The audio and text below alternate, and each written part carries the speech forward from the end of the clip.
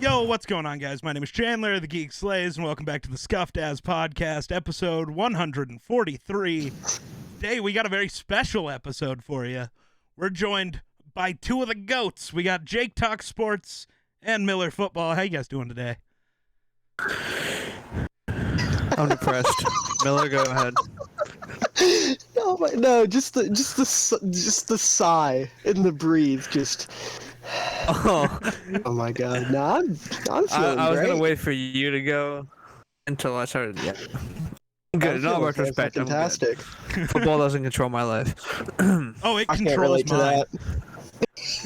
that. I can't relate to that at all. No, But not thankfully, even a my little bit. football team has promise. Jesus. Okay. All right. So One I loose think strand of hair that is bothering me. we Good need Lord. to Sorry. start this off by talking about Packers-Lions. Get the bullshit out of the way early so Jake doesn't have to hate his life the whole episode. We'll just hammer it hard early and let her loose later. Oh, hold on, Jake. Can I ask you a question? Go for it. How does it feel to know that your quarterback threw an interception to a defensive end on a pass intended for your left tackle?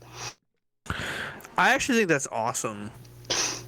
I mean, It's a Aiden fun Hutchinson sentence has to better say. hands than every receiver on your team. That's a cool. That's That's valid. a. I mean, that's a cool like. That's a cool play either way because if Bakhtiari catches it, it's like, look at that. It would have been a lot less cool Yeah. if Bakhtiari caught it. To be fair, yeah. I mean, a defensive end, especially a rookie like Hutchinson making that kind of play. Also, just Aaron Rodgers, trade him to the Colts. I don't care. Trade him somewhere. I don't care. I'll eat the dead cap. I'll literally pay for it myself. I don't care. Why? The Packers are a people-owned team. I don't care. I'll go to the Packers. I don't know where the Packers front office is located in Green Bay specifically, but I will go there with my Visa debit card and I will say, "Sir, I need you to get rid of Aaron Rodgers. Just scan this to whatever chip reader you have to, and I'll eat the dead cap. You don't gotta worry about it. We'll start Jordan Love for the rest of the year. We'll tank. We'll get like Will Anderson, and that'll be it." We're going to tank, you have but 12 not next for a year, good too. quarterback. We're going to tank for an edge rusher because I There are want to be only bad for two good another 10 quarterbacks. years. There are Another only player two for Joe Barry There to are not only use two correctly. good quarterbacks. There are only two good quarterbacks in this next draft class. We will not have a high enough pick to get either of them. So, sorry, Will Levis, but not him. Anthony Levis not Richardson good? better. I don't even know if I he's haven't going to watched come any out there. college football. I haven't either. The only thing I watched one Anthony Richardson game, and I saw him break a 60-yard run, and then I left. So inconsistent. It's so funny because he'll do that, but then he'll do like the Josh Allen thing where the DB is wide open. He's like, "All right, let me just Let me just throw give it right that to him." you. Yeah.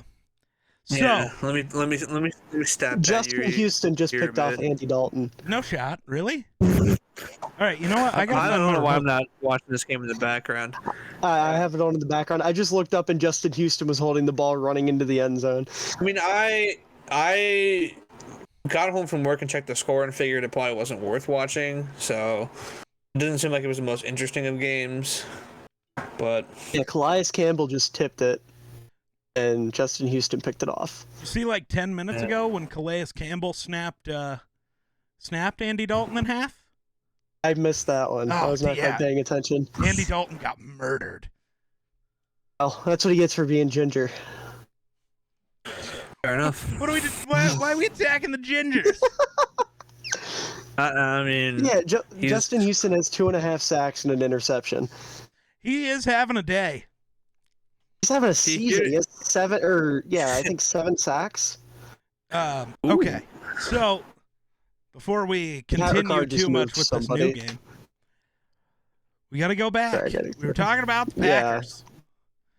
Should. So, first of all, why do you want to move off Aaron? He's like the only guy on your entire that team was playing well. satirical. That was. I mean, listen. I do not think that keeping Aaron Rodgers for the entirety of his contract is a good idea because it doesn't seem like it's going to work. We didn't win a Super Bowl when Devontae was there, and Devontae was catching like 108, like 1,800 yards and like 18 touchdowns in a season. I don't get it. Man, it's not Rodgers' fault. I mean, this game definitely was a little iffy. He had the Justin Fields off the helmet interception kind of thing in the red zone, and he had the Aiden Hutchinson, whatever they were doing, Matt LaFleur was in his bag apparently. That one, and then I didn't see the third interception because I went to work. I'm kind of glad I didn't see it, but I know it was a red zone pick as well. Yeah, that one was just on him. Well, I would say 2 out of the 3 were on him. No. Maybe even 3 out of the 3 because the Hutchinson one might be on him too, but it was a bad play call. I don't know. Hutchinson one's on him. The one in the red zone, it bugs me a little bit. All 3 of them were in the red zone. Because I don't know. Okay, the one that wasn't either of the 2 fancy looking ones. I want to give more blame to the receiver than most people have been, but homie is running a direct in.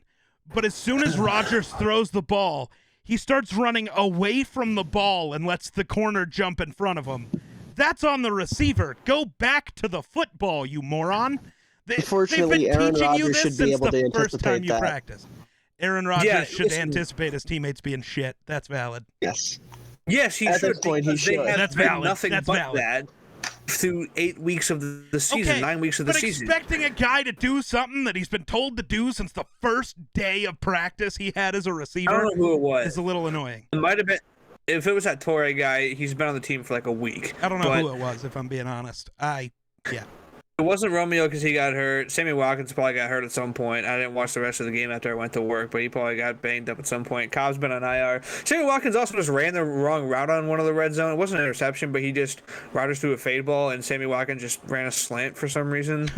So, Sammy Watkins. It flew right over his head. It wasn't week 1, so no good, Sammy. And it's just the defense, man, and that was the one thing that coming into this year, I said this on your podcast, David, and so did Theo. We were just like, man, if there's anything about this team that really excites me, it's the defense. And then the defense is like, watch this, and they do this every single week. It's because Joe Barry has no idea what he's doing. No matter how talented this defense is, no matter how talented, we could have the 85 Bears defense out there, and we would not be able to stop the run. For some, the Packers just have simply better. No, maybe, but what I'm saying that the Packers, no matter who the defensive coordinator is, are just like running the football. We can't stop that. No, it doesn't matter who it is. Like I have seen so many random white Lions running backs go for like 100-yard games against us because they just pull them out of nowhere and they're just like, just stop us, and we're like, no, I don't think we will. No, and it goes back and forth. In the defense, it's just.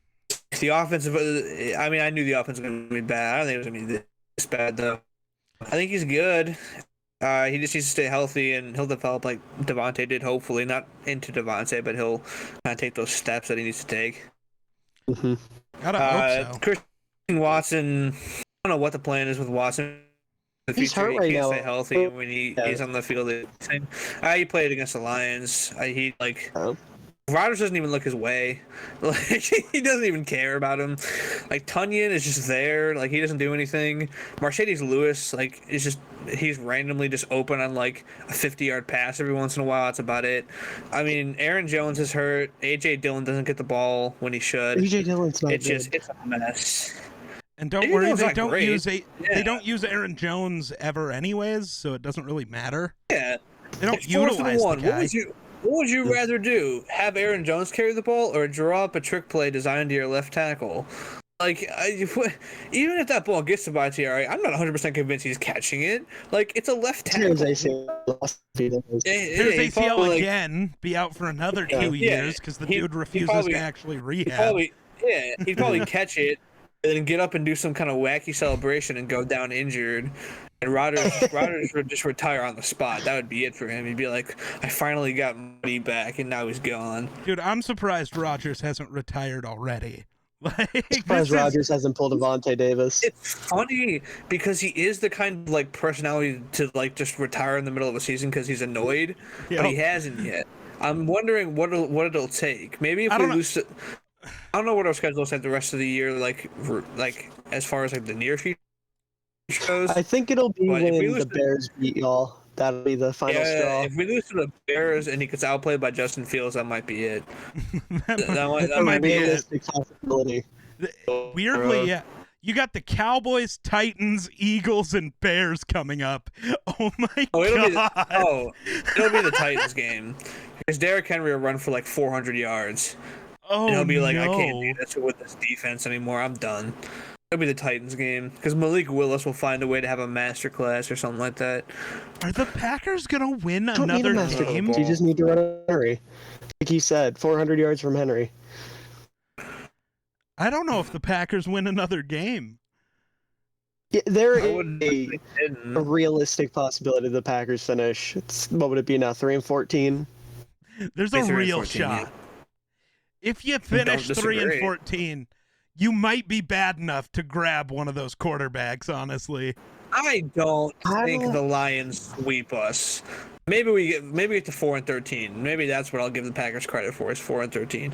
But there was nothing good about this team, so there's no reason to believe that should happen. but Okay. also I don't know. Week 18, I guess, could be different because. Hello. Okay. Hello? Don't know what just happened there. That was weird. But no, week 18 might be different because it's the end of the year. So the Lions might win Yeah. because Rodgers might just go, fuck it, I'm not playing. Yeah. Lions have to be like 198-2 in week 18 versus the Packers games. Man, always beat us in week 18. It's mostly because we're resting our starters at that point. What? But we lose every time. Starters just like, yeah, I don't want to play anymore. Like, it's happened. I mean, I'm never going to get over last year. You didn't rest your starters and you still got shit kicked in the first half. Here. Yeah. What happened last year? What am I missing? Last year, the Packers-Lions, week 18. The Packers didn't rest their starters, and they still lost. Oh, yeah! Well, I forgot that happened. Rodgers benched himself in the second half. Yeah, at halftime, he was yeah, like, fuck it, I'm done. I ain't doing this today. Yeah. Like, he's like, Jordan, this one's on you, buddy. Go out there and something. And then And then Jordan proceeded to look awful. better than Rodgers. Yeah. He was pretty bad. Bet y'all are They were real just- sad you don't have Ben Kurt anymore. Honestly, he's a more exciting prospect than Jordan Love is at this point. So Wait, I thought the Packers fans were in love with Jordan Love. Hold on. I was going to say, are we finally coming around to Jordan Love not being good? did I love at any point? I don't know if Then you did. I have changed my take. I don't think I've remember ever if you said did. that, because I don't think I've ever remotely thought that Jordan Love was a good quarterback in any situation. If I did, I've definitely changed my take because he sucked. I don't know what we're gonna do. We have no future. It's simple as that. It's We plain have no bright, future. bright as day. I mean, Oh, you know the Despicable Me meme where it's like, in terms of money, we it's be us. Like, it's just like, it's just Brian Gutekunst walking among the Packers players like, yeah, so we're not going to do anything, and you're going to like it, and you're still going to win games. But this year, not going to happen. yeah, it's tough go for the Packers. It do be... I do be a gotta little say rough. I am sorry about how much I'm preying on your downfall and how much I'm enjoying it. Not. I am a You have little. absolutely no reason Not. to... You I'm a have little. absolutely no... Maybe it's just a jerk. Geek, you're fine. Anyway. Listen, But hey, it's when your a long team time has coming. made the playoffs 26 out of the last 30 years, and this is 18 the out of the 19 years I've lived, yeah.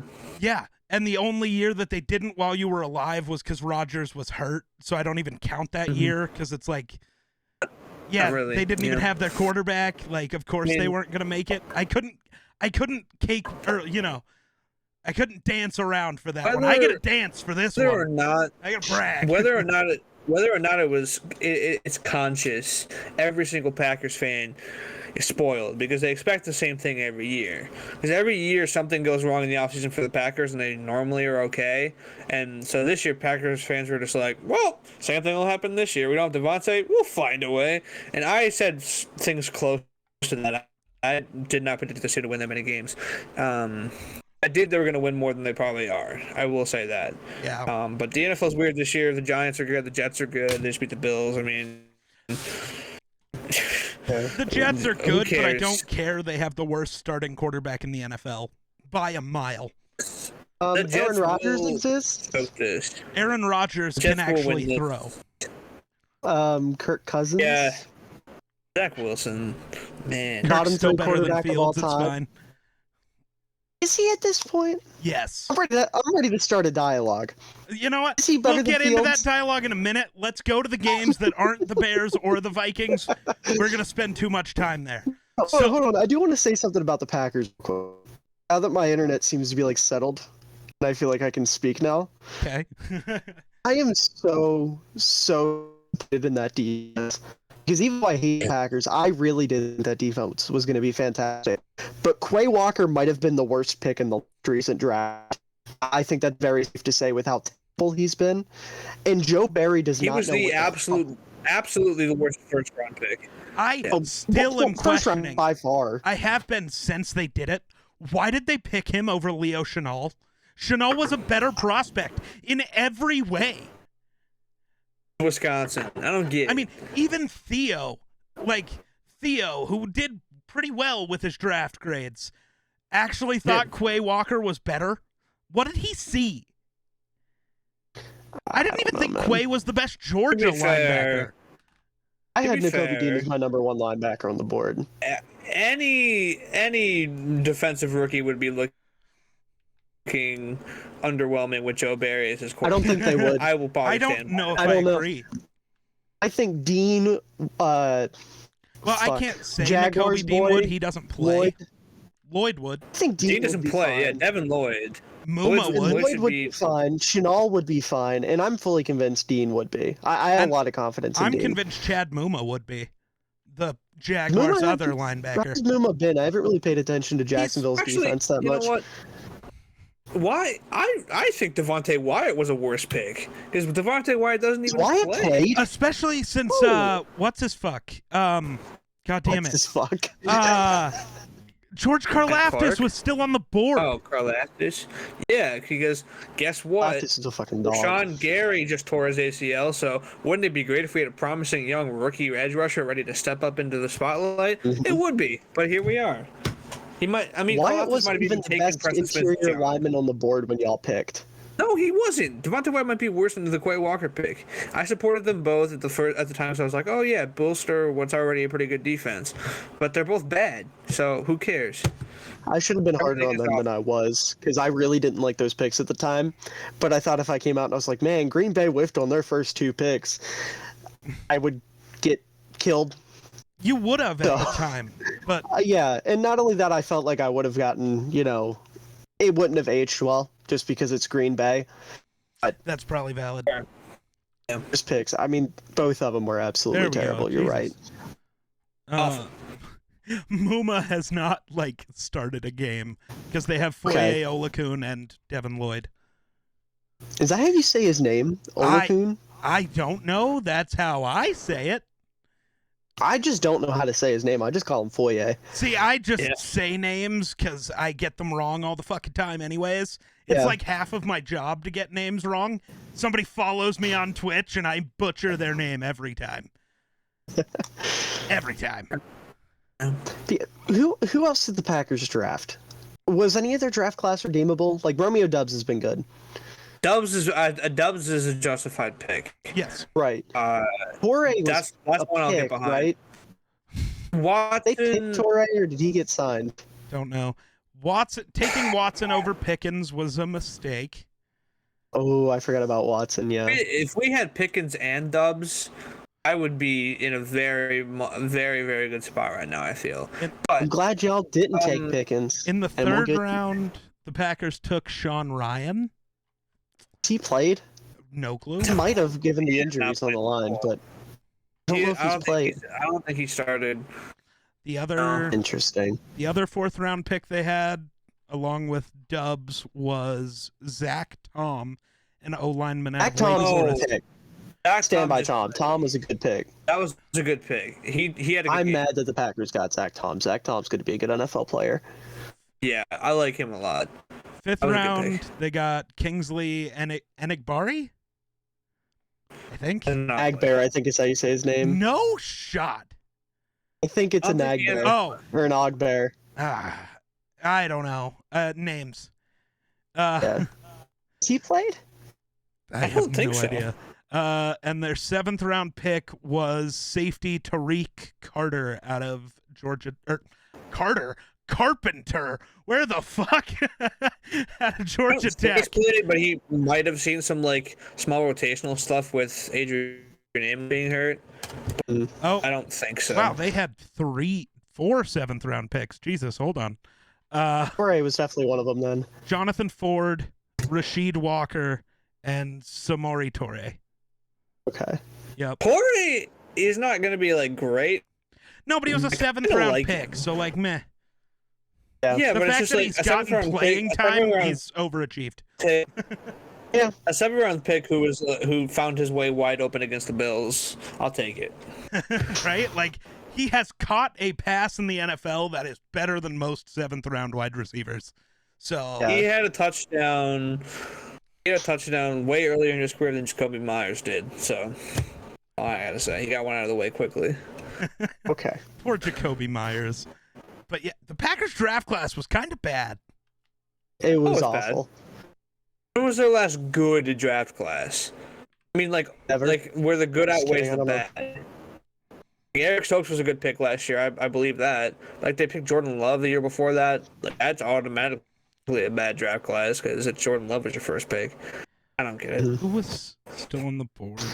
Didn't y'all also take Jaguara in like the 2nd round just to relegate him to basically playing fullback? Was he a 3rd round pick? 'Cause he was a day 2 pick.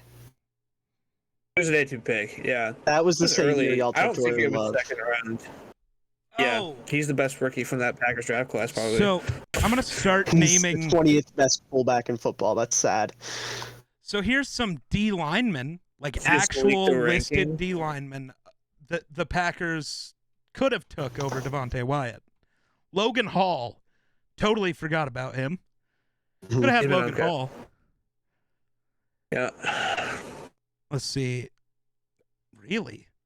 Joshua Travis Pascal Jones was was my listed guy as for a D them. lineman. Did he? I forget who I mocked them. I mocked them some kind of defensive I had lineman. them Travis Jones. Travis Jones would have been a really good pick.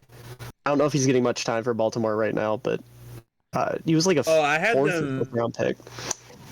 He ended up falling. I really thought that Jordan Davis would be a good pick for them. But Oh, he would have been a great pick, but there was no way he was going to fall. He was the Yeah, best absolutely no prospect shot. in the draft. if he had fallen, then that would have been my pick. See, here's the thing. I don't think it's tough, but I don't. He wouldn't have even fallen one more pick. Like if the Eagles don't take him at 13, the Ravens take him at 14, Oh, without yeah. a doubt. Yeah, the Ravens probably passed on Kyle Hamilton there. Oh yeah. Yeah.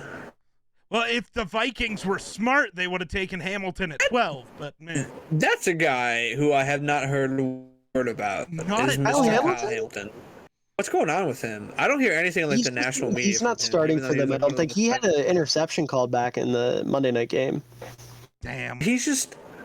He's not like he's. I don't think he's the generational talent that he was touted to be. He might I be don't good. know. All I don't know think is he's Jaquan generational. Brisker better. Unironically, Jaquan Brisker better. Yeah, I could see that. I So far, mean, he's in a been world better. where there was no Sauce Gardner, he's probably the D, right? Well, no. No, 'cause Woolen. Woolen. That's Reed I'm Woolen. still Yeah. giving Woolen- it to Sauce, but I'll give it. Oh, Sauce, 100%. Woolen The dude's is like first in every yeah. Sauce is like first in like every man coverage stat imaginable, and he's a rookie. And part Like- of Woolen's mystique is that he was drafted really low. He's a low expectations merchant. entirely. He's just crushing expectations that were like I had a late second round grade on Woolen, and I'm so proud of that. Hey, a valid. big dub. I That's a didn't big dub. grade Woolen, so That's probably where he'd go if there was a redraft. Is like late second round. well, he might be a 1st-round pick. If He would be a first round pick if they redrafted. Absolutely. Do you think the Texans take him instead of Stingley? No. No. They redrafted God, right now. no.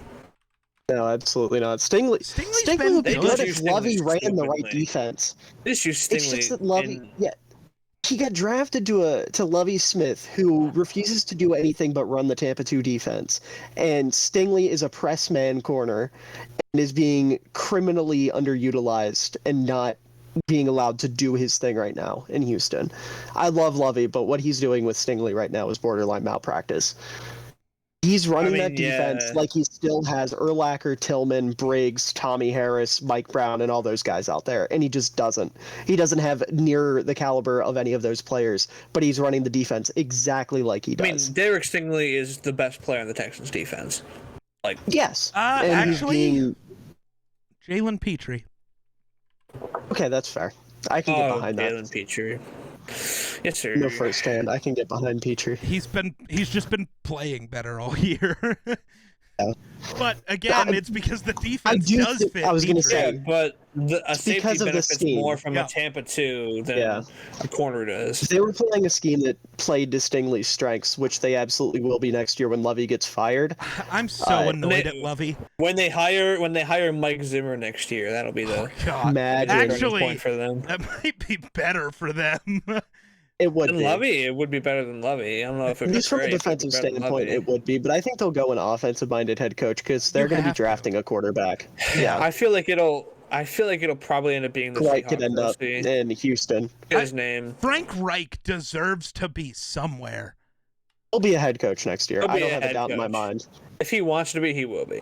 Yeah. He will be. Because that dude did so much with those Colts teams. With the Dude, he had a shit different he's starting got- quarterback at the start of This each dude season, had and he still managed to have a positive This record. dude had the Phillip Rivers-led Colts Philip ending for Rivers, the wild card Jacoby game against the Brissett, Bills. Matt Ryan, and Carson Wentz, and Sam Ellinger. And I Those are hate the the way quarterbacks he was working with. He's been scapegoated so hard this year. Mm-hmm. It's the whole mostly because world of Jim pretending- Irsay, to be fair. The whole world pretending he was the reason Carson Wentz is no longer a Colt.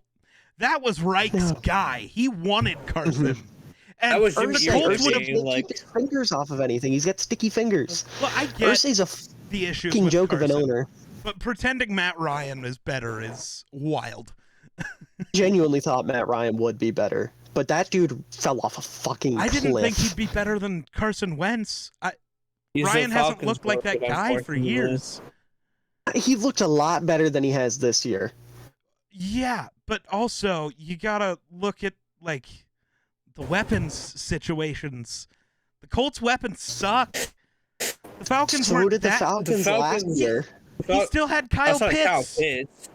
and he still had Yeah. 1,000 yards. He actually had someone to throw to. Kyle Pitts is 10 times the player all of the Colts receivers and tight ends are Yeah. combined. And I'm That's sorry, not stop the line of hyping words, Michael like, Pittman. He's not good. dead. Stop Let hyping me put it that this guy. way. Pitts is better. Like, Pitts is the best out of the group. But in terms of overall core, the Colts have a better core right now than the Falcons did last year. For weapons? At least no. after Calvin Ridley. Once Ridley was gone, they did. Or he did. I or they still do. don't know if I agree. Like the current one, like Jelani Woods, Michael Pittman, Alec Pierce, even Paris Gamble is at his moments this year. Like Yeah. last year without Calvin Ridley, it was like No Ali Kyle Cox. You're forgetting Pitts, No Ali Cox. Mo Ali Cox. Yeah, best name in football. Like even without Ridley, it was Kyle Pitts, Olamide Zaccheaus, Russell Gage. Hey, Zaccheaus is not was as good putting as up any of those. numbers, though. Because he was He the didn't only have any receiver other- there. that was- Okay, yeah. but nobody on the Colts was able to do what Zaccheaus did. That's the biggest issue here. Zaccheaus would be the best receiver on the Colts right now. Because I people think Matt actually Ryan care took a about Alec major step Pierce. back this year. And people he also just didn't like, look like the same quarterback. well, that's fair. But Weapons also, aside, he just didn't look like the same guy. His decision making's changed. His arms weaker. His accuracy's lost a touch. Yep. It's no, I it's not agree. just But Matt I'm just Ryan saying. regressed hard. No, yeah, absolutely. I'm just saying. I still think last year Carson Wentz was the better quarterback. Maybe for that offense. I'll give that I to just you, mean in if you want to put it that general. way. I don't know. I'm not a big Wentz guy. He was better for not that offense, big of a but Wentz guy They either. would be. But, They would be in a better spot right now with Wentz. they'd be Than- competitive be. for their division with Wentz. yeah. Yeah. Because Wentz I can get just- out of situations that Matt their Ryan can't. And that would have been their huge with how division bad that is- offensive line has been. Yeah. The division is so weird. If we want to move it and talking about like the Titans and the Chiefs and stuff like Yeah. that, man. Why are the Like- Titans good? They're not. Because Derrick Henry and their defense. Not good, but They're why not- are they Those are winning the two games? things that are doing good. Because this Their is defense the is Titans bailing every out year. slightly. This That's is fair. every year with the Titans. The issue is going to be Ryan Tannehill refuses to show up when he needs to get it done. Mhm. And There's Malik Willis. I still Malik like Willis also Malik, doesn't look but good. he doesn't look good yet. But I No, also Yeah, wonder he shouldn't how be on much the of field that is yet. him being handicapped. You're only going to let the dude throw 15 times. This is the same It issue makes we it being had. handicapped and them not having any weapons, and Yeah, he's just not ready. Vrabel enough to kind of go with Yeah. his decision to not have Willis throw the ball that much right now. I agree with Jake. Reason- Vrabel's a reason they're coach in that I games- have faith in that. Oh, The reason absolutely. they're in game is 2 words. Is Mike Vrabel. He Yeah. is time and time again continues to prove to be one of the best head coaches in football, and people are just like, he's a Derrick Henry merchant. No, he's not a Derrick No. Henry merchant. Like, first of all, any head coach who could ever step into that position would be called the Derrick Henry merchant because he's Derrick Henry. Like, who cares? Like, they could be like, "Hey, Derrick, run inside zone 50 times," and he'd be like, "Okay, I'll get you 250 yards and 4 touchdowns." And they'd be like, "Oh, well, then why didn't you call like a pass play?" It's just like, they don't have to. Why Like, would Malik you? Willis, if he's not ready, then he can run and Henry can run, and they have good blockers, and they have like Dontrell Hilliard, who's a great receiving back. So when Henry steps off the field, they can just throw a little bubble screen to him, and he'll pick up a few yards. I mean, whatever Vrabel's doing is working with Malik Willis. I mean, they were in Yeah. that game for 99% of it last night No. against a team that is so much better than them. Oh, yeah. And I also do want to say, Malik Willis, when you go look at the stats and you see that he was whatever he was, 6 of 18 or whatever, I should look so I know exactly what I'm saying. But yeah, he was 5 of 16, and at least like 7 of those were just him throwing it away because he'd break a sack, scramble out of the pocket, no one would be open, so he'd just throw it away. Mhm. Like, he made like Let's talk about 3, lack I of saw weapons. 3 throws that were like actual good NFL throws. Yeah, that one Yeah. throw to Hooper Yep. was fucking incredible. That was the only one I really watched. I didn't get to watch a whole lot of the game, Yeah. but that throw was something. Yeah. Yes. Like Malik Willis, the talent is there. I don't know who the Titans He's a OC project. is, but yeah, and they knew that. That's why they still have Ryan Tannehill, and they didn't just say, Right. "All right, Malik, this is your team." Mhm. So he's also a His third round OC is. QB. So like whatever. Mhm. They don't So- usually work. Since we're speaking on draft classes, Ah, shout out the Titans for drafting Chiga Kunkwo. He's a fucking baller. Big dubs. I love Big Chig dubs. so much. 50-yard tight end screen pass last night. you need those. Gotta love it. Fucking absurd. Gotta love I've it. been on the Chig train for months. I love that dude so much. The only guy on their team that hasn't quite taken the step. I love the Titans draft class. I was a big fan of it. Outside of Traylon Burks, who I'm still not big on, He's iffy, they yeah. got Chig and they got Kyle Phillips, who were 2 of my favorite players in the entire class. And they got Really?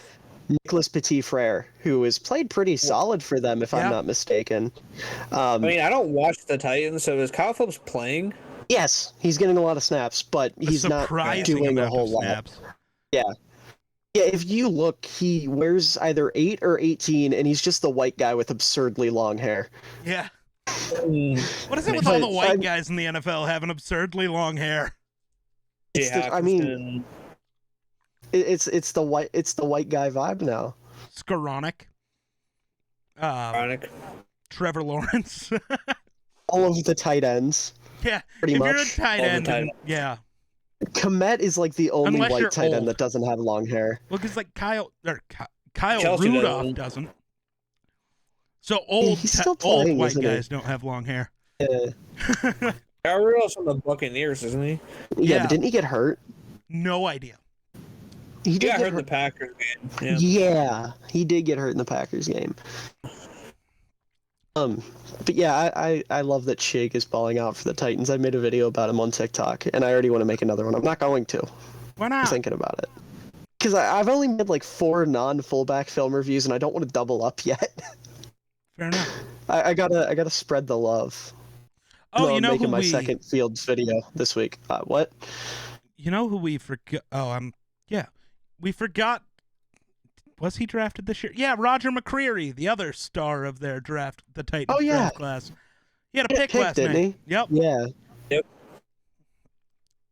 Yeah. Solid. I mean, they have just about all the right front office and coaching pieces to be just a powerhouse of a team. Just need that and quarterback. And they kind of are. Like, I mean, they were the 1 seed last year somehow. And they're somehow, like, aren't they the 1 seed? No, never mind. No. it's No, they're like the 3 seed. They still have a chance. They Do. should be the 2 seed. I'm pretty sure they would. I'm pretty sure they would have been the 1 seed had they beaten They Kansas would've, City yeah. because they had Yeah. a tiebreaker over them. But yeah, I mean, I just think that like if they had made a big offseason move for a good quarterback, and like if they had gotten like Lamar, that's off the table now. I mean, Kyler's off the table now. I mean, if they had gotten either of those two guys, I mean, they'd probably not have. They probably wouldn't have a loss this year. I mean, seriously, if they had Lamar Jackson at the helm with his rushing Actually, I don't know ability what and that his passing receiver core. ability, It's the same as the still Ravens. it's Other than basically he Yeah, doesn't but- have Mark but- Andrews. I was gonna say he doesn't have Mark Andrews and he doesn't have Isaiah Likely. Robert Woods is their only functional receiver, and then it's just like And Woods Kyle can't stay Phillips- on the field. Woods can stay on the field. Kyle Phillips is going to get there eventually. I know that. Phillips, then yeah, it's but like Phillips is Nick nothing more than a Westbrook, slot guy. You're never going to get yeah. big production numbers out of Kyle Phillips. They have good. He's They have just good like tight ends. Like Austin Hooper's not awful, and they're Shade's okay. probably going to end up being good. Chig's going to be a Oh. star. Chig is going to be the second coming of Delaney Walker for them. He has the very similar athletic profile. Their main issue this year is going to be when Tannehill comes back, and it has been with Tannehill on the field, is their offensive line. It's just Blake Wilson's running for his life, and Tannehill doesn't do that, so that's the reason why they won't function. Is Even if though he can. the receivers can get separation, he could, but he chooses not to. I don't know why. It's because he's Ryan Tannehill. I mean, That tracks. he's just, and his receivers do not get open in time for him to have any a second to throw. Like, he'll be open eventually, but most of the time the offensive line is just like, oh, we just let 3 guys come and sandwich him. So, whoops. Yeah. Oh no, I Jesus. think Sorry, I was just looking. Patrick Mahomes completed a pass to 11 different receivers yesterday. There's Tony. that's my most valuable player for sure. Patty Mahomes. hmm I think he's the only one with a case right now. Well, yeah. I'm mad that I 'cause posted my midseason awards before the game last night. Stupid me said Jalen Hurts. I posted mine like 2 weeks ago. So, Wait, wasn't that your quarter? well, so I uploaded it, I guess, right before week 8, because this was just okay. week 9. So it was like the Friday before week 8 happened. So it was my mid-season ish. Mid-ish. Right. Since Yeah, Mahomes is the only guy with the MVP case right now. Gino's the only one that kind of comes close, and like, it's Gino. Hey, Actually, because like everybody in Mahomes was, like in the offseason was like, "This is it. Mahomes doesn't have Tyreek. It's over." I was gonna say Mahomes has the narratives in his Yeah. favor, on top Yeah. of being impressive statistically and on tape. Yeah. If they win their Everything is in division, Mahomes' which favor they right will now. they win their They're division, gonna win their division with ease. which they will with. They're the oh, most Oh, ease they've ever won it with. I mean, what? yeah, you got to restart. You lagged a little there, buddy. me? Yes. Yes. I don't even know what I said. Something about them winning their division with something they've ever had. Oh, they're winning the division with these. The Yeah. most they've ever had.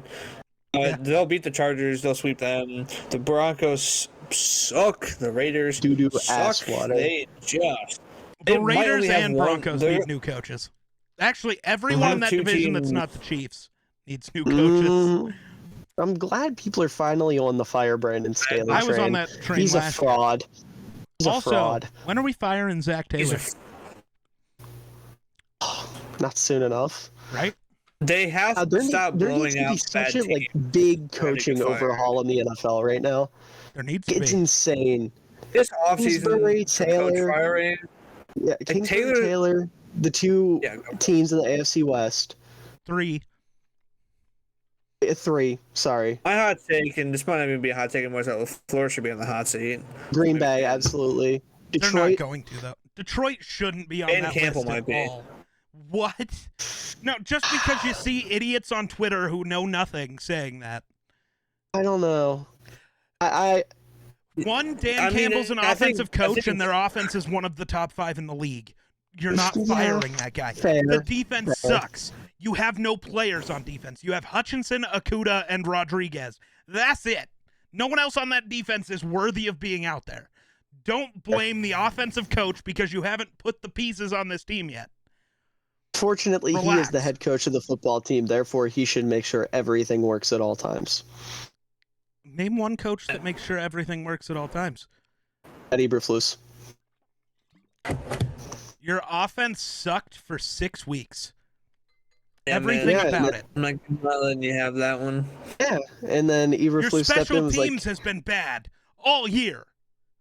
How many Special times teams does hasn't been that Velus bad. Jones have to fumble a punt for a game "It's on one average?" player." I mean, that's Special the field, teams, yeah. when Velus Jones isn't on the field, the special teams unit's been good.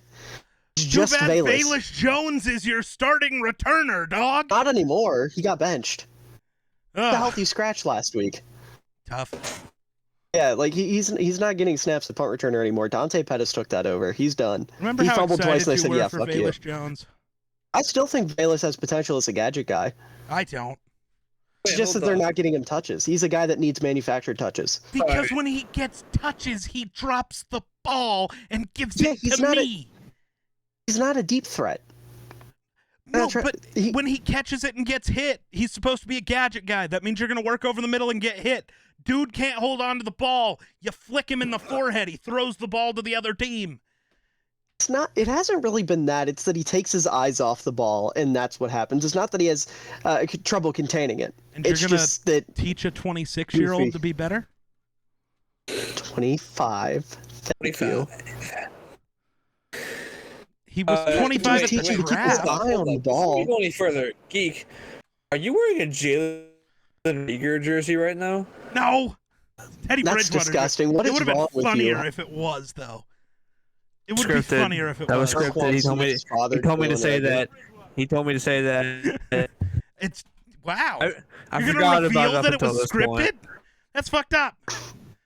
I didn't know it was scripted. I was Yeah, Right? convinced. That's my point. Why'd you talking about? reveal it? You ruined it. You ruined the moment. Can I be ruined the honest? joke. Can I be honest with you, Geek? Sure. I don't get the joke. Jalen Reagor wears 5. Oh. That's the whole joke. That's Just the funny because joke. Jalen Reagor Vikings. I don't want to watch bad football. in the Packers. Better a lot. than I don't watch the Packers. literally 30 other NFL teams. Are we gonna say 30? Yeah. POV. I'd say I'm an 29. actual media. I'll give you 29. Vikings can't compete. The Vikings can't compete. Who are The you? Vikings Who are can't you compete. saying? KC, Buffalo, and Philly. Buffalo's not better. 3. Not at all. You do not get to They're brag close. about a team and how unbeatable they are and watch them lose to 2 of the worst teams in the... That's not even fair. But the Jets are not don't- good. How did you just lose to them? Yeah, Jets are good. I feel like Zach the quarterback Apart from not having a advantage. quarterback, So, they're a good football landslide team around matchup. him. the Jets put up 20 points. The best team in football couldn't put up 21 Yeah, Josh Allen had a doo-doo-ass game. 2 weeks in a row. And so did the defense. Weird. Well, Their defense can't stop the run. all right. So how do I'll you give beat you the Titans? 30. You guys, I'll give you 30. the Taylor Heineke led Commanders by 3. Okay, we won the game. That's the difference. Also, that other team the Bills lost to, the Dolphins, who beat them? Almost know. de Beos. Don't know. The referees didn't hate the Bears, they would have beat them. Thankfully, the referees do hate the Bears. The Vikings would have beat the Packers won Commanders. later this year. The Vikings would have beat the Commanders by double digits if a ref didn't tackle our safety I want that ref's on a autograph. touchdown play. Yeah. Like, I want to shake Cam that ref's Bynum hand. was going to pick that pass off, no question. Or at least break it up. If it isn't Cam Dantzler, we don't care, big bro. We really That's don't. valid. Yeah. That's valid. Hey, that's not. Care. I'm here to tell you right now, we do not care. It's We fine. do not care. Don't worry. I'm going to spend so much time later on the Vikings because everyone else in the world refuses to talk about them. Okay. But let's talk some other anyways, teams. Hold on, real quick. You guys know that video of that guy that's walking up? He's like, I want to shake your hand. And he's like real aggressive about it. Yeah. That's me to that ref that tackled Cam I Bynum. want to shake your hand. I really want to shake his hand. I was I so did too. pissed.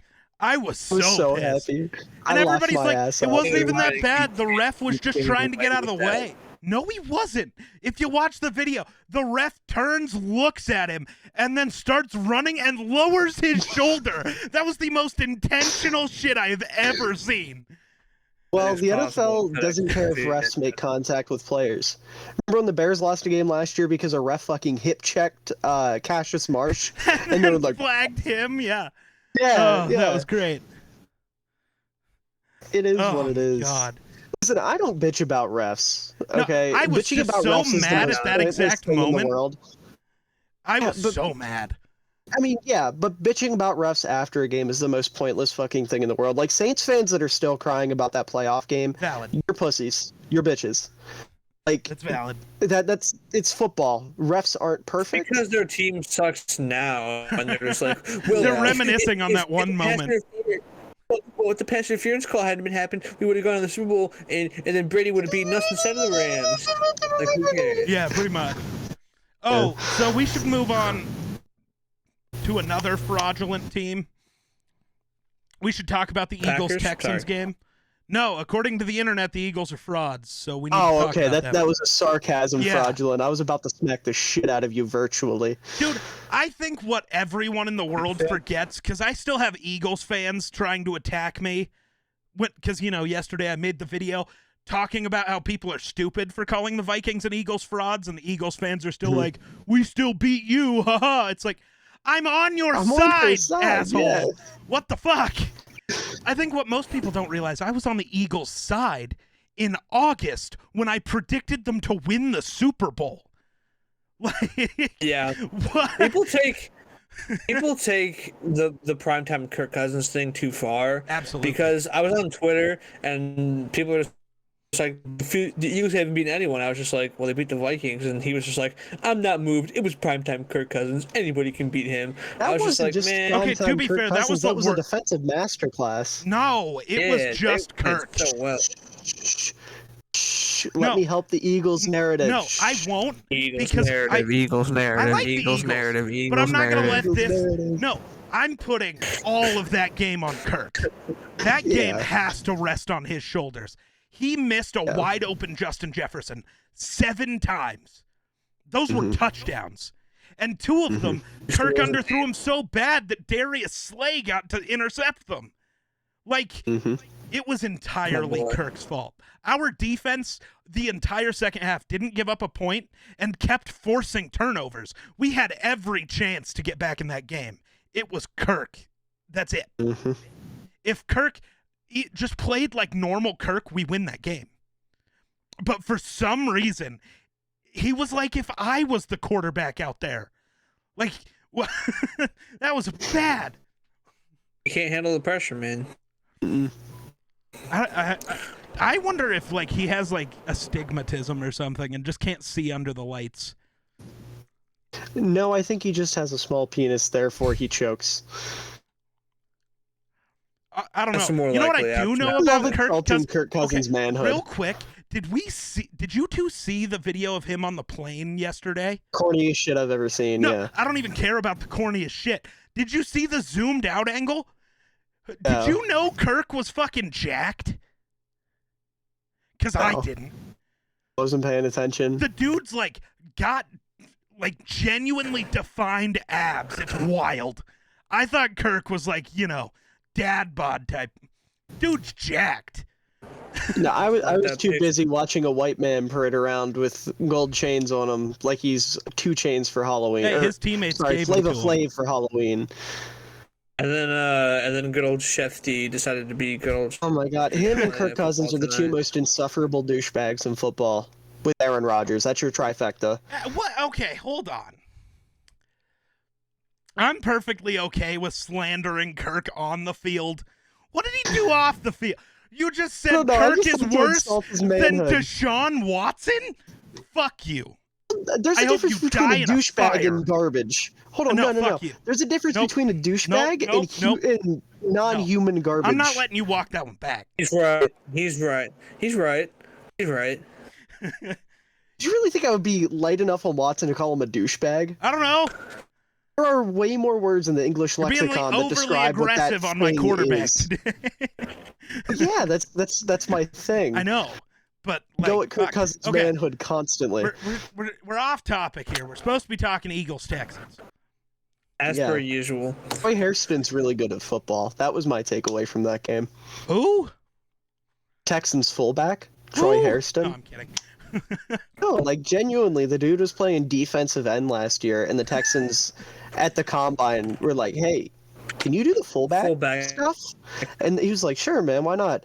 Brought him into camp. He beat out Andy Janovich, which, if you followed my TikTok, you know I was fucking bamboozled by, and We all were. jokingly said that was the reason the Texans were bad. Full satire on that. Nobody thought it was, which I God, thought was no. funny. Well, you're the fullback guy, so Yeah, but like Hairston's actually a baller. The thing I really like about him is because he was a defensive end, he has the understanding of how defenders are going to attack him, and he takes full advantage of it. Like there was this one play, I think it was in the Eagles game, where his job was to push the defender to the outside and open up a hole for the running back, open up a hole for Dameon Pierce, and he purposefully got his right shoulder up underneath the defensive end's left shoulder, so there was no physical way he could get over top of him or spin around him to get to the play, and he completely knocked the guy out of the play. It was fantastic. And he did the same thing against the Chargers on Dameon Pierce's 75-yard touchdown run. Dude's going to be a star at that position in this league. Troy Hairston's fucking awesome. his other backfield. Oh, do you have thoughts on him, Jake? Hairston? Yeah. Yeah. I mean, I think that the Texans' run game is the only redeemable thing about their offense, so I guess he plays a pretty big He's a part big in reason that. for That's it. valid. And Dameon Pierce are a fucking fantastic duo. My big takeaway from this game is that Dameon Pierce is going to be. I mean, he's going to be so good. As far as the Eagles go, I mean, I just think that like they need to like just put teams away and just They've and won just by like 12 points. and just finish it. They literally have No, finished but like every they game. like it was a close game. I don't care. They finished every game this year, but they need. Hold on. I need everybody to stop with that weird fucking narrative. The same thing with the Vikings is happening. If you don't blow out bad teams, you're not good. No team blows out everybody. That does not happen. 99% of NFL games finish with a differential of less than 7. Nobody blows out everybody. The Eagles are winning almost every game by 10 points this year. That's as close as you're going to get. And I'm not just saying it's you. I'm not attacking you, Jake. I'm just... Yes, he is. This is a personal attack on you and your brand. No, if you want me to attack your brand, I can do that, but that's not what this is. This is the entire internet. Every person who thinks they know ball is saying shit like this for some reason, and it makes zero sense. You know the only 2 teams in NFL history who genuinely did blow out everyone? The 98 Vikings, the 07 Patriots. What happened to those 2 teams? They lost when the game got close. Yeah. Winning close games like that, like I'm sure you were alluding to with the lost in close games comment, it's good. You want to win in close games during the regular season. That way you're prepared for it once the playoffs come.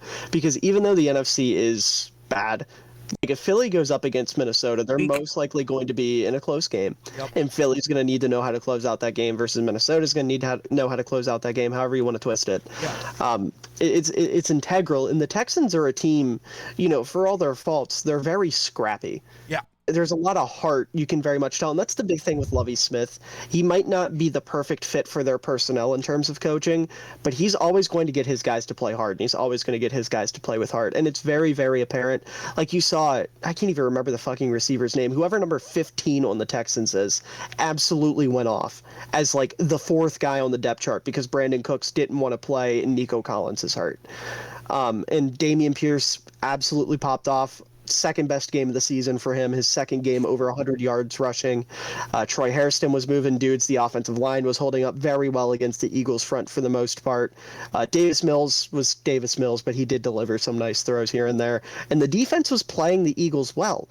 Those scrappy teams like the Texans this year, like the Bears are going to be for the rest of the season, like the Lions were last year. The Jaguars right now. The Jaguars, yeah. Going up against those teams when you're a contender is good because on paper you should beat them and you most likely will beat them, but they're going to give you a run for your money and you have to try against them, and having to try against teams is important. And if you notice in the first half, Philly didn't really have that mindset towards them because their tackling was fucking abysmal. Their defense, the effort was just very clearly not there. And by the end of the game, it flipped, which is weird. Usually by the end of the game, the tackling gets a little worse because of fatigue and whatnot. But I do think the Eagles were tackling way better at the end of that game. Yeah. And it was just because they finally started to respect the Texans as opponents. Yeah. And the Eagles aren't gonna slow down that much at the end of games. They have so much depth. Yeah, the guys don't true. have to play that many plays in a row. Yeah. Yeah, I mean, the end of the game, Jordan Davis is still like 75%, like to being like just like completely like energized. Yeah. Jordan Davis He's literally just Not like, this week. He's hurt. Yeah. not this week, but like in Normally. general, like Yeah. the way they I knew where rotate you were him, going. Okay. they are Yeah. like. I mean, it's just like the Eagles are the best team in the NFL, and I'm convinced. Like this, I find it really hard to make an argument for the Chiefs roster, or for the Chiefs being better than the Eagles. It's just because I the mean, Chiefs it is defense just- isn't where Philly's is. It's just because the Chiefs defense isn't where Phillies is, and it's because like I think that like the narrative that like Jalen Hurts has to stop getting better at some point was so stupid, because like he gets better every year and that's true, but people were just like, well, he had to stop eventually. It's not this year because No. he's a borderline a top 5 quarterback this year. And I was gonna say, if he stays he at is this level, fantastic. Eagles are going to be happy if this is the best Jalen Hurts ever gets. If he Eagles gets are better happy. from this year, if he gets better from this year, he's like the MVP front runner for next year. Like, I mean, I don't know. Like AJ Brown, that trade was impeccable. Oh, yeah. That is exactly what they needed. And AJ Brown didn't have that great of a game this game, but he literally just made Minka Fitzpatrick his son, and like everyone's like the guy who was getting best safety in the league buzz, probably still is. But I mean, it just, man, I don't know. I don't see where the Eagles lose the first game. It's probably Dallas. Probably No. Dallas next time they play. I doubt it. With don't. Dak in a divisional game, they I don't might see split. it. But even then, I don't Dallas's know. O-line is so bad, and the Eagles' D-line is so good that Robert Quinn is coming off the bench. Like, Dak's gonna get murdered. Like, dude, like, listen to this, bro. Like, Commanders, Colts, Packers, Titans, Giants, Bears, like, Cowboys, Saints, Giants again. Man, There is a realistic possibility the Eagles don't lose a football game this year. There really is. Yeah. Like, I'm I just do think worried what'll that- end up happening is some team will come out of left field and beat them. yes. And, I kind think of like the Giants might beat them once. it won't be the Just out Giants. of No, nowhere. absolutely not. No, they're going to have Daniel Jones and fucking Alcatraz that last game of the season if they're not sitting their starters. Yeah, especially don't sit your It will be. starters because you're already gonna have a bye week. You do not want 2 bye weeks. That'll Oh, yeah, guarantee you're you an right. L. You're right. You're right. Packers learned that lesson. Yeah. Yeah. Like, Jake, I know a you team remember from this. When the California Packers went marched into the 15-1 Stone and lost to the Chiefs team that won like 2 football games, like 6 years ago. Remember that? Uh-oh. Do you remember that, Geek?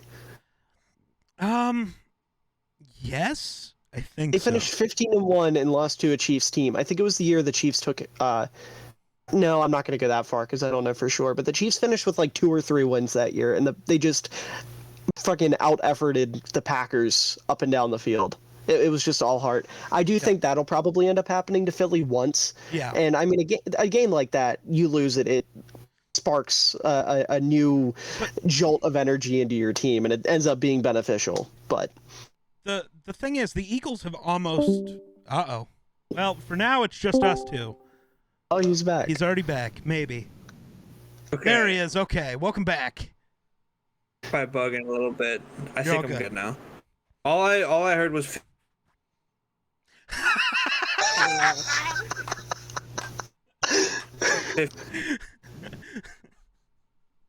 happening again. It happened. You just went, all I heard was fifth. I'm sorry, Oh, guys. No, you're good, this is man. Jake's I This get joke, it. right? is an issue for me. Internet issues are what they are. Trust me, I It was understand. 15-1. I do remember the Packers. remember when the 15-1 Packers- season, to answer yeah. your question, David. Yeah, I was just saying that's probably what's going to end up happening to Phillies. They're going to have a season like that where some team comes sure. out of the fucking woodwork and beats them. I just hope it isn't Chicago. Yeah. When I was pretty young at that point. They went 15-1. When they lost that first game to the Chiefs, little Jake went ballistic, bro. I was like up in my room throwing stuff. I was like, because I had seen them go to 10-0 against the Bucks at Lambeau, and like I was with my entire family. I like stormed off to my room in the middle of like a birthday party for like my uncle or something while the game was on, and like was just like throwing like my Packers helmet around. That's why it's broken. That's why it's broken. So, it is broken. Like the face mask is all jacked up. But yeah, fun little Packers fan story. But I also think, I don't know, the Eagles have to hope they only lose one game. Like, if they lose 3-4, now you might not be the 1 seed. Because I guess the Vikings do have a kind of tough stretch coming up. But as Definitely of tougher right... than the Eagles. Oh, without a doubt tougher than the Eagles because we get Bills, Cowboys, Patriots as our next listen, three. with all due respect, there's no way that team is going to lose one game in the regular season with Kirk Cousins at quarterback. Kirk is going to have another game where he does some goofy shit, and they're going to lose. It might be the Bills or the I hope Cowboys so. that they just I kind Oh, of. hope they he still play the does. Bills? I forgot about the Bills We game. got the Bills this They play week the Bills. where Josh Allen's hurt. So even if we beat them, the excuse God is going to damn be it. that Josh Allen's hurt. So they didn't even beat a real team. Is Allen at least Well, I playing? mean, it's kind of a valid No one excuse. knows. It's really not. If Allen's on the field, injuries don't fucking matter.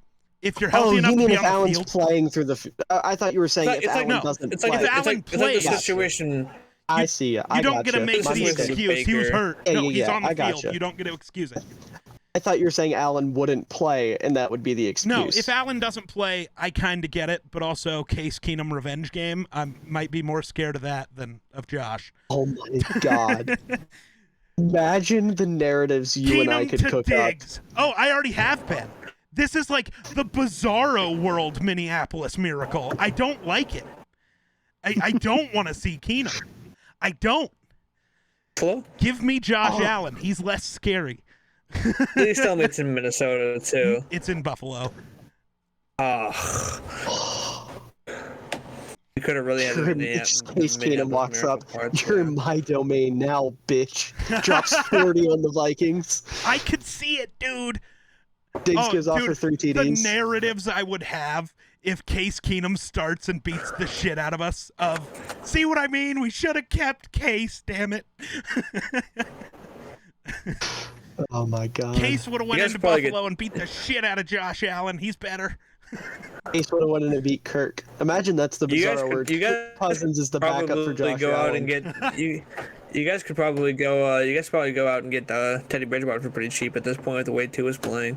Too bad the trade deadline's passed. Otherwise, Yeah. Remember when the narrative was that Teddy Bridgewater might take over for Tua? I think me When and that Geek was a were thing? both on that. Yeah. okay. To be I was fair, never on that. Give me a break. to be fair, even now There was Tua some hasn't merit to it played before that the season. well. He's played fine.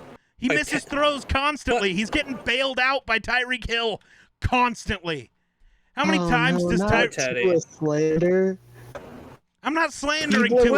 Well, He's D-Boy played Sports well. on Twitter told me that he's better than Justin Herbert. No.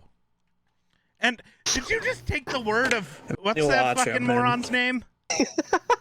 I think it's Manuel D-Boy Acho. Sports. I think that's what he goes by. Acho. Yeah, the guy who was in the league for like Oh, all of gotcha. 2 years, so that means Oh, we no, have no, to no. respect his No, opinion. I was referencing this guy that's like I think he's a troll, but he's not.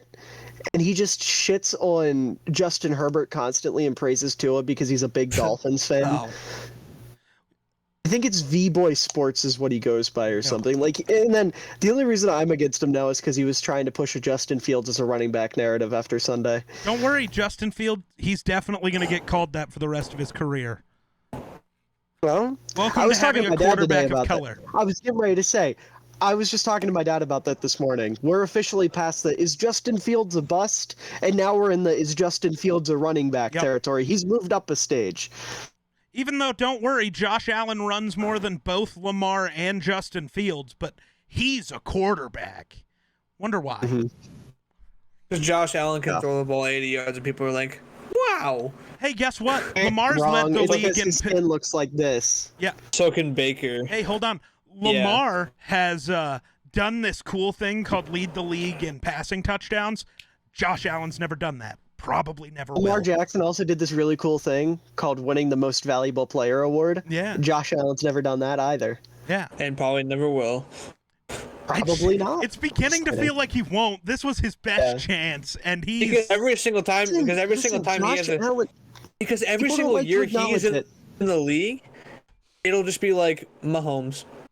yeah. Yeah, listen, people don't like to acknowledge it, but Josh Allen has a genuine inconsistency streak. Oh, it yeah. happens every season. Yep.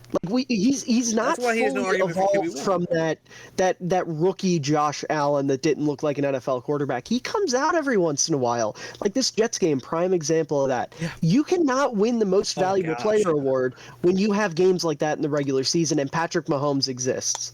That's Right. not a thing that can happen. And especially now with like the quarterbacks that seem to be on the come up, those guys start to string games together. And Josh can't.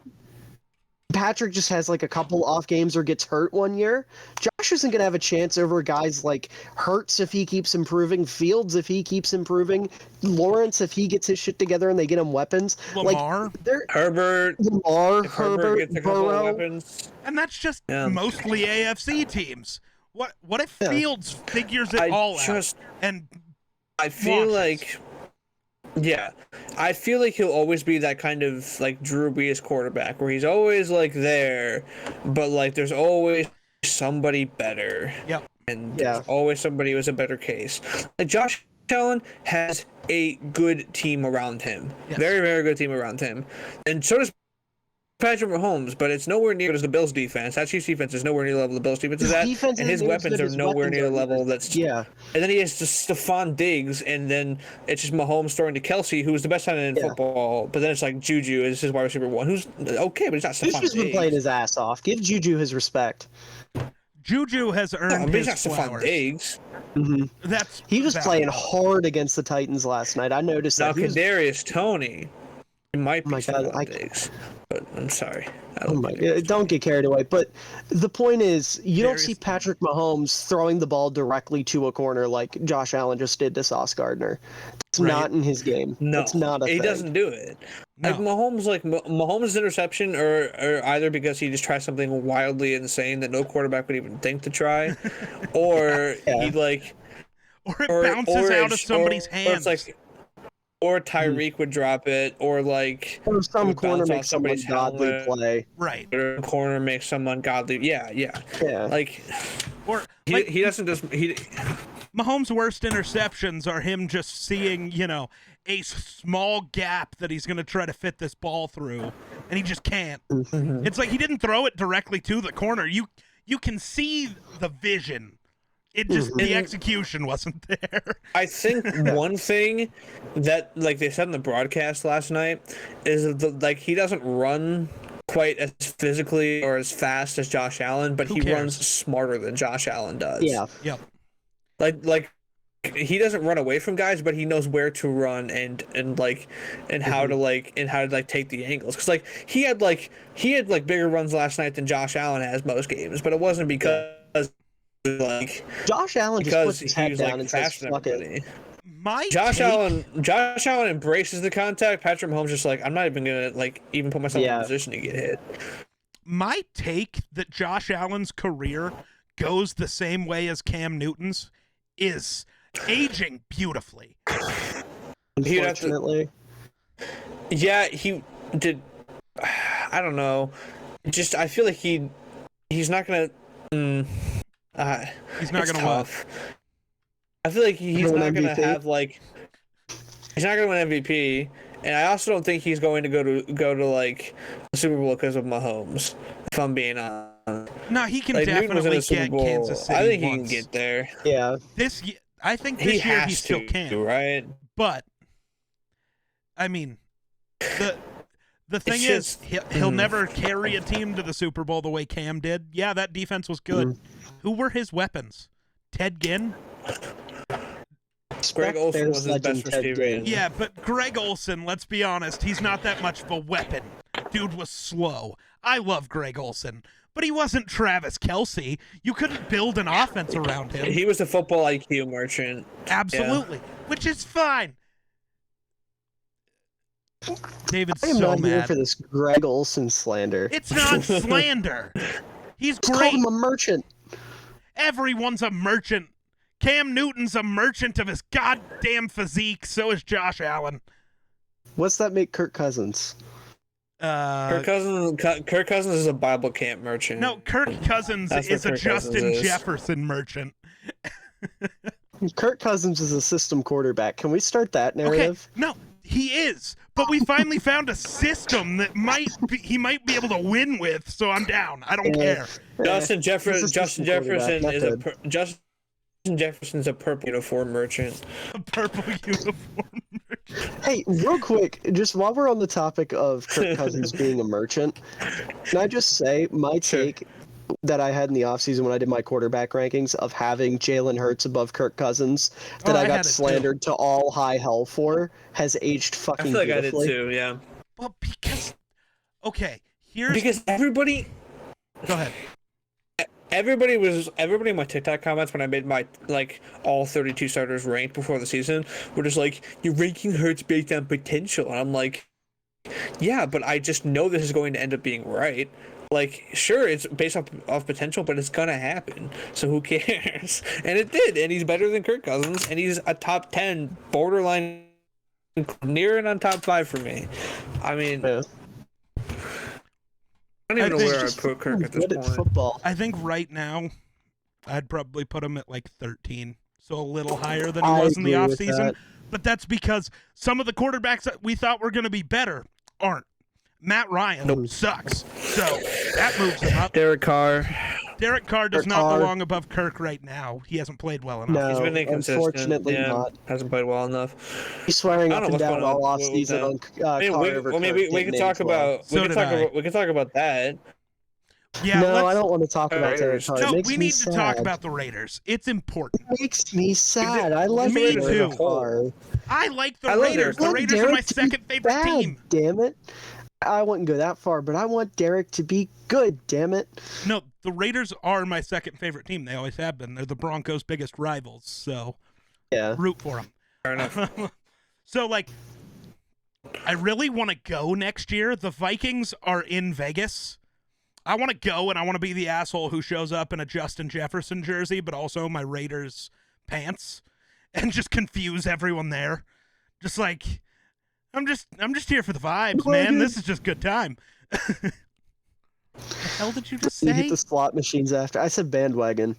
Oh, That's what they'll true. call you. A True. Jetta's jersey on. Oh, God.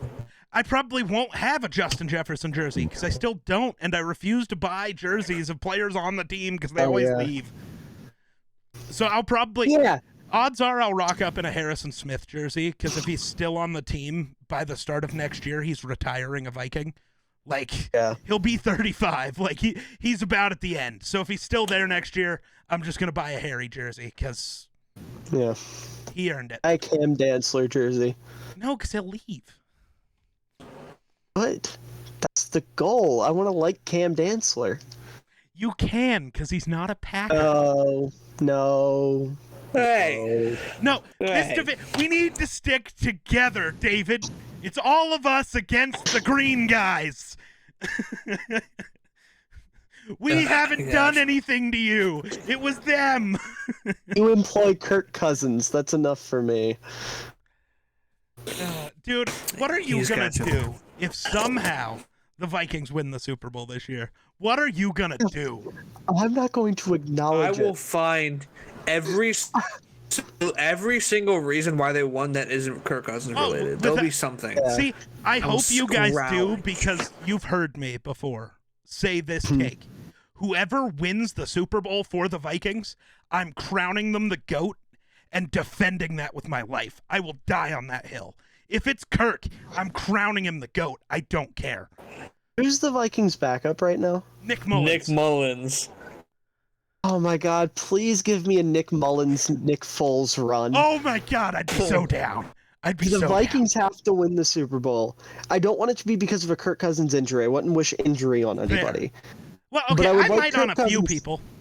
I know this guy who wears Yeah, number but- 4 that I would. Yeah, well, like, Kirk Cousins isn't a bad guy, so I wouldn't Right. wish injury on him. He's just cringy. Fair. Maybe I would like Kirk to, like, get trapped at Bible camp the week of the Super Bowl. Nick His Mullins church has goes to step in. down. Yeah. If Kirk could just get stuck at Bible camp, like on some island somewhere for just the week of the Super Bowl, just the week of the Super Bowl, There I you would go. be okay with the Vikings winning behind Nick Mullins. Or if Kirk could like stink it up in a playoff game and they still win, and KOC just has the balls to bench Kirk, that would be cool If we too. had a quarterback that wasn't Nick Mullins, I think KOC would have the balls. If we had a real backup, no. But if we had Case, Teddy, one of those like low-end starter, top-tier Right. backup type guys, then I could see. Magic makes his return to the NFL for one last run. I don't know because Fitzmagic with Wait, no, everybody thinks the Vikings are awful. The expectation is we'd lose. Fitzpatrick would win us the Super Bowl. Probably. If he's Oh my god. if he's supposed to win, he loses. If he's supposed to lose, he wins. That's the history of Fitzpatrick.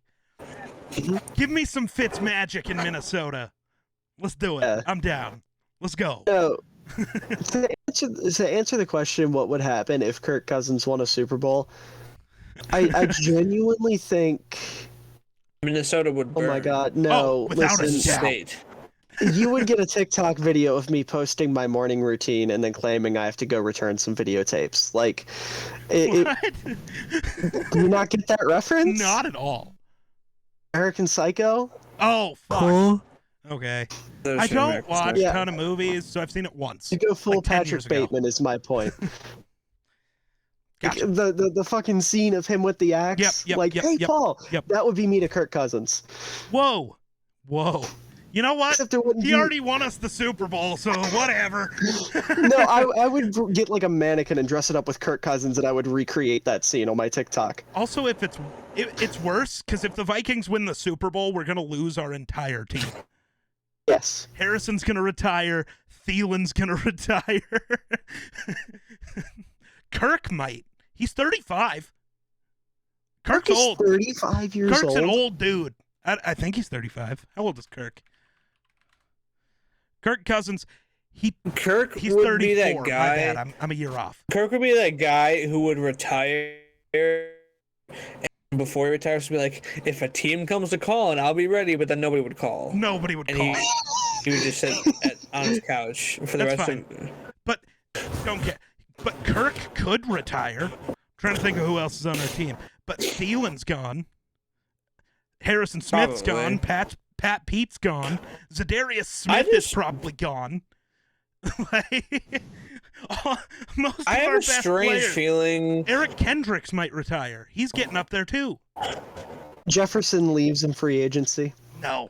If we win the Super Bowl, Jefferson retires in purple. Jefferson's gonna follow the same kind of route as Devontae. Will he be really, really good for them for a lot of years, and then he'll get traded randomly. Traded to the Like, Broncos. We're not trading him. Traded to the Broncos. We're not How trading would him. that hurt Traded- if he get traded to Denver? Hey, See, hey, the Geek, thing is, our Geek, quarterback isn't a piece of I shit. want you to listen so- to me. What do you think I said before they traded Devontae? Okay, but you're I dumb said the because words. They're not Aaron's gonna your trade quarterback. Devontae.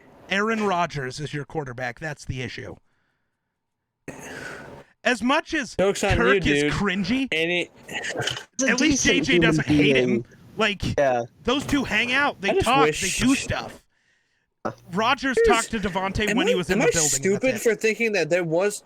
Am I stupid for thinking that Rodgers was at one point a good person, or like I don't know. As far back as I can remember, he a was an likable arrogant person? I douchebag. feel like when I was a kid, he was people actually liked him. So I it mean- started to change when he abandoned his I'm family. tripping, but I feel like which there was a point where he was People are liked. dumb. That I know. So that changed some people's opinions because, oh, he doesn't love his family. You don't fucking have to. Trust me, I know. Like, just because you're related doesn't mean I have to give a shit about you. That's not how life works. Mm-hmm. So that was part of it. And then Rodgers has always been cocky. And slowly over the years, that has just made people hate him. He's always been the same guy. Everybody's minds have changed because after 12 years of true dominance, at least throughout the regular season, I know everybody wants to bring up the playoffs, but I don't care. 12 quarterbacks all time have won. One ring. Yeah, 12 QBs all time have won multiple rings. 13 if you count Jimmy G, which nobody does. So, like, Hey, this isn't something that happens. Rodgers was dominant for 10 years and he was a cocky asshole. That's why people hate him. hey, Jake. You want to know a great comment Yeah. to go along with your one ring? He has as many NFC Championship wins as Rex Grossman. Yikes. Yeah, That hurts. Joe. He finished the job though when he did win the NFC Championship. That's a good point. That's valid. Rex went against so I Peyton guess I can't fucking be mad. Manning. Rodgers went what, against Ben Ben Roethlisberger? Roethlisberger. Okay. Hey, Hey, Ooh, I'm so actually, no. scared. Brian Rodgers- Ben Roethlisberger. No, Rodgers went against Troy Polamalu, which is better than the entire Colts defense combined. And their so- defense had to go against You go that far? and 06 their Colts defense had to go defense? against Heath Miller and Heinz Ward. Oh, And- Hines Ward. Ooh. Don't you disrespect Hines like that. Heinz He had a Ward was a stadium good named receiver. You after go up him. against Marvin Harrison and Reggie Wayne. And Dallas Clark. And you lost. Yeah. Because Yeah. that was one of the best And offenses you of the past lost. 30 years. And you lost. It's all right. Just You cope. lost. Just cope. Yeah, but I'm just saying, Rex Grossman, lost. who is a complete joke, has as many NFC Championship appearances as the best player your team has ever had. Hey, it's okay. Not how Our many best rings, though. quarterback has 4 NFC championship wins. So, haha. How many Brett rings? Favre, baby. Brett Favre. Oh, Fran Tarkenton, Let's go. the GOAT. Oh, I thought you were talking about Randall Cunningham for a second. No. No. Fran Tarkenton, the greatest I- quarterback to ever live. I forgot which Vikings quarterback you're big on. I got him confused for Because a moment. Fran Tarkenton, Parkinson. yikes, is still top 10 in every statistical quarterback category. And he's the reason we got guys like Allen, Mahomes, Lamar. He was the first scrambler. He's the GOAT. I'm putting my foot down. Man. Sorry, I'm making Tart, coffee. I Please thought- carry the conversation for a minute. Yeah, can we talk about the Bears yet? I'm getting bored of these other teams. Fine, let's talk about the Bears. They suck. They The couldn't Bears beat are the Dolphins. fun now. Bears are a fun football team. Well, and that's their the first time offense I've is been able to say fun. that. Their defense is a war crime. Okay, well that's the point. That's how you tank. That's how you tank and develop your I don't quarterback. know. You blow You're up gonna have the to defense. fire your coach. You're gonna have the worst defense in the league with a defensive head coach. It won't be the worst in the league. Detroit exists. Yeah, but you see, Detroit held the Packers to like 9 points. Bears let They're them gonna do the put up like same 30. thing. I'm gonna stop you right there. You're Jaquan Brisker is gonna pick up Aaron Rodgers. Are you really trying? Are you my brother in Christ? Did you just say they held the Packers? They held what? They held the Packers? That's my point. They held the Packers to 9. What did the Bears let the That's not Packers get? impressive. What did the Bears let the Packers get? Is my point. You're totally It was early missing on the before point. the rookies got their Rodgers foot in. gave up. I don't Or Rodgers give gave a up. shit. Because now the rookies have their footing and their defense is worse. So I don't want to hear it. Actually, only bad because I'll let you two receiver fight too off this one. fast. Though I agree with Geek a little bit. Thank you. Receiver too fast. Cannot keep up. Everyone's too fast for the Bears defense. It's not true. Our Couldn't keep up defense isn't that bad. couldn't- It's in the bottom keep half up of the with the league, Cowboys but it's either. not like bottom 5. I don't think See, it's bottom I 5, but call it's the definitely bad. Vikings a middle of the pack defense. We I'm didn't not let saying- Miami do whatever the fuck they wanted to us, so Okay, I'm not saying we're middle of the pack. I said we're in the lower half of the league, but we're not bottom 5. They're bottom 6. No, they're in like the high 20s. no, they're not. Yes, they are. Okay, what defenses are they better than? I don't know off the fucking top of my head. Houston. Houston, Detroit. Detroit. They're not better than Detroit. Detroit lets teams put up less points on them than Chicago lets, so that's how that works. Same teams. Packers put up 27 on you. Only 9 on the Lions. That's bad offense. My chair got stuck. The Dolphins. The Dolphins put up more against the Bears than they did against the Lions too. Man, this is Right? See my point? This is crushing evidence. Scored 9 points against the Lions. Yeah, the defense is better than the Bears. Yeah. That's pro my Lions better than the Bears narrative. So here we go. Lions are not better than the Bears. As an overall team, they're not. Outside of Fields, Brisker, and Johnson, do the can't Bears believe we're have having this another conversation. Kari Blassen game? Sorry, I'm not going to disrespect the fullback Thank position. you. Thank you. But Monty's Tight end leaving now. at the end of the year. Swift. Cole Kmet's still. Yeah. I'm not giving him that credit yet. It's better than whatever the fuck the Lions have right now. Actually, that's That's okay. That's true. valid because they did just It's not trade away Red Hawk. They don't have anything. I'm still not used to him being a Viking. Give me some time. You're a Vikings fan. I know. Actually, I might argue that the Lions running back committee is better than the Bears. Love me The some Bears have Jamal the best Williams rushing prop. offense in football. 'Cause Love me all they some do Jamal is Williams run. Prop, baby. Goff throws more times in a game than you do in 3 weeks. Khalil Herbert is like top 10 in the league in yards per carry. Okay. Jamal Williams okay. clears Hold on. so easily. Jamal True. Williams and Jamal DeAndre Williams is Swift better. Jamal Williams and DeAndre Swift are not better than David Montgomery and Khalil Herbert. You cannot fucking tell me that. You I'm were out gonna. of your mind. I'm gonna. You were I'm out of not. your mind. No, you are. I know you wanted to talk shit on DeAndre Swift. When dude's been healthy, he's better than both backs on the Bears. No, he's not. Yeah, he is. You shut yes, the fuck up. he is. I love No, how he's I love how not. into it Jake's getting. Because this is the only thing Jake has. His franchise is fucking poverty at this point, and they're irrelevant. The only thing he can do is shit on my team. That's how low no. Yeah, Packers fans are and you know what I'm stooping gonna right do? now. They have to Is stoop do to the that level of constantly. Packers fans. Jake, your Why? team was supposed to be contending at the start of the season, and my team is in a rebuild, and we That's are better not than you true. right now. That's kind of a good point. But We were not supposed to be contenders with that offense. Yes, you were. Anybody said that's a moron. You're supposed to have the best defense in football, and Rodgers was supposed to elevate your receivers, and you were supposed to win the division and try to contend in the NFC, the weak NFC. That was the narrative surrounding the Packers the entire offseason. That's what every Packers fan told me all offseason. And look at you now. You are 3-6. Your team is awful. Yeah. I did not mean to get that aggressive. Khalil Herbert is ranked where? Also, Last I yards checked, per he was attempt? top 10 in yards per carry. Oh, there it is. Yikes. I I- totally skipped right over him. I don't see how the Packers being bad affects my ability to completely trash your poverty franchise. But no, The okay. Bears are better than the disgusting Packers piece right now. Let's of break this garbage. down. Coach, I like Campbell more. Yep.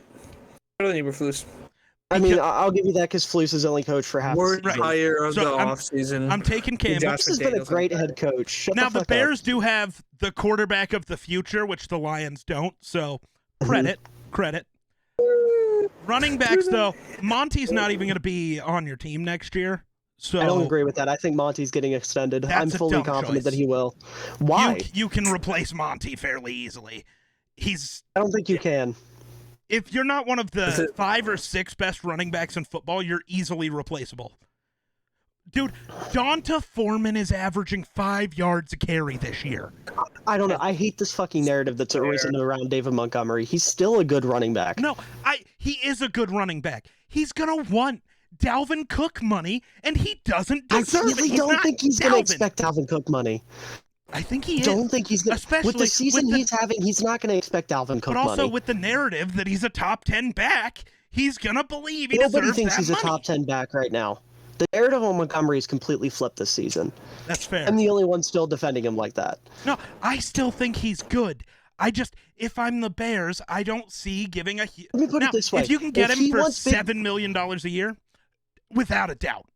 That's what I'm thinking. But I am he's gonna want genuinely double convinced digits, that. and I can't. I don't can't. think he's going to ask for that. I really don't think he is.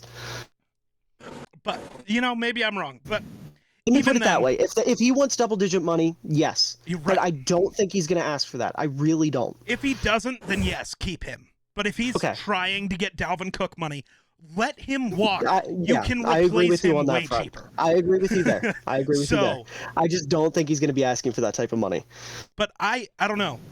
I think I do think Swift and Williams are the better duo. I think a lot of your offense is the fact that Getsy can drop I a do fucking too. run. I really do. He knows how to drop a run, and I'm I going to he give does, him that. absolutely. So, how much of that helps? But then, if we're looking at brighter future, the Lions already have a top 10 offensive line. Bears have a bottom 5. They haven't been bottom 5, but the Lions blow them out of the water. Oh yeah, I'm not that's more going of my to point. try to argue there. So, The Bears' offensive line is better than bottom 5 right now. and then for Bears tight end, Bears win. Receivers, Lions win by a mile. By a mile. I like the Claypool addition, but we're still waiting for the Lions' best receiver to play. Yeah. I'm not Mr. going to disagree with Williams. you there. I'm going to Going disagree to the with you there. defense, Amon-Ra. Jamison Williams is who I was talking about. I like Amon-Ra. I don't see him as a true wide receiver 1. He's a Oh. slot guy. He's Hunter Renfrow. He's Julian Edelman. He's going to be great in that role, but he can't be Diggs or Yeah. Jefferson. Jamison Williams might be able to. To be fair, he's a rookie and we've never seen him play. He could be ass, but I'm not going to bank on that. He's an Alabama receiver. Those tend to work out. So knock on wood, fingers crossed. Yeah. I hope he do. Defensively, Dude, DeAndre Swift is averaging 7.3 yards a carry. That's crazy. Anyway. yeah, Offensive line merchant completely. Anyways. Rashad Penny better. Rashad Penny's not that good either. Yes, he is. What are you on? Smith Walker better. Okay. A guy who's been a top 10 running back this year actually is better, but Rashad Penny puts in the fucking work. And if I'm the You Bears, can't use the go offensive get line Rashad and BS Penny for excuse $4 million him a on that year. one. He's better than. That's a better deal than Monty. Really hope the Bears don't get Penny. Why? I really hope they don't, because I have a lot of anti-Penny narratives out there. I'm not a fan. Because you Dude don't produced know for ball. Dude produced for 5 games, and people were ready to crown him a No, he top 10 produced back in for 8 football. games. And then, the first 5 games of this year, he produced for 13 games. That's more games than Monty's going to play this year. Cool. I will say. I don't know. I I'm will just being an say- asshole. The fact you that are being an asshole. the fact that Ken Walker is doing the exact same thing But he's that not. Rashad Penny is doing, But he's not. but better. But he's not. It's Ken got a Walker's point. averaging 1.5 yards less than Rashad Penny. He's pulling out the stats. Oh, yeah. Oh no! 'Cause I have Yeah, the- watch the film. Oh, I have Watch the film. Here comes analytics, no. boy. Kenneth Walker's Eh, better. But that stop cheap merchant. pretending like Analytics Penny's bad. boy. Penny has Penny's better not. vision I than don't think. No, I don't most think Penny's a running backs. bad running back by any means. I just think he's overrated. I'd still rather pay Penny $4 million a year to be my starting running back than most of the guys we'd put in the top 10, paying them $12 million.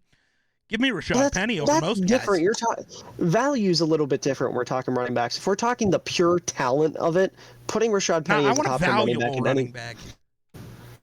Well, I'm just saying, if we're talking purely based off talent, not taking the contract situation into consideration, because running backs are weird when it comes to that aspect of it. Just Yeah. looking purely at talent, Rashad Penny has not been a top 10 running back at any point in his career, and I'm tired of people pretending he has been. Well, you see what changed? Do you know what actually changed?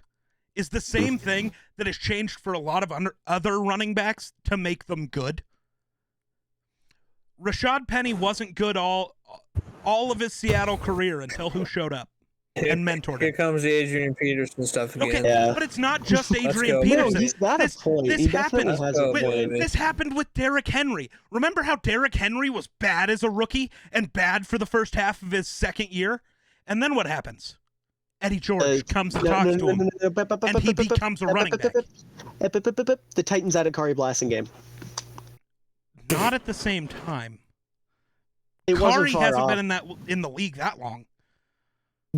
How long has Henry been in the league? Derrick Henry is ancient, honestly. Like, he's not old, but he's like years I in know the Kari league. He's hasn't been in ancient. the league that long. I'm just underestimating how long Henry's been in the league. Derrick Henry's first season, I guess, was only 2016. That's still 6 years ago, though. No, 7 years ago. Jesus, hold on. When was Kari?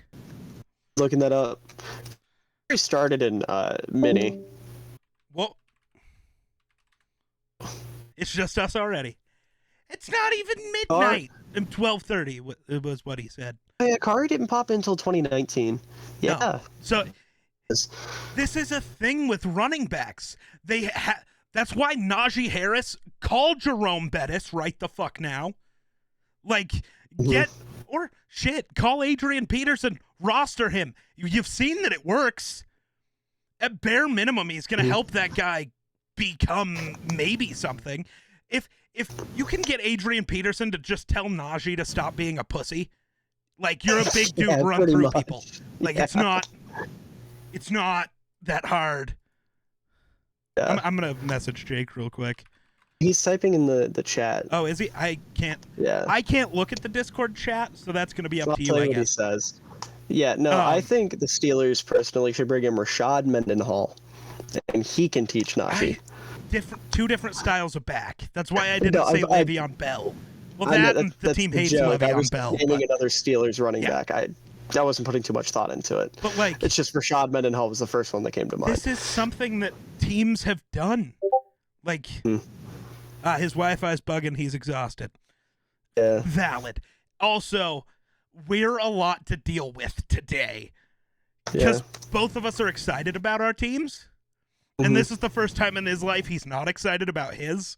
So, a lot to deal with. L plus ratio plus Packers or poverty. You're a dick. I love it. No, but so, but I'm trying to. My brain's hurting. Even the Vikings did it. They had Chester Taylor mentor Adrian Peterson. Ah, that's a name. Yeah, Chester Taylor. Yeah. I miss that guy. I loved Chester so much. It was nice talking to I you feel too. bad.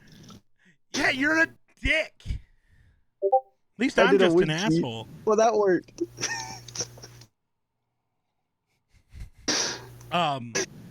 No, but like this is a genuine thing that teams have done.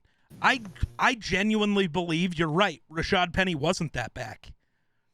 But conversations with a Hall of Famer change things for some reason. They just do. At the running back position, we've seen it before. And it's not like this was a guy who was a 7th round draft pick with no talent. He was a 1st round pick. Yeah. He has the talent. And since that conversation, we've seen it. Now, should he remain in Seattle? God, no. No. Ken Walker has earned that job. That's fine.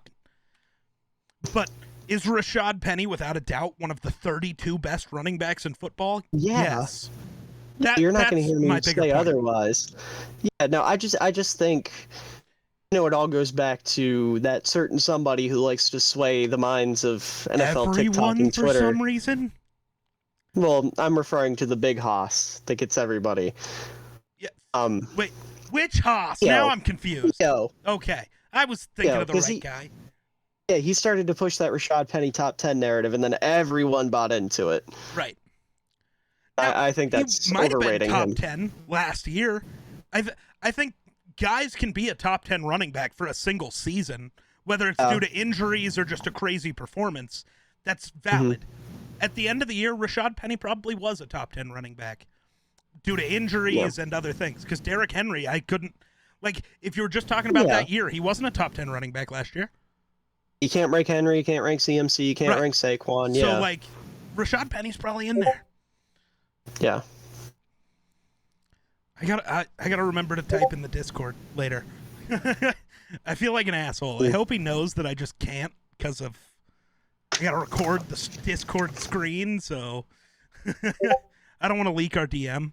Wow, I'm leaking our DMs. Fuck it. No. Actually, honestly, this group chat, not a bad one to leak. There's no information in here. Literally, the only thing is that dog gif. Well, that and there's all the, oh, my internet shit out. Oh, my laptop stopped working. Yeah. Oh. Wild. Yeah, I'm not like fully anti Rashad Penny. I just think he got a little bit too much hype, and it was one of those things where I was more arguing against him for the sake of like David Montgomery, because a lot of people were putting him over Monty, and I didn't agree with that. And just like on the real with David Montgomery, I do think he's a very, very talented running back. Yeah. Double digits, not worth it. It's just the nature of the beast. As much as I love him, he's probably my favorite player on the team at this point. I'm not paying him double digits. But if Monty understands his role on this team as the pass back, the receiving back, the pass blocker, the short yardage guy that you use to wear down the defense, and then you break out Khalil Herbert so he can take off for a 30, 40, 50-yard run when everyone's worn down. If he understands his role on this offense, because realistically speaking, Monty doesn't have the athleticism to be that guy that Herbert is for somebody else, then I'm all for extending him. You have a shit ton of money. Monty is the best weapon Justin Fields has at this moment, and to take him away from him while you're trying to develop him, even if you do build around him at receiver and tight end, taking away that safety blanket is not a good idea if it's reasonable.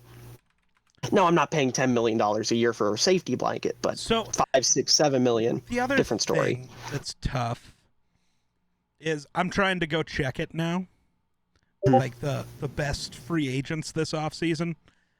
It's going to also come down to what running backs can you sign that aren't him. I don't know who's I think the going to be an regime likes option. Montgomery. I'm checking. Ooh, I don't think it happens. He'll probably get franchise tagged. I'm sorry, if Saquon comes available, he's going to be 26. Yeah, obviously. Give him $20 million. I don't care. Yeah, a guy of that caliber, absolutely. Saquon, I know Josh Jacobs is up for it, but Kareem those Hunt, guys probably I wouldn't want him, but he doesn't exist. Jacobs and probably get franchise tagged or extended. Yeah. Something's going to happen with them, especially with the explosion that Jacobs has had this year. I'm sure the Raiders are kicking themselves in the ass for not picking up his option. I don't think so. I don't think the Raiders like him. I don't know why they wouldn't. I think the Raiders want more of a Dalvin Cook than a Josh Jacobs is just a run him up the middle, lower his head. They want a guy. They want one singular guy to fill all the roles, like Dalvin or like CMC. Right. But there's a reason that there are only 4 of those running backs in football that can actually carry that load. There's Dalvin Cook, CMC, Saquon, and my brain just went blank. Who the fuck did I just forget about? My brain just exploded. Or did you say McCaffrey? I think I said CMC. Yeah, you did. Oh, you did. Alvin fucking Kamara. There we go. Yeah. Jesus Christ. Sorry. My brain exploded. Too. Yeah. He's on my fantasy team, and he played tonight. How did we forget about him again? It's because the Saints are booty. Yeah. And I don't know. I was still hoping he'd get traded to the Eagles because I thought that would be nuts. Yeah. If I was the Eagles, I would have done it. The Saints want their pick back. That's it. You want your first-round pick back? We get Alvin Kamara? Done. I don't know why Howie didn't do it. Probably because that pick's going to be like in the top 10. Okay. There's a, 10% chance that guy's good? There's a 100% chance that Alvin Kamara is Alvin Kamara. Well, maybe it's the idea of the value in the offseason when you have a top 10 pick that you can move. But are you... Okay, that one pick, because for most other guys, you're going to have to give up multiple first-rounders. You're only giving up one for Alvin Kamara. There's not going to be another deal. I'm not saying I agree with it. I'm just trying to play devil's advocate here. I know. I'm just trying to... I just half wonder if Howie just didn't want to have to deal with the bullshit of... That's also entirely valid. Having to deal with the... Well, first of all, the criminal charges that are still processing. Yeah, I don't think it's smart to bring a guy that has criminal assault charges to the city of Philadelphia. I think it is. I think he fits perfectly in that situation. I don't know how long he lasts in that situation. That's every person who lives in Philly. He's just a Philly guy. That sounds about right. Right. How long is he going to be able to play? Did you see what he did to that guy? For a long time, no one in Philly can do that to Alvin Kamara. So, did you see what he did to that dude? Yeah. Nearly killed him. Yeah. No, but in all seriousness, with Montgomery, I do think the regime likes him. It's like, I'll put it this way: the fact that he's getting more carries and more snaps than Herbert is telling, because Herbert, as much as I don't want to admit it, has been more productive. He's been I'm not anti-Herbert or anything. I think David Montgomery is the better football player, but Herbert has been more productive. Yeah. And they've said multiple times they want to feed the hot hand in Chicago with their run game, and they haven't quite done that because Montgomery's been the lead back. But the fact that he's getting snaps over Herbert, and Herbert isn't the every down back right now with Monty coming in on like third down or on passing downs and things like that, I think it's very telling of what they think of him as a player. I think it's very telling of what they think of his abilities, how he fits in the offense, how much Justin trusts him. And I do think if he is manageable this offseason, they will retain him. Your backfield reminds me of Dallas's, and I'd love to keep that together there too. Yeah. Zeke Ideally, is still you keep great. Them together. Honestly, Zeke is still great. He's not, 2016 Zeke, where every game he's going to break a 70-yarder. But he's still going to average 5 yards a carry. He's just going to go pick you up yards, and then every 14 plays, you're going to trot Tony Pollard out there, and he's going to break one for 60 because suddenly speed. Like, it makes sense. It's a good back. The Vikings did it just opposite. They got their speedy, use for all the other things guy in Dalvin Cook, and then you still have Alexander Madison, who you trot out there once in a while to just be mean to defenders and just, hit people really hard. And I really do think want to see what David Montgomery looks like behind a good offensive line. That's valid. 'Cause that's kind of the big knock against him is his yards per carry is low. He averages like 3.9 on his career or something. And like, yeah, that isn't great, but the man's also never had an offensive line. Ever.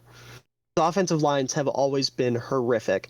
And if you notice, David Montgomery's not a guy that you can run to the outside that's going to take off for 20 yards. You run him up the middle every single play. And when that's happening, you need the guys up front to pick up the slack. Granted, it's looked better this year because, like you mentioned earlier, Getsy knows how to make guys look better than they are. But when Sam Mustipher is one of the guys that you're running behind, you're not going to be super successful. That's valid. And until we get the tackle situation figured out as well, maybe they think Braxton Jones is the long-term starter. I don't know. But Larry Borum is not. We have figured that out. He should not be the starting tackle. Right now we have Riley Reefin. He looks better than Borum, but obviously he's still not your long-term option. And Cody Whitehair, he's kind of lost a step, and I don't know if he's going to be the same guy he once was in the run game to be able to move quickly. So you might want to look to make moves there. Maybe you move Cody into center, get a new guard. Like, the only piece on our offensive line that I'm fully sold on is Tevin Jenkins. Tevin Jenkins is fucking awesome. I've been saying since he was drafted that he fits better as a guard. Pace tried to try him at left tackle. The Bears tried to try him at left tackle then. Don't know why. Never going to work. They tried to try him at right tackle during camp. Didn't work. They move him into guard. All of a sudden, he's the most consistent player on offense. I don't think that's a coincidence. The dude has the athletic profile, the build, and the mentality of an elite guard. He is a straight-up mauler in the run game, and he's the type of guy that will punch you in the face if you touch his quarterback. He's the perfect guard. This is big praise from me personally. I know a lot of people, it's not going to sound like a lot, but for me personally, he is the closest thing I have seen to Kyle Long in Chicago since young Kyle Long before he started getting hurt in like Kyle Long was a 2015, stud. 2016. I hated him. 3 seasons he had before he got injured, before the injuries bogged him down and he had to move out to tackle, he was a Pro Bowl guard. Yeah. Kyle Long played a full career. I'm fully convinced he would have been an all-pro caliber player a la Zach Martin. Maybe not to that level. I don't think he'd be that. I think Zach Martin might be. He has an argument for greatest guard to ever live. Yeah, I'm not saying he would have been that same. Let me put it this way: not that same like level, Quentin but that type of Nelson's level. longevity. Oh, okay. Like that type of longevity and type of dominance. He wouldn't have had the talent that Zach Martin did, but he would be a guy that's always up there in that conversation for the top guards in football. Yeah. He would always be in the Pro Bowl conversation, always be in the All-Pro conversation. It's just he got really unlucky with lower leg injuries, and for a guard, that's brutal. You're fucked. And then Kyle Long I found this out recently, actually. He made the decision to move out to tackle on his own when they asked him if he could do it because he wanted to get a tackle contract, and it did not work. It just didn't work for him. So I gotta ask, because I'm on the website looking at free agents this offseason, and the Bears need receiving help. So I have a question. Yeah, but I'm not sold on any of the free agent receivers. I can tell you that right now.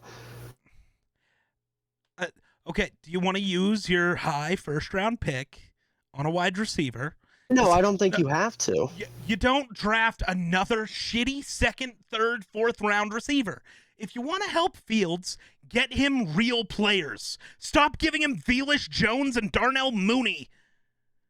Mooney is KJ Osborne. They're the same guy. A good 3. Mooney's a good 2. No, he's not. Can Mooney be Adam Thielen? No. He's not the same type of player. But no, can he play at that level? No. I think he can. I don't think so. Just not. Mooney is tasked with being a number 1 also. That's why he's looked the way he has. He's not a number 1. Okay. There's no world where Mooney is a number 1. If you get a dominant then you're not that good of a 2. Mooney, a good 2 can be a low-level 1. He's a bottom-tier 1. He's a 3 and a meh 2. I don't know. So basically, though, that wasn't the point. Right. So I think how many guys here do I actually like? I'm looking at young guys. I don't buy into. If you sign somebody over like 28, 29, that's a stupid idea. Yeah, it's like Juju. One of the receivers from New England, is it Jacoby Myers that's going to be a free agent? Even though he's older than people think. See? I think. I'm trying to find him. There's N'Keal Harry. He's already on the Bears. I think they retain Harry. I've been very impressed with the limited amount of time we've seen from Jacoby Myers Harry. is 26. He is exactly the same age as Juju, and I'd rather have Juju. I would as well. Also, another guy who's 26, DJ Chark. That was the guy I wanted to bring up right here. Depends on the price. See, I don't know. It's weird. I don't think Chark fits, honestly. I like Chark, but he's the same receiver as Claypool. Yeah, you're right. I do think it would be interesting to reunite Claypool and Juju, though.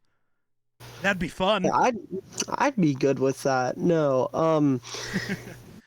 the only thing I'm worried BC about. Johnson, you get him. The only thing I'm worried about with signing a receiver is we're gonna have to pay some mediocre receiver big time money. I don't think so. I don't know. think Juju is really good. And I think you could if it's get him Juju, for I'm 10. okay with Juju. Juju for 10, I would take in a heartbeat. I think you could get DJ Chark for 7.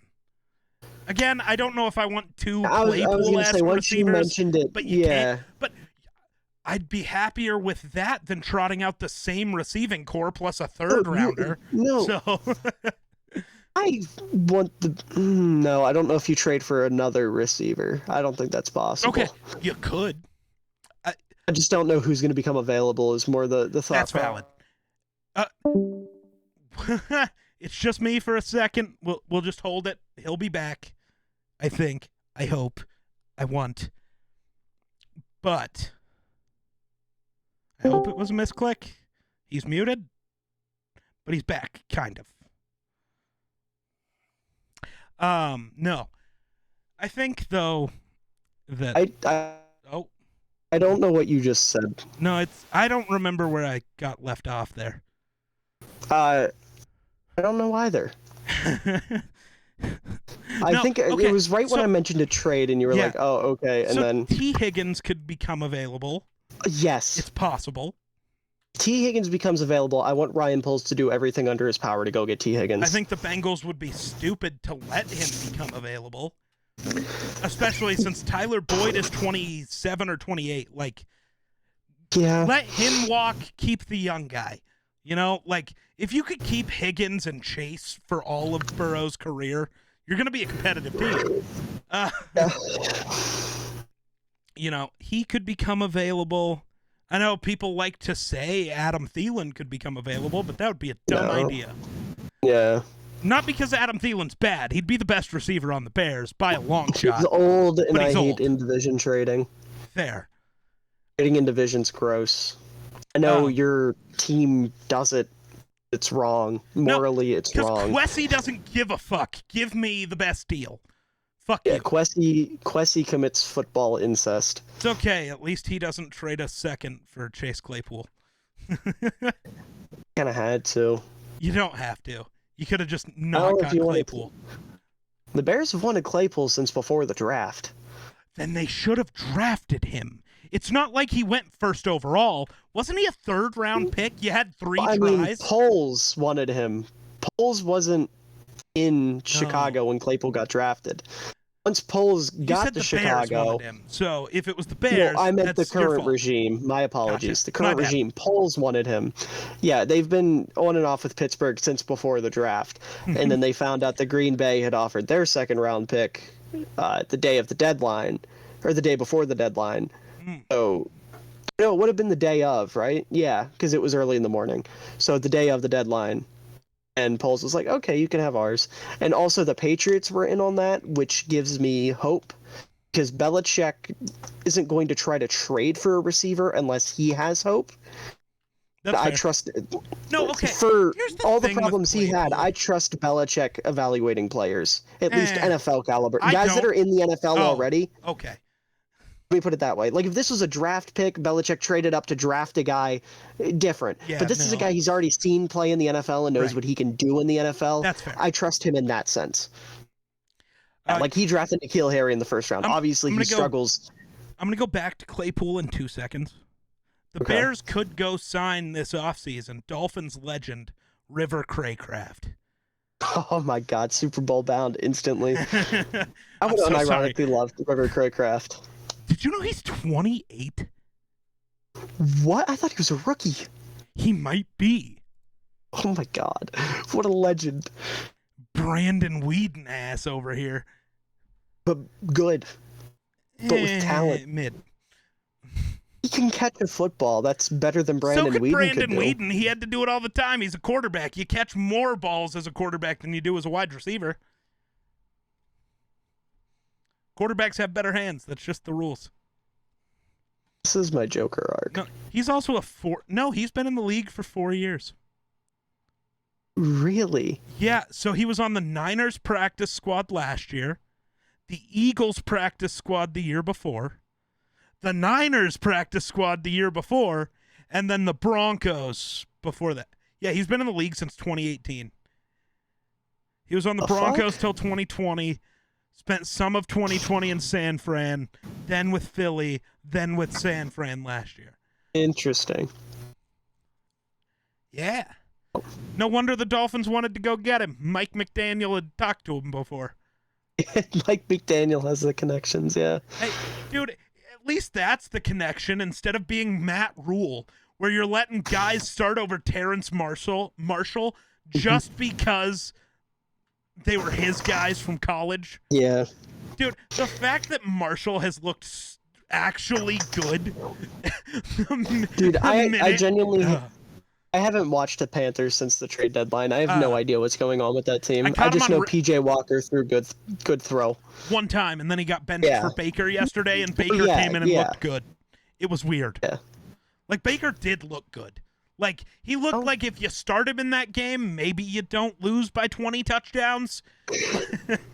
Maybe you could have competed. You'd still lose, but you could have, like, tried. Like, Baker at least gives effort. PJ Walker gives effort like one game out of every 10. That's what I've noticed. Because he'll have a game like the Falcons game where it's like, damn, this guy could be good.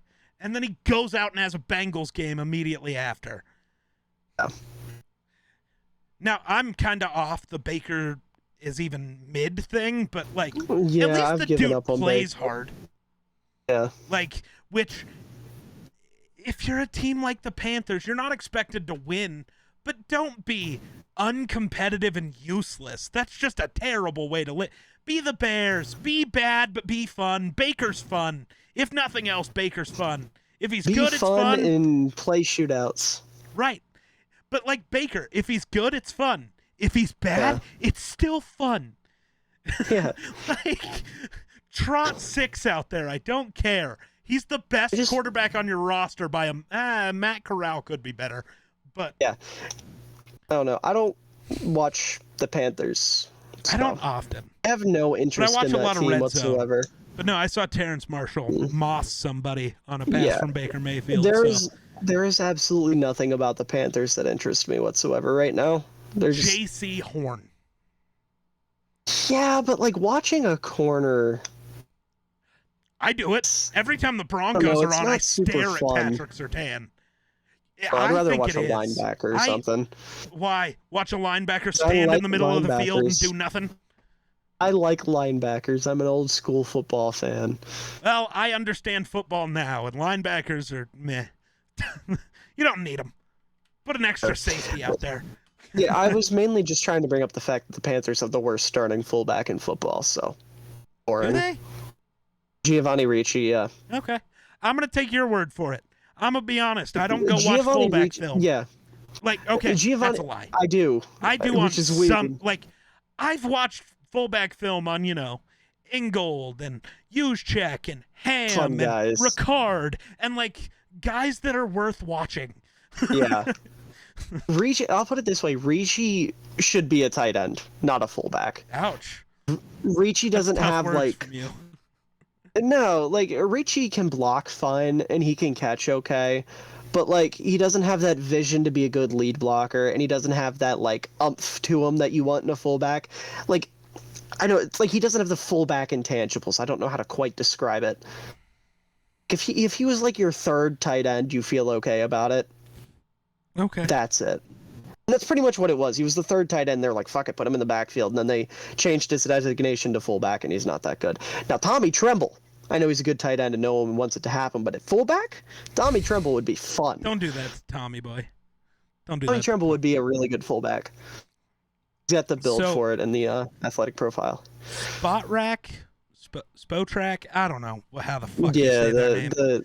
The contract people. Yeah, so I'm looking at their list of the best the list of all the free agents, but who the best are. They're on drugs because they have Orlando Brown as the best free agent. The dude just turned down $160 million and has become the worst left tackle in football. Oh my God, Bears fans are clamoring for Orlando Brown, and I'm like, why? Yeah. I don't know what happened. He's a Lamar Jackson merchant, okay? He was only good in Baltimore. There was a clip from the Monday night game of Lamar screaming at Orlando Brown. It was like a false start or something, and Lamar got up in his face and started yelling. Yeah. Just 2 consecutive primetime games where he's had to yell at a lineman, or a lineman and a glorified lineman. Back in the day, because Brown's on the Chiefs now, but... Who am I? I'm thinking of Tunsil. No, not Tunsil. Ronnie Stanley. Stanley, fuck! Jeez. No, Orlando Brown was the worst version of Ronnie Stanley. Yeah. And Brown's on the Chiefs now, and the Chiefs O-line is grossly underperforming. Okay. Oh, yeah. Right. But still better than the Brain Bengals. Goofy. Somehow. Dude. Yeah. Lyle Collins is a failure right now. Especially, you get the quote floating around from the day he got sent there with the, your new bodyguard just showed up. Ain't nobody gonna lay a hand on you. Proceeds to give up the most sacks of any offensive lineman in the NFL. Really? How? Dude, Lyle Collins is a liability. It's bad. Yeah. He has the most allowed sacks in the league. I saw that. I didn't look it up. I knew he was atrocious, but good lord. I saw that as an argument from someone verified on Twitter, like an actual sports person. Doesn't mean it was correct, but I'm riding with it. Anymore. No, that's actually not a thing yet. You can't just get verified. And it's going to be weird because in 6 months you're going to have to pay for Twitter if you want to use Twitter. Because otherwise your tweets are literally going to get seen by nobody. Everybody gangsta till MillerFootball verified. Dude. Just going to put that out there. Don't put the badge on. Me, you, and Jake, we got to put our verified badges on the same day. Just be like, look at us. Fucking losers who just paid $8 for Twitter. I'll just do it to spread fullback propaganda. I should do that for a month. Buy it for a month and just spread as much fullback propaganda as I can, so other verified accounts will notice and see what kind of traction I can get. Okay. No. I'm sorry. So this list, it goes Orlando Brown, Tom Brady, Deion Jones. None of those 3 deserve to be in your best free agents list. Deion Jones? Yeah, Deion Jones is 3rd on the list. He's not even a top 3 linebacker coming up. No. J.J. Watt's 4th on the list. I'm okay with that because JJ's played well on the field. Where's Elgton Jenkins? Elgton Jenkins. I genuinely don't see him. Oh my God, he's going to be one of the best free agents. That is someone I would be okay with the Bears throwing a mountain of money at. But here's another thing. They have Robert Quinn over Jesse Bates. Who in their right mind is signing Robert Quinn before signing Jesse Bates? Because Robert Quinn 18.5 sacks that one time. Cool. Have you ever looked at how Robert Quinn produces in his career? He had 18.5 sacks. We had this conversation last time I was on. We have this conversation all the time. I genuinely hate Robert Quinn. I don't hate him, but he's overrated. Every 5 years, we get this narrative of, he's one of the best edge rushers in the game. No, he's not. He's genuinely not good at football. I wouldn't go that far, but he's inconsistent as all hell. No, when your career average, if you take out the 2 years where you got double-digit sacks, when your career average is 1 a year, you're bad. Really? Ooh. Dude, okay, let's actually look at Robert Quinn's career. Oh, no, I opened up a can of worms. I hate the guy with a passion. Because I remember people mostly hate him because people compared him to Jared Allen. That's ridiculous. The only thing I don't like about Robert Quinn is the fact that he now has a Bears record after playing there for like 2 years. Makes me really sad. So he had 18.5 last year. Year before that, he had 2. Year before that, no. Wait. Didn't he miss a year? I'm trying to remember where that was. Or if I'm thinking of the wrong guy. It's fine. No. But the dude has been in the league for 10 years. Actually, that's not too bad. He lucked out. Hold on. He had Listen. 2 20-sack seasons. And asshole, what's up? I just want to put this out here. I just opened up Twitter, and the first thing I saw was a mock draft. Oh, God. Updated because it has the Bears picking at 14. Okay. Who do you think they have the Bears picking at 14? Jackson Smith and Jigba. Michael Mayer, Who? a tight end. Who? Tight end Who? Who? of Notre Dame. Notre Dame tight end. Cole Even Kmet? though we already have one. Cole Kmet? You're just drafting Cole Kmet? Apparently. Sick. No, if I'm the Bears, though, let me sort by age here. Nope, that's the wrong way. Which of these young guys would I want to go get if I was the Bears? Are we looking at all positions or just Yes, receivers? all positions. Okay. You could have Want me to Devin tell you Bush, who- the linebacker. No, I don't want Devin Bush. I want TJ Edwards. Oh, okay. That's my number one. You- Devin Bush is not that good. Tremaine Edmonds is overrated. You Or go get whichever AJ Edmonds is Green. the He's only linebacker. 24. Oh, the corner? Yeah. Actually, not bad. I Not know. ironically, I just it's want like a depth corner. No, I just wanted to bring him up because, like, Yeah, old yeah. wide receiver. Julian No, Love's going to be a free agent. Pair him with We don't Brisker? need. I mean, if they trade Eddie Jackson, yes. Please do, because Julian Love's better. Yeah, I Actually, mean, if no, if you're going to go spend the money, though, go get Jesse Bates. He's 25. Otis Bates. Oh my God, No, yes. I think he'll be 26 sometime next year. Yeah, listen, if the Bears trade Eddie Jackson and sign Jesse Bates, I will personally build Ryan Poles a statue. I know I apologize to Eddie Jackson, but I still Doesn't don't love matter. him as a player. Right? Yeah. Like, I'm sorry, I don't care. Yeah, like, pretty much what Eddie Jackson is right now is he learned how to catch the ball again, but he still doesn't know how to tackle. Right. He has no idea. Like, and it's not even, I know I've gone on this rant a billion fucking times. It's Yeah. not even like he takes bad angles or it's a lack of effort thing. He looks fucking scared. Right. You cannot be an NFL safety and look scared to tackle people. It's fucking absurd. Yeah. He does this thing. I'm not fully convinced he knows that you're supposed to use your arms when you tackle, because anytime I see him go for a tackle, it's short. Well, that's holding. He's told he's not allowed to grab. That's how you're No, taught. I mean an open tackle like a running back. But he's taught his whole career not to grab. Tackling, that's the whole thing. Okay, but Eddie Jackson might just be dumb. Have we ever considered? Have we ever? I would explain a lot. Yeah, I'm just saying, ooh, every see, good it sucks that safety in you the have league, when they Jaquan tackle, Brisker. they wrap. Why? Well, he's good, but I don't know. It would be fun to go sign Jesse Bates and Chauncey Gardner-Johnson. That'd be fun. Ew, no, I don't. I'd love I don't to be like the CJ team that Gardner gets both. Johnson. Why? Because he was mean to Because he's a Tariq good- Cohen. Because he's a good was mean to football Tariq player, so Cohen. you don't want him on your team. Gotcha. No, he was mean to Tariq Cohen. He called him short. Was he wrong, though? No, but he's the guy that went like that to him. That was mean. Oh, my God. Don't bully my little guy. Bully him. I don't care. What? Why does that matter? What? Bully my little guy. I'm It's rude. sorry. Players do that constantly. Get over it. Shit. No, I mean, if the Bears signed CJ Gardner Johnson, I would get over it very A quickly. couple years ago, Anthony Barr did that to Derrick Henry. He lit Derrick Henry up, and he just Listen, I'm just saying, No, if the man. Bears signed him, I would get over it very quickly. But there's no point in signing him right now. Actually, Quan there Brisker's is, gonna be a because he's stud. still a great, like, nickel corner.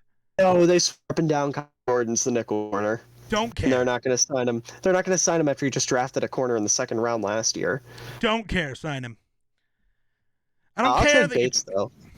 Yeah, Trade Eddie that's Jackson dumb. for a 6th round pick for all I care. If it means we get Jesse Bates. And then what? Go get still looking. Trayvon Mullen would be interesting to be your second actual outside corner. Truly let Kyler play the nickel. Yeah. I like Trayvon Mullen. My big signings right now that I want.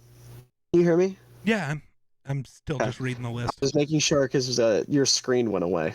I thought I was going to get kicked out. Oh, weird. No, the big signings I'm interested in are T.J. Edwards, Bobby Okereke. You need to get retech somehow. I don't know what their Daron approach Payne. to that is going to be. Yes, that's exactly what I was thinking of. I couldn't think of his fucking name. Daron Payne would be perfect.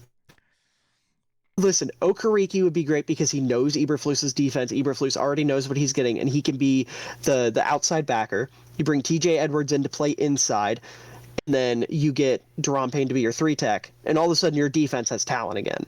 Do you like any... Because those are the... Oh, sorry. Go ahead. Those are the biggest holes right now. We don't have any linebackers, and we don't have any interior defensive linemen. We have Justin Jones, who will make a solid rotational 3-tech. He cannot be your long-term starter there. Then just go sign Daron Payne and Roquan Smith. There you go. Oh my god! Someone already brought Imagine that if the up. Bears Yeah. re-sign Roquan. That'd be What nuts. if that is... Listen, if Ryan Poles does that, do we crown him the best GM in football? Maybe. It depends on, like, 2 factors. What, how much they pay Roquan? No. And what they do with the second-round pick? No. What? It depends on if 2 certain teams win the Super Bowl. If it's the Vikings or the Dolphins, you crown whoever that was. Because of all of the moves they made to get there. Fair. Okay. Now, if it's the Chiefs and then Roquan comes, like, yes, okay, let's name polls. I'm fine with that. Yeah, But if okay. Kwesi, and if the Vikings win the Super Bowl, it's Kwesi. Because look at how different this team is. That's my bigger I thing. gotcha. Okay, how do you feel about your tackles, though? Offensive tackles, yeah. Need a right tackle for How do you sure. feel And about- I don't know what they're going to do with Braxton Jones. I don't know what the vibe is there. How do you feel about I've been Terrence okay with them. Steele? I don't know much about... Isn't Steele kind of like... The right tackle for the He Cowboys? was he was a plug-and-play guy, right? Just kind of came in when people started getting hurt. Well, Came in when Collins got hurt last year. No, because... Oh, yeah. He came in for Collins. I think... I genuinely don't remember, so I'm looking at his Pro Football I Reference know real the quick. name, I know who he is, but I don't know much about his play, if I'm being totally honest. No, he started 14 games his rookie year, 13 last year, and 8 so far this year, which is all of them. Right. Where? I don't know. Why can I not see, like, his stats? Weird. Like, So the biggest it's trying to lineman I show want me is Jenkins rushing and from Green Bay. receiving stats. Like, none? Like, what? Sorry, go Under ahead. the Cowboys line, I was gonna say the biggest lineman I want is Jenkins from Green Bay. Like I tried to say earlier, Oh, yeah. he can play pretty much anywhere. So He's a Viking, unfortunately. no, Bears have $100 million in cap space. We will just pay him more. Doesn't matter. People want to win. Yeah, but he wants to come play for his old coach Getsy. No, he doesn't. He Nobody does. wants to go play for Getsy. Look what happened to the Packers offense when Getsy left. Okay, look what happened to the Packers offense when offensive coordinator Nathaniel Hackett left. But look at what Hackett's doing now. And up until like 2 weeks ago, the entire world thought Getsy was a bad hire. You weren't even Now sold. look at him. Now look at him. Because Justin Fields has finally become Justin Fields. Is that Getsy or is that just Justin Fields? Let me push my I'm not letting you narratives, push damn it. bullshit. I ain't letting you. Now, I ain't Matt LaFleur and Nathaniel Hackett are Luke Getsy merchants. Getsy Oh. is running the best offense out of those three. Then you could go get Mike Hughes. And on paper, Saquon Barkley. Just go get Saquon. Isaiah Wynn, he could go play right tackle for you. win would, pun intended, be a win for Yeah. the Bears this offseason. Now, listen, if we What got about Saquon, I would Lamar? buy his You want jersey. Lamar? No, we already have a running back, apparently. Nah, that's true. Don't need another one. Wait, no. Imagine that, though. Instead of having a running back, you just have Lamar and Fields standing next to each other, both acting like the quarterback. Hey, have you, by chance, have you checked the NFL leaders in rushing lately? Lamar and Justin Fields are both in the top 10, aren't they? Lamar, what? Last I checked this morning, he wasn't. Yes, he Maybe is. it changed after this game. Oh, you mean when he had two less game? Well, at least one less game played than everybody else. He wasn't in the top 10. Know. Yeah. Because 1, 2, 3, 4, 5, 6, 7. He's 8th. Okay, then he jumped up. Does that mean Fields is out of the top 10 then? Because he was at 10. 8, 9, Fields is at 11. Right behind Dalvin Cook. And he's right behind Aaron Jones, right? Yeah, right above Aaron Jones and Khalil Herbert. Okay. And Joe Mixon and Ken Walker and CMC. Right. That's what it was. It was just that Lamar hadn't played yet. That's why. I was wondering why that was. It hadn't clicked in my brain that Lamar hadn't played yet. I was like, what the fuck happened here? Makes a lot more sense. He's just still Lamar. You know what is wild? The craziest name in the top 5 for rushing yards? Isn't it Miles Sanders? No, he is not in the top 5. I thought he was. Top 5 is Derrick Henry, Nick Chubb, Saquon Barkley, Josh Jacobs, and Travis Etienne. Fuck. I love that. And then Damian Pierce, Miles Sanders, Lamar, Sanders is right Ramondre outside the top 5. Stevenson, Okay. Dalvin Cook, Justin Fields. Yeah, I was going to say, I knew Miles Sanders close to the top 5, and that was absurd to me because he's not great, but also line. Jonathan Taylor and Alvin Kamara have less rushing yards than Raheem Mostert, Tony Pollard, Jeff Wilson, and Jamal Williams. Respect Jeff Wilson. No. Jeff Wilson's a good running back. He's fine. So is He's a Mostert. quality starter. Fine. He's a quality fine. starter. I like Jeff Wilson. He's fine. Little Jeff old Wilson, for my liking. How old is he? 26. Already? And he's Goodness gracious. never played before. You know who else is 26? Dalvin Cook. Feels older than that. He might be. I get so confused with ages. I genuinely do. Because I swear I'll have looked up somebody like the day before when really... Okay, he's 20. He turned 27 in August. My bad. But still. Dalvin Cook's not even... Why did you just type pee-pee poo-poo? I don't know. I looked down and Jake asked what he did for you to hate him, so that's what he did. Oh my god. Okay, CMC actually is only 26. That's wild. That's nuts. It feels like CMC and Dalvin have been in the league for 20 years. I don't... God damn it. Maybe the Bears will sign a real quarterback like Drew Lock. Don't say that. You'll summon Jake. That was kind of the goal. Okay, I see.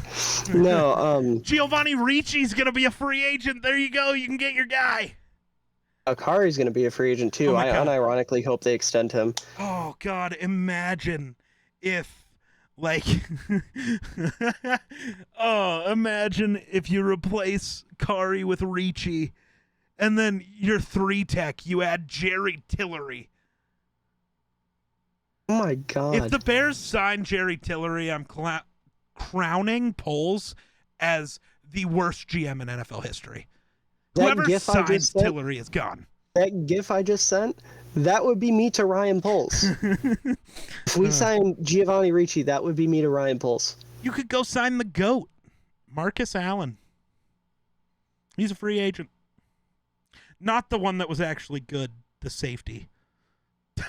I forgot there was a safety named Marcus Allen. I didn't, because every time I do a Madden team, I make sure he's one of my backups, because I love him, because that's his name. That's it. I don't think I've watched the dude play a single down ever. But his name is Marcus Allen, so yeah. legend. Ooh. Speaking of 3-tech, since you brought up Tillery, there's a bit of scheming on Bears Twitter right now. Oh, no, a bit we're of scheming. bit of a hypothetical brewing. I don't like it. Since the Colts are probably going to blow everything up, what if we go get Defoe? No, don't. He's only 27, 28. He'll be 29 at the start of next year. You're going to have to sign him 5 years, 25 a year. No. He's not an upcoming free agent. He's under contract, this year, isn't he? But he's not under contract for that long. He's been with the Colts for 3 or 4 years. He's probably got a year or two left. I have no sense of time, it seems. At least I think. I guess I could. Maybe I'm the one with no sense of time. That's probably me. I'm awful with that. But I don't know. I think it's just the fever dream of Eberflus getting his dream 3-tech back. Why is DeForest Buckner your dream 3-tech? Just because it was who Why Eberflus had. That was his boy. Dream 3-tech? Aaron Donald? The greatest one to ever do it? No shit, Sherlock. But I mean, like, reasonably that he can acquire. I don't think Poles is going to call up and be like, desperate for help. Call him up and say 4 first-rounders for Aaron Donald. Then Who he says retires. no? That would be our luck. He'd retire immediately after. Well, no, because he wouldn't. You build the clauses into the trade where if he does retire immediately, it doesn't work. But also, it would be more like the Gronk situation. We just traded you to the Bears. Nah, I'm retired. And then he comes back midway through the year. Yeah. So he's been in Indy this is his 3rd year in Indy. So I don't know, what are we looking at for free agent linemen, or defensive linemen? The only one that comes to mind, other than Payne, is Hargrave. So I know some of these guys are going to be older, but I'm still going to bring them up. You got J.J. Watt, Fletcher Cox. For some reason, Spotrac won't let me do just defensive tackles. I can just do... Right. Oh, yes, I can. Never mind. I lied. Hold on. Let me update. So Fletcher Cox, Javon Hargraves. I'm still going to count J.J. Watt. He can be a 3-tech. Yeah. Like David Onyemata, maybe? Maybe that's how you say his name. That's right. Larry Sounds right. Ogunjobi, Sheldon Rankins, Daron Payne, Derek Nadi. I don't know why I always want to call him Nandi. Shai Tuttle, Jonathan Hankins, Christian Covington. Yeah, so we're on the Payne train. That's who I want. I don't know. If they want to go after a 3-tech in free agency, I want Payne. Wasn't Ogunjobi already almost a Bear, and then he wasn't, so there's no way he's Yeah, gonna but be now? Ogunjobi's going to be old now. He'll be like 29 or 30. Yeah, but 3-techs seem to be able to play forever and still be fine. Yeah. I mean, I wouldn't be against it if they went after Ogunjobi, sure. He's been a fucking beast for Pittsburgh this year. And I guess, but yeah, I mean, Payne would be your best. Payne or Noddy, maybe. Yeah. I mean, ideally, I want Carter from Georgia, but I don't think Chicago's going to be in a position to draft him, so... All right, who's going to be available at corner?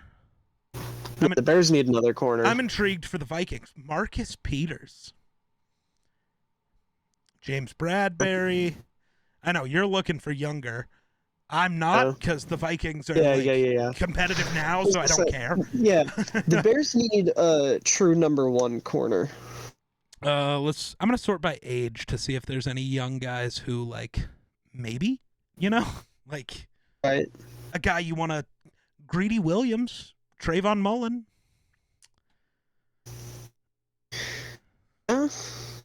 Jamel Dean. Rock Yassin. Oh, no, not Rock. Eli Apple. Future Viking written all over him. No. After the Vikings trade Cam Dantzler to the Bears, they're gonna sign Eli Apple. Yeah, we'll send him to the Bears. But in return, we get Fields, Brisker, No. and Jalen. Oh, you get a 5th-round pick. We get your first-round picks for the next 10 years. Actually, no. You can have Cam Dantzler, but we get your second-round pick every year until Cam Dantzler's not on the Bears anymore. Oh, you get our 5th-round pick that we just got from the Baltimore Ravens. Yeah. No, we'll take Justin Fields. Thanks. Oh. You can sit a year behind Kirk and learn how to be corny. Oh, don't make him corny. Yeah, corny. Oh. What other safeties could you go get? Because I'd want to replace Eddie if I were you guys. Jesse Bates. I hope they look to trade Jackson. Jonathan Abram. I feel like I'm not a big Abram enjoyer. I like Abram, but I kind of feel like him and Brisker are too similar. I want my safeties to be different. Like, give me Harrison Smith and Anthony Harris. That's weird, but like that. Brisker is like a more diverse, better Abram. Yeah. Abram's just kind of like, I'm going to go take somebody's head off, and he can't do anything else. Right. Abram wants to be Harrison Smith, but the only part he actually learned was how to hit people. Yeah. Okay, who leads the league in interceptions? I don't know at this point. I know Eddie Jackson was tied with like 4 people for like 3 C.J. weeks. Johnson is 5th, and then Eddie Jackson is tied for 2nd with Von Bell, Jordan Poyer, Harrison Smith, and Tariq Woolen. That's why I wanted to look, because I knew Harry was up there. It seems like he's getting one weekly at this point. Yeah. Which makes me so happy. I just one day want Harrison Smith to get the respect he deserves. Never will, unfortunately. He was this generation's, like, Palomalu or Ed Reed. You know, he was, or even, I would say he's this generation's Brian Dawkins. That the game is more similar between those two. I can't compare him to Ed Reed. Ed Reed's way too different. Palomalu and Dawkins you can compare Harrison Smith to. He does a lot of the same things and does a lot of the same things just as well. Yeah. But Ed Reed's just different because he was the greatest coverage safety to ever exist. Right. But I've looked it up before. Like, statistically, Harrison Smith is better than Palomalu and Dawkins in every category. And that's just going to keep increasing because dude's just going to keep playing. Because, I mean, this year, not many safeties are playing that good. Justin Simmons hasn't looked good. Jesse Bates has been fine, but he doesn't look like Jesse Bates. Budda Baker fell off the map. Outside of Derwin James, can you really tell me there's another safety playing better than Harry right now? Minka? See, but every week I'm watching Minka give up 2 touchdowns. Yeah. No, I wasn't saying I think he is. I was just throwing a name out there. Like, that was just the first one that, Minka, the first 3 weeks, was Defensive Player of the Year. Something changed. How's Byard been? Ah, that's fair. Byard might be up there. I genuinely don't know. I don't watch the Titans. They bore me. Yeah, Byard, going into the season, Byard was my number 2 safety behind Derwin. Which is valid. Byard's great. Great. But Derwin also, like, he makes plays, but he's not changing games the way he normally does. Well, I think that's just the result of the entirety of the Chargers defense kind of being a step back, which is weird. The only game-changing play I've seen from their defense was Mac this past week against the Falcons when he fucking ripped the ball out of tall boy Drake London when he ripped it out of his hands. That's tough. That was tough for him. I had flashbacks to Mac's first game as a Bear when that happened because he did that exact same thing. Oh, so I want to bring this up to you real quick because you saw the video I posted because you commented on it because you had to make sure to. Kirk Cousins is a bottom 3 quarterback, which I know even you don't believe. You're not that dumb. No, I don't. But I don't believe it. Just funny. No, it is just funny. But all Kirk of the Slender's comments are so dumb. Oh. But, like, okay, I'm sorry. I want to just talk about this because I want somebody else who has a brain to talk through this with me. So what makes the Vikings frauds? I want to know. Like, I know you don't believe they are. I know you're not one of those psychos. But, like, because the opinion of the rest of the world, here's where I'm getting hung up, is that they have played no one. But they haven't lost to the nobodies. The Bills lost to the Jets. That's not a good football team. The Jets are not a contender. It's not like when we lost to Philly. At least we lost to the best team in football. Woof. Yeah, I think maybe this is just the hater in me talking. Okay. I do think that 12-0 Pittsburgh team changed a lot of people's minds with teams that are good, but they're not playing, or have good records, but don't play super good competition. Because once Pittsburgh did play competition, they got exposed. Sure. They started out that season 12-0, and now everyone's thinking, well, oh, if you're not playing competition, you're just the Steelers again. Maybe that's part of it. The Vikings have had the 13th toughest schedule so far this year, though. Well, yeah, but people are dumb. But so Vikings haven't played any of the big ticket teams and beat them. They haven't played any like the top these big 5 ticket teams?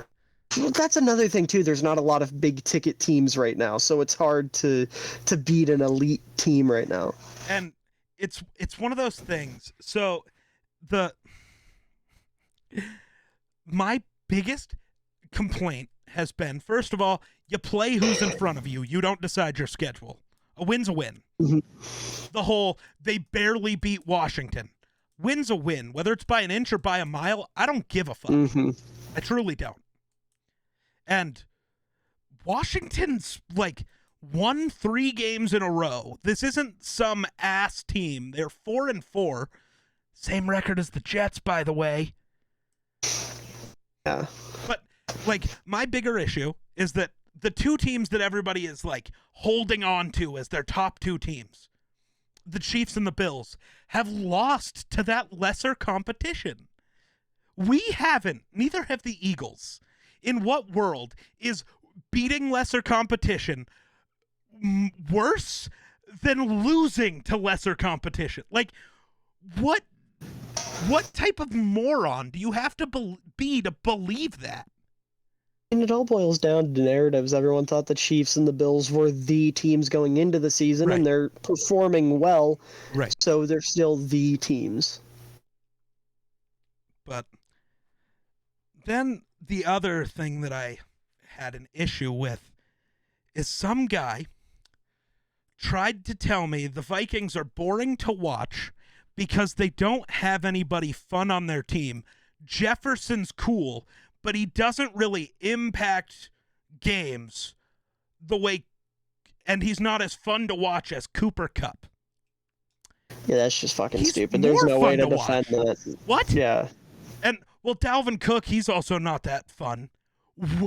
He's the fastest running back in the league. He makes the most explosive plays all the time. That's like the one thing about Dalvin. It's just straight up narrative. I get Kirk's not fun. I get that. I know. I watch him every week. He's my quarterback. Mm-hmm. He is, as much as I've talked shit on him, right now, I'm going to go to bat for that guy. Why? Because he's winning us games. He's doing what needs to be done, and that's all that matters.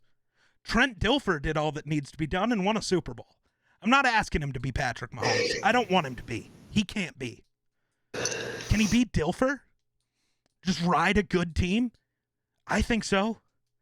Mm-hmm. Now, he does need to figure out whatever it is, whether it's a confidence issue, which maybe he's already fixing, because, you know, do you think last year Kirk would have ever let a video of himself shirtless, wearing chains, singing and dancing? Do you think he'd ever let that be posted on the internet? I don't. But I'm excited for the Bills game. Win or lose, I don't care. Because if we lose, then cool. We lost to the Bills. I expected that. Whatever. On the bright side, if you lose to the Bills, it'll probably help the narrative that the Vikings are a team to beat. Right. Because you're going to get the Bills beat the 7-1 Vikings. Right. And you're also going to get, as long as it's not an absolute blowout, like if it's within 7 points, I can't imagine a world where we get blown out. Mm-hmm. Like I can see us losing by 7 because the Bills get the ball last. Mm-hmm. Because, Kirk does what he has done all year and goes and gets us the touchdown at the end of the game, but then Allen to Diggs beats us with 25 seconds on the clock. Right. Fuck it. Cool. Now I just get a brag. We're right there with the Bills. We're right there. And nobody will have another point. Or we beat the Bills and I become the most insufferable motherfucker on the internet. Oh my God, I won't be able to watch your TikTok for the rest of the season. No, it won't even be the rest of the season. Just that day. There will be 25 TikToks. Oh my God. And the first one is just going to start with, Bills, what happened? And then just me screaming at every moron on the internet for hours. Every person who replies. And I will comment and say L plus ratio plus Kirk cringe. And I will comment L plus ratio plus Fields as a running back. And then I will call you racist and I'll win. That's fucked up. That's fucked up. I won't go that far. I'll just say, I don't know. Come on, man. Don't pull the race card. Don't do that. People are looking for a reason to hate us. We're white dudes. Like, please don't. Please don't put that in people's brains. Speaking of absurd comments, okay. I made a video today talking about Frank Reich getting fired and how it was fucking stupid. That is stupid. I agree. And a Colts fan came in, and he started his comment so funny. He said, "You're wrong. You just are." And then went off about how Frank Reich can't call plays in the red zone and how he's a subpar play caller and his offense isn't actually that good. And, all this other shit. And then when I said he's a good offensive mind, just look at what he did with Philly. And then he said, well, if you look at what he's done with the Colts, he's had a top 5 running back each season he's been there. No. I said, who are these top 5 running backs? And he goes, Marlon Mack. And then Jonathan Taylor each season. And I said, Marlon fucking Mack? He had over 1,000 yards. Sorry. What? Yeah. He tried to tell me Marlon Mack. And then he took it back. He said, well, maybe not top 5, but he was top 10 that last year before Jonathan Taylor came in. If he was a top 10 running back, why are you drafting a running back in the second round? Well, that's not fair. That kind of happens a lot. Okay, well, maybe even not then. second round. Actually, the Vikings drafted Dalvin Cook and Adrian Peterson was still on the roster. Now, he wasn't by the time the season started, but at the time... Now, Hey, well, how about I put it this way? He said Marlon Mack, the top 10 running back. Yeah, that's a big problem. Speaks for itself. Yeah, that's not. No. Yeah, like I mentioned it earlier, he's had a different quarterback every season he's been with the Colts. And the last time he had... The only 2 were good. Yeah. The last time he was running a stable offense in Philadelphia, Carson Wentz was an MVP candidate until he tore his ACL, and then Nick Foles won a fucking ring over Tom Brady because of how dominant the offense was. And I genuinely believe, I still do, if you kept Carson Wentz in Indy and gave him real weapons and time to actually gel with them, you didn't even give dude a full year.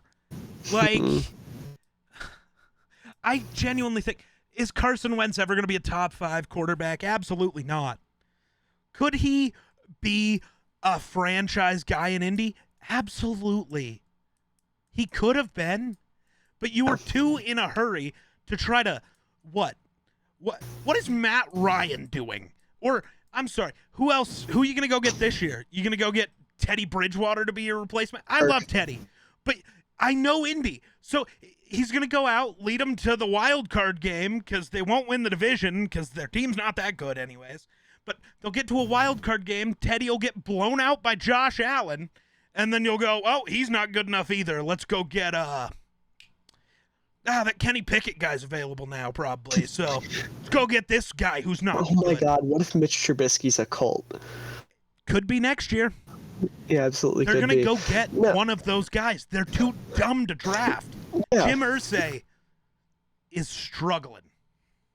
Colin Cowherd made a really good point today on his TikTok about it.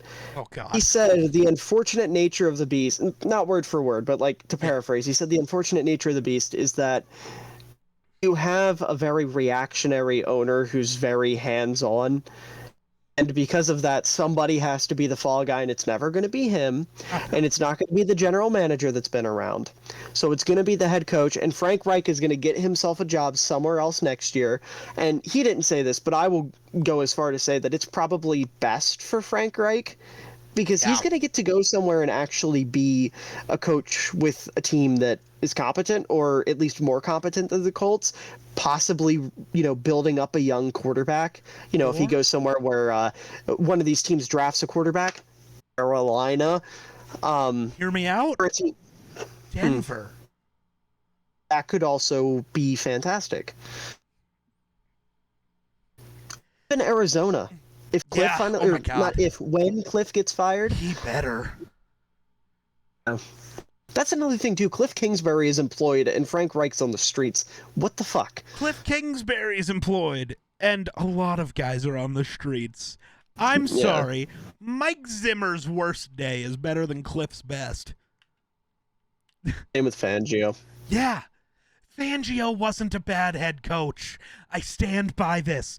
Yes, agree. the offense sucked. So I Drew Lock at quarterback. Thank you. And again, I'm going to keep going back to it because it matters. When Teddy played the Broncos offense, no, it wasn't the 2016 or the 2013 Broncos where they were setting records.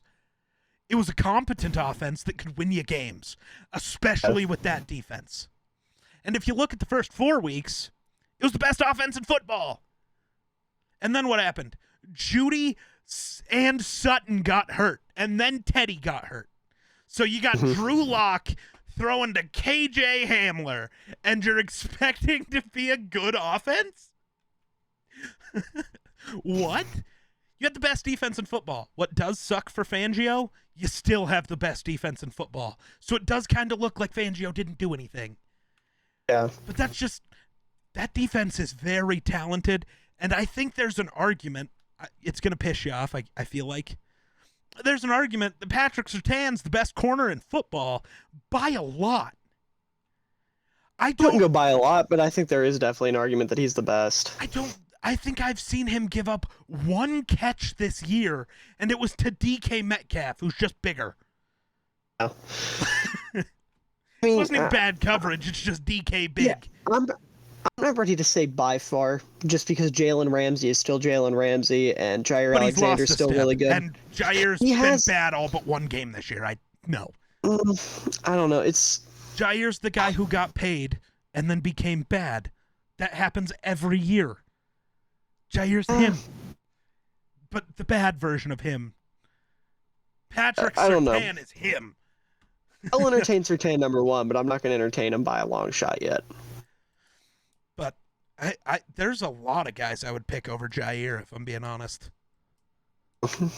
I don't know. I'm also basing a lot of that off Jair being afraid to shadow actual good receivers. He doesn't do it. And when he does, he gets mossed constantly by Terry McLaurin.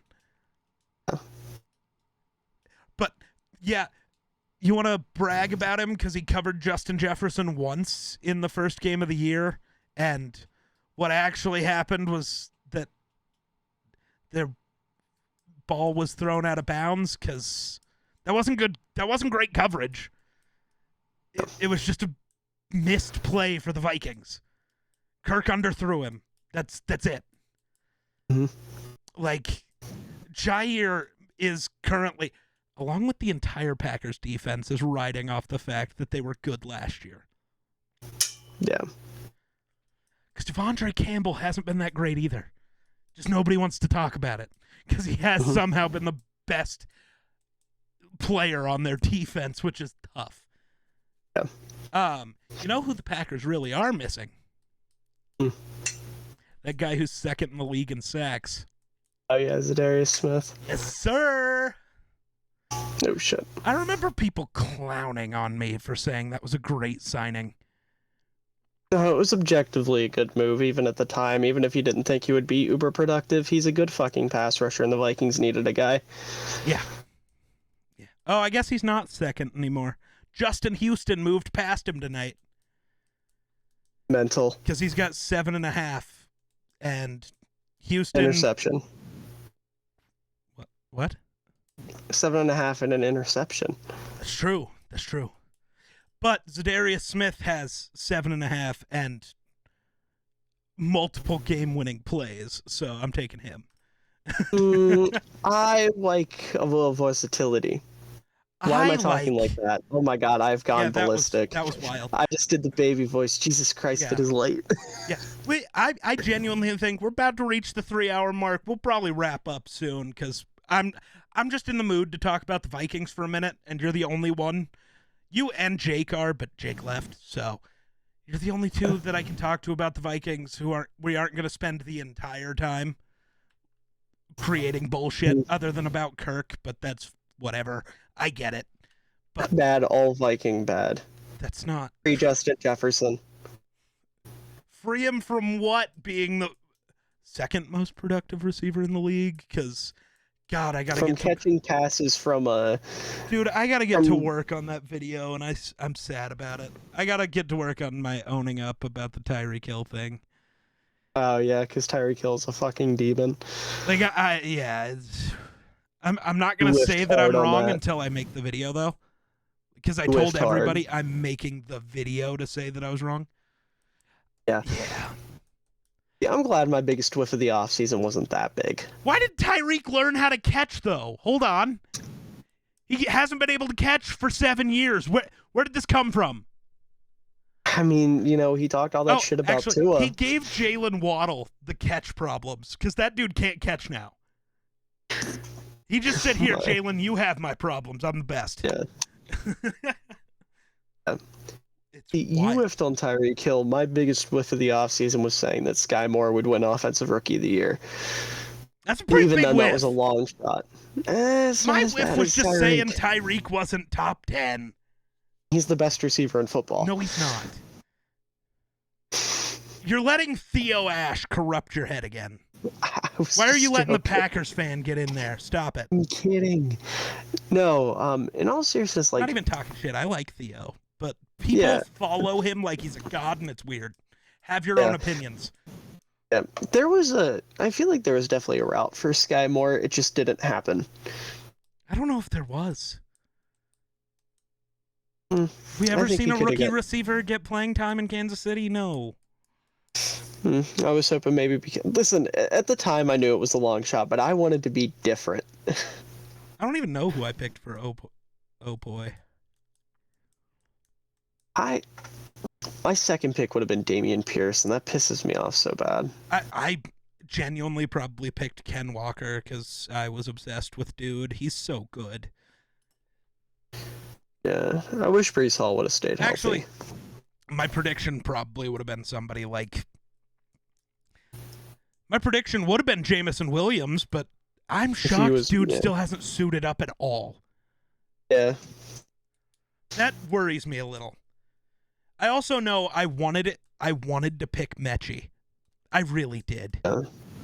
Because I think Mechie's better than Jamison. I really do. But I don't know if I'm ever going to get to see him play football again. And that's sad. Yeah. Mm-hmm. I really hope I do. I really hope Mechie can come back. Because I loved him coming out of college. I wanted the Vikings to draft him. Him or Alec Pierce. Those were the two guys. I started to buy into the draft Jamison at 12 because, like, imagine that receiving core. But but it was also like, that's a really dumb idea. We need defense. Let's wait until the second or third round and take, Pierce, Mechie. I kind of thought Pickens, which would have been sick. But I also was like, I don't know, Pickens is... He's a little weird. He's an oddball. Yeah, I bought too much into the Pickens is a head case narrative that started. No, he's definitely a head case. I'm accepting that, but he's also really good.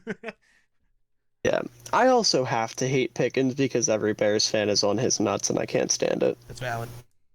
It's At just least like, I was different and picked Mechie to be the guy I'm obsessed with. Yeah, it's just every time Pickens catches a pass, Bears Twitter goes, "We could have had Pickens. We could have had Pickens." I mean, that's Shut the valid, fuck up. but I mean, I don't know. I'd be happy with Kyler and Jaquan. I'm ecstatic with both of them. Pickens is cool. The Bears secondary was a worse problem than our receiver room, and I feel like people forget that. I don't know if that's true.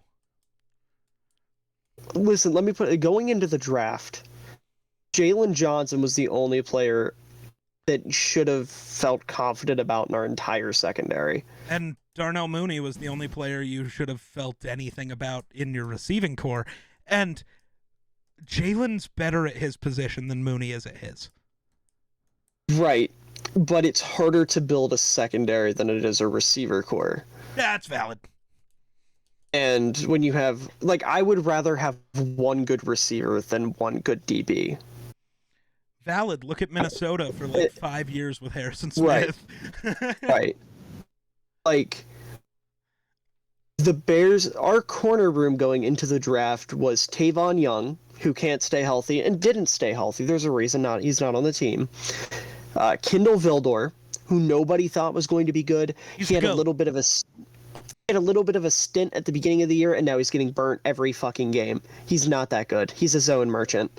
Eddie Jackson, who nobody thought would have a resurgence. And DeAndre Houston Carson was our other safety, and he's a special teamer. Didn't you have Thomas Graham? Yeah, but they let him hit the practice squad and then cut him from the practice squad. The regime wasn't a fan of him. Tough. So, going into the draft, first of all, I'm glad our GM didn't overthink the picks. He went with the guys that were high on his draft board. So rather than drafting for need, he drafted for best available, which happened to fall into need. He drafted a corner they were confident in that fit what he wanted. They drafted a safety they were confident in that fit what he wanted. Jaquan Brisker is one of the 3 best rookie defensive players in the league, arguably, at least in the secondary. Okay, that I'll give him. Total, I don't know. Yeah. I don't know if but I'll say a top 5 rookie overall. You know who else the Bears should have drafted? I don't know. Maybe instead of Velas, I don't know if the math adds up there. I'm just making a guess. Kobe Bryant. Yeah, that would have been a nice pick. The Seahawks might have had the best draft class of any NFL team, and it might not be close. Kobe Bryant would have been cool, but I don't think they would have wanted to double up on corners like that.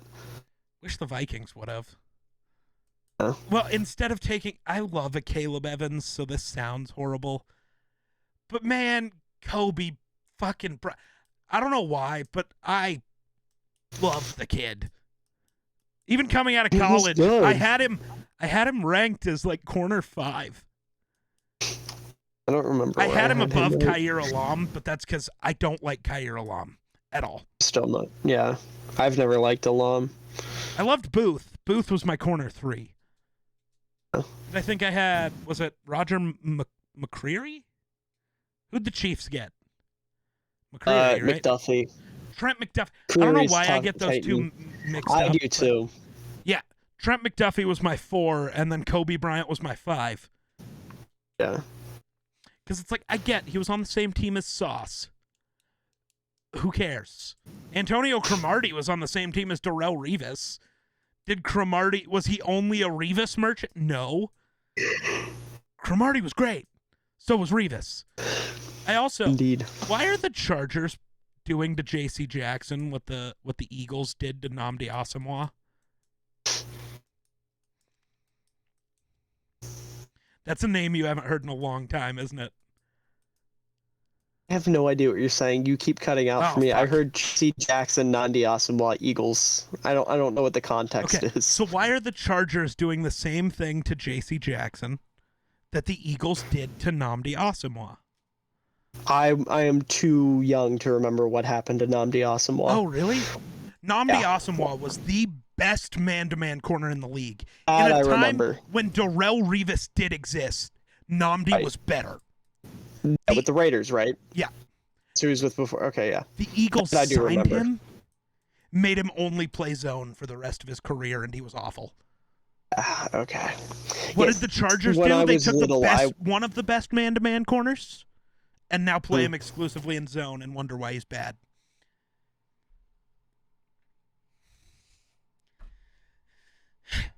You froze up again. Oh, did I? Where did I freeze this time? You It's heard- the sign we're about at 3 hours, but I want to Yeah. get this point across. Yeah, I heard one of the best man-to-man corners. Oh, for JC? You cut out on my end that time. Jesus Christ. This is a Yeah, for shit JC. show at the moment. But yeah, they just took JC, who was maybe the best corner in man-to-man last year. Not in the league, but just last year he played at that level. And then force him to only play zone and wonder why he's bad. Yeah. That I don't get it. What is the point of that? The Vikings are doing the same thing with Pat Pete right now, and that's a problem. He's only good man-to-man. And he's a little old for that now, but like he still plays better man-to-man than he does in zone. It's just not his game. Mm-hmm. Now, the Vikings are finally figuring that out, and he's been almost only man since then. Because, I don't know, I get it. Because, like, the Eagles, when they added Nnamdi, they also had Asante Samuel. So they were supposed to have the, like, best corner duo in the league. But, like, at least do the bare minimum and have Nnamdi line up in man. I get the rest of your defense wants to play zone. Don't care. Tell Nnamdi and Asante to figure it out who Nnamdi's taken, and you just erase that guy from the board because that's what Nnamdi did. He didn't give up a touchdown for years. I think he gave up one in his. I'm double checking it. I loved Nnamdi. He was my favorite player. He was the GOAT. The last time I heard about Nnamdi Asamoah, I was watching an MMG video and he called him Asamuga. Asamuga. Nnamdi Asamuga. Yes. I love when people can't pronounce names. It's great. Yeah. No. Where do I see on Pro Football Reference your touchdowns given? I don't know if I can. Ooh, here's a question for you real quick as we're wrapping up. Is Nnamdi a Hall of Famer? I mean, I don't remember his career well enough to say. I really don't. I wish. I gotta find it. How many? All I can say is for many years, he was considered the best corner in the league, in a league that contained Darrelle Revis. That's all that matters to me. Yeah. When, especially now, like when the whole world kind of leans more into the how dominant were you, not how long did you play or how long were you dominant. Because, like, it's been a thing. Terrell Davis is in the Hall of Fame. He played, like, 5 years. Calvin Johnson is in the Hall of Fame. He played, like, 7.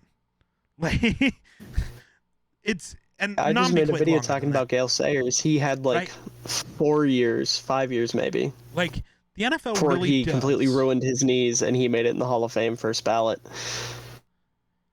Why can't I find this? Also, Nnamdi Asamoah never played for the Las Vegas Raiders. What the fuck? Nnamdi joined the Eagles that year that they were supposed to be like the dream team, Yeah, and then didn't. Him and Vince, like, he was like the biggest reason they got crowned that. You added the best corner in the game, and you tried him with a sorry receiver like Crabtree. Yeah. That was the result you were gonna get. Sorry. Just for reference, Yeah. 90% sure I was in elementary school when that happened because I remember talking about that in the lunch line. Yeah, at he my left elementary the school. Raiders after the 2010 season.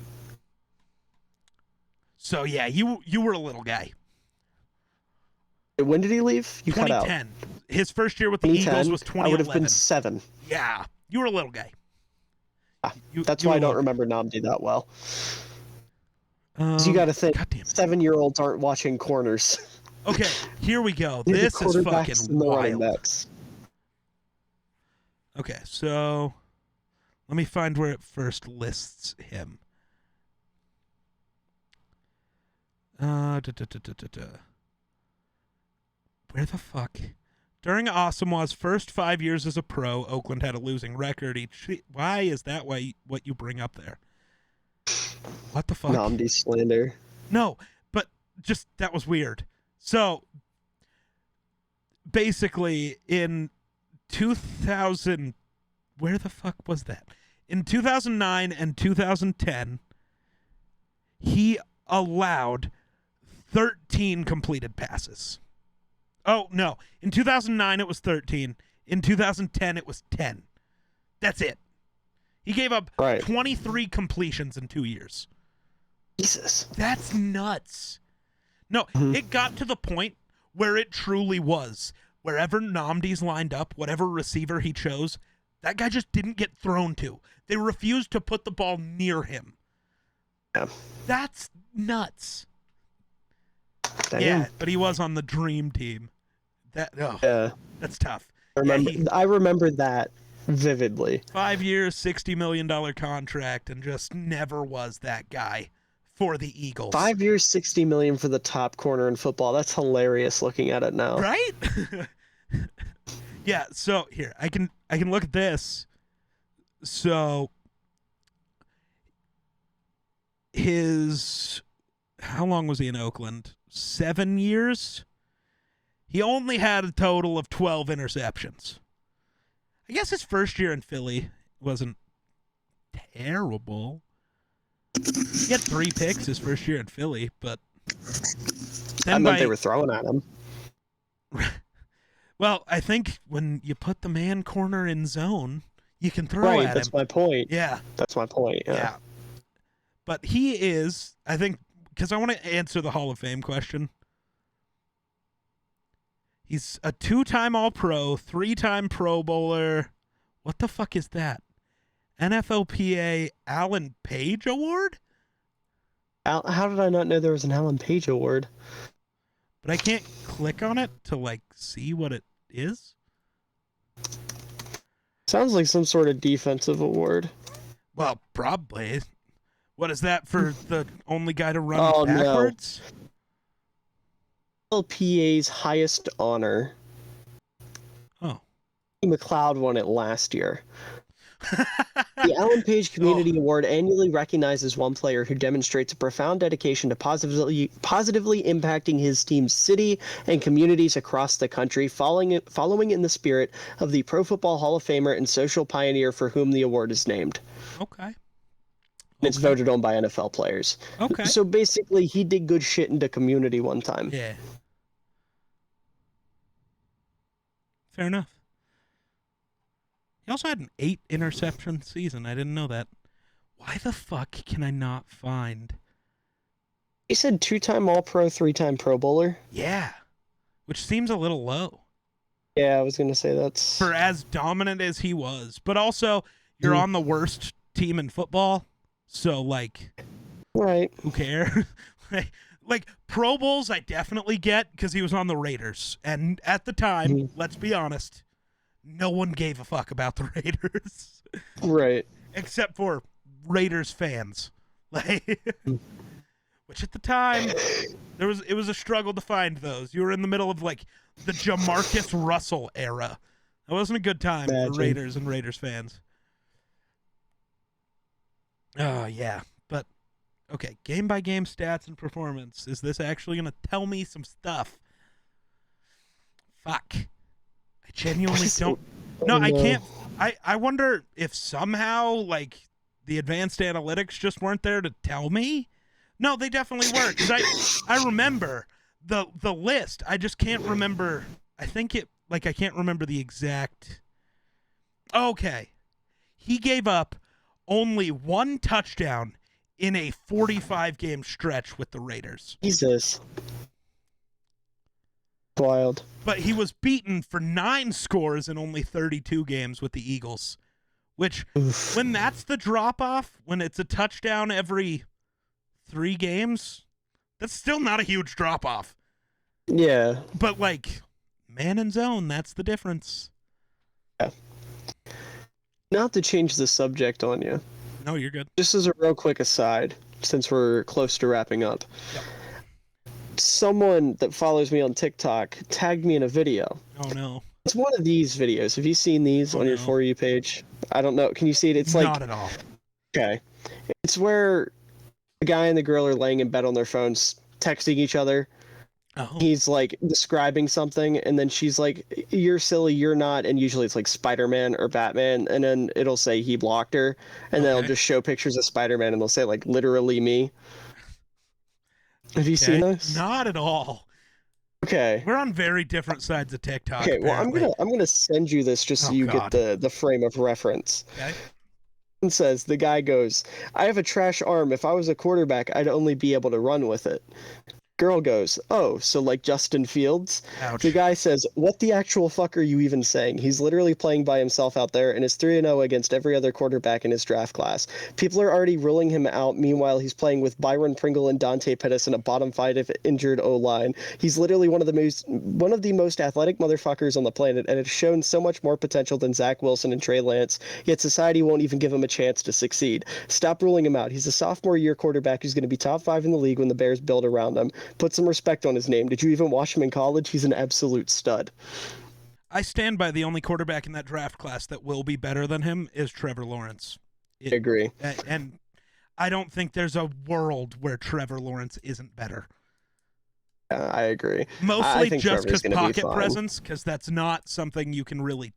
You can't teach elite pocket presence. You can teach fine pocket presence, but like Trevor Lawrence was like one of the 3 best at working the pocket the day he stepped foot in the league. Like, he's a different level. Just but, okay, he doesn't. I found the exact much around him. comments.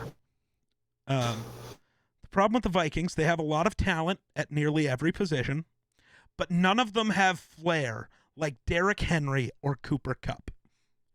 Who cares if they have flair? If they get the job done, that's all that matters. Also, did you just really pick like the 2 guys with the least flair in the league to try to like at least use like Tyreek Hill, like CMC, use those as your examples. Like those guys are a ton of flair. King Henry's great. Why? Because he's just bigger and stronger than you. That's it. He's not he doesn't have flair. Cooper Kupp doesn't have flair. He runs a 4-yard out, gets a quick pass.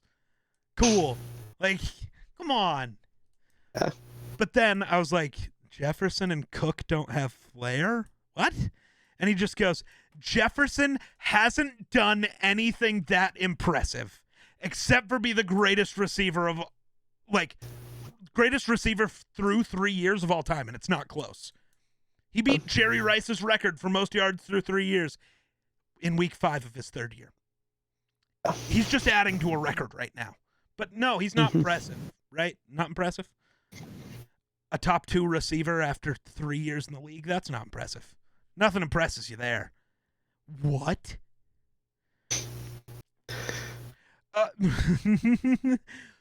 His stats are great, same with Cook. But he's never really been like an A.J. Brown. Yeah, see, Theo started that narrative that A.J. Brown is a top 3 receiver, and now the internet's broken. Because Theo, I'm not going to say his takes are bad, but his takes, where even he admits they're kind of wild takes, people just soak them up for no reason. In no world are you taking A.J. Brown over Diggs, Jefferson, D-Hop, Adams. You're not. The Eagles right now, if offered... no. The Eagles right now, if offered any of those 4 guys for A.J. Brown, would say yes and give you a first-round pick. I promise. Yeah,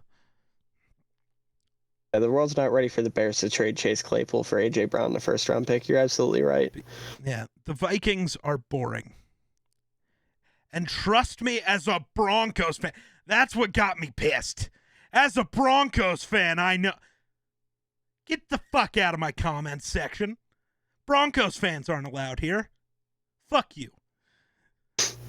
No Broncos fan has ever known ball or ever will. Get out. Brandon Perna. Who? I don't know who Brandon Perna is. That's good sports guy. No. More funny than anything. No. Eh. Terrell Davis. Is he still a... Actually, no. Terrell Davis doesn't know ball.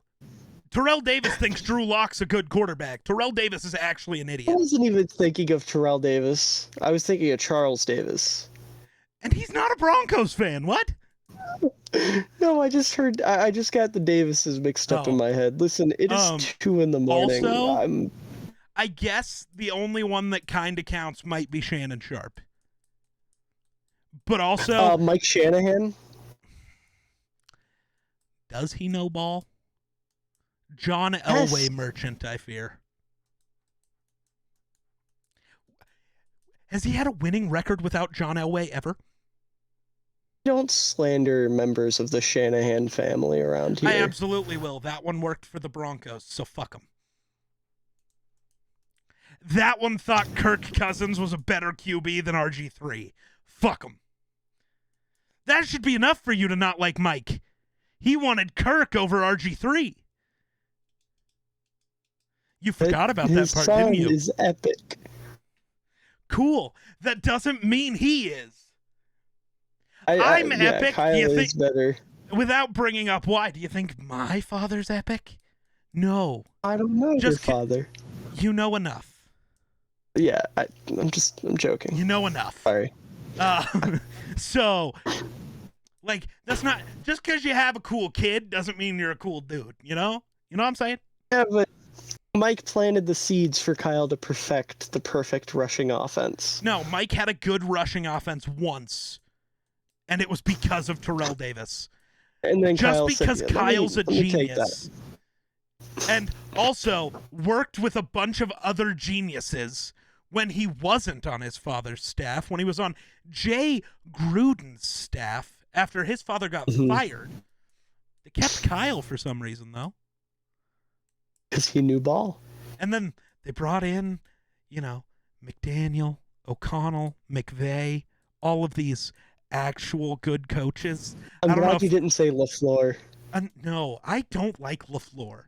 Don't either. And I think the way that the Packers offense looks without Devontae, I think people are trying to discredit Aaron Rodgers for that way too much. Let's discredit LaFleur. LaFleur is a Rodgers merchant. Actually, I think LaFleur is a Devontae merchant. And whoever. Rodgers is just, at this point, a sad guy because he can't be a merchant because nobody can fucking catch. I like sad Rodgers. It's tough. I like it's a good note to end on. Yeah, I like sad Rodgers. But, no, I also love the take of you can't win a Super Bowl with a mid QB. That was a fun argument to have. And then some guy tried to tell me, because I commented under your comment, about all of the mid QBs. Yeah, that's right. But all of the mid QBs who have won Super Bowls, some guy tried to tell me that Eli wasn't mid. The dude completes exactly 60% of his passes, has a 2-to-1 touchdown to interception ratio, and is exactly 500 in his career. He is the definition of mid. He's a beat Tom Brady merchant. Absolutely he is. Which means he's really a defense merchant, because without Tuck and Umanura and Strahan, he would have never got those. Sorry, I like to slander Eli just because people talk about him like he's equal to Peyton. And I think that's he never wrong. will be. Yeah. No, Eli, when you talk about the 3 quarterbacks from that 06 draft class, the 3 that matter, Rivers, Eli, Roethlisberger, Eli is by far the worst. And then, I hate it. It's Roethlisberger, Rivers, Eli, and I hate it. Yeah. Again, purely looking at on the field. Off the field, Yeah. Eli's probably the best guy. I was gonna say Eli's my favorite of the three. Oh, yeah. Rivers He's a is my silly, goofy second guy. favorite, but, it's tough for me to root for a guy who can't figure out how to stop having kids. So you don't need 20 of them, dog. One was He enough. needs to build his own football team. God damn it. Listen, you want to end on a fun story? Speaking of Yes, breeding give me a people to fun- build a team. Huh? Yeah, listen. You remember the Phoenix Suns owner and all that trouble he's getting in? No. What? Okay, yeah. So he's just like a piece of shit, like Okay. straight up, like really racist. Used a bunch of slurs towards players, things like that. One of An the old things that white came that's out racist? about him. Wild. Right. One of the stories that came out about him was either talking to Tim Duncan or LaMarcus Aldridge. I can't remember which one. It was a Spurs power forward that he wanted to recruit to Phoenix. Okay. And his plan was they were going to attract he told the player this, they were going to attract big name free agents to Phoenix and then have them sleep with local prostitutes and get them pregnant. They could breed the next wave of Phoenix basketball superstars. Why would you pick prostitutes? I guess because they're easy. I don't know. Why not pick like a D1, female basketball player? Arizona State University's because- right there. Like, Maybe because it's harder to convince them to literally breed like wild animals as Is it? opposed to someone who. Dude's I worth would hope billions. so. Dude's worth I would billions. hope. It should be easy to convince you. Either way, 'Cause that for that was guy- his plan. Here's $20 million. Hey, you saying no? You saying no? Especially when it comes down to you don't even have to take care of the kid if you don't want to. Right. 20 mil? Because that's pocket change to a dude like that. Yeah. Eh. I Especially like when how you're you're a looking broke at the college kid, financial who knows? aspect of this, and you're ignoring the fact that he wanted to breed athletes like they were cattle. Yeah, that's fair. I am kind of focused on the wrong point here. Yeah. I'm a very logical thinker. If we're gonna breed them to make the next wave of athletes, why don't we pick 2 athletes? I don't know, man. I mean, you gotta be in a Fucking pretty idiot. fucked up mindset to even come up with that idea in the first place. I don't think they were thinking out the little kinks in the details. That's fair. I want to bring up I did not think up the idea. I'm just focused on the logistics here. The Geek Slays advocates for breeding athletes. No. I gotta make sure I'm shouting over you so you can't clip that out of context. You're gonna hear me yelling no matter what. No. That is not what happened. Why is it you always try to get me in trouble on this show? Because it's funny, and also I get really delirious and I just say shit. It's 2 a.m. Bro, it's only midnight. Calm down. Time zone isn't real. You live in a fake state. West Coast is better than anything. West Coast is You better live than in a fake anywhere state. East Coast. Your state isn't real. That's fine. Still better than your Live in state. Live in the Matrix or some shit. Maybe. Or maybe we're just better. Maybe it's Maybelline. The Geek Slays advocates for athletes breeding No, to breed no, the next generation of no. athletes. You lose. No. Justin Fields is the best quarterback in the NFC North, No. methinks. No. That was a No. banger tweet. I was proud of that tweet. Did you see that? No. Which one? Just tweeted out a picture of Fields from the Dolphins game, and it just the best quarterback in the NFC North, methinks. Methinks. All right, Jar Jar Binks, calm the fuck down. No, that's not me. That's not Jar Jar. That's like Shakespearean ye old English type beat. No. That would be Misa, think. No, methinks. Fuck. No, but we should probably wrap there because somehow we were going to end at 3 hours as that was approaching. Here we are, 3.5 hours later, still just chilling. Held me hostage. I'm so Jake tired. is going to feel so bad. Is he going to be glad he avoided I don't know. this? He was just not on the show for 2 hours, even though the headline for this show is going to be the fact that it was the three of us. Oh. We really need to Clickbait. start a three of us podcast. Oh, no. I mean, I haven't even uploaded an episode of my podcast in God knows how long. You know, like, So- let's become the new Stay Hot. What do we call ourselves? Doesn't matter. Go Freezing chill. cold. No. Yes. No chill. I like it. I said go chill. No chill is better. Well, instead of stay, it's go. I don't Instead care. of hot, it's cold. So go cold. Go cold. That's a terrible name. Go cold podcast. It's gonna get cold really quick. We're supposed to be hot. We're trying to be hot and popping here, David. God damn it. Address me by my government name. I government named you. It felt weird, if I'm being honest. That did not feel right. Listen, if it makes you feel any better, people I meet on the internet usually don't refer to me by my first name no matter what. It's Nobody always refers. Miller from TikTok, or when I used to do Madden leagues. I ran one for a long time, and everyone just started calling me Mitch. Ah.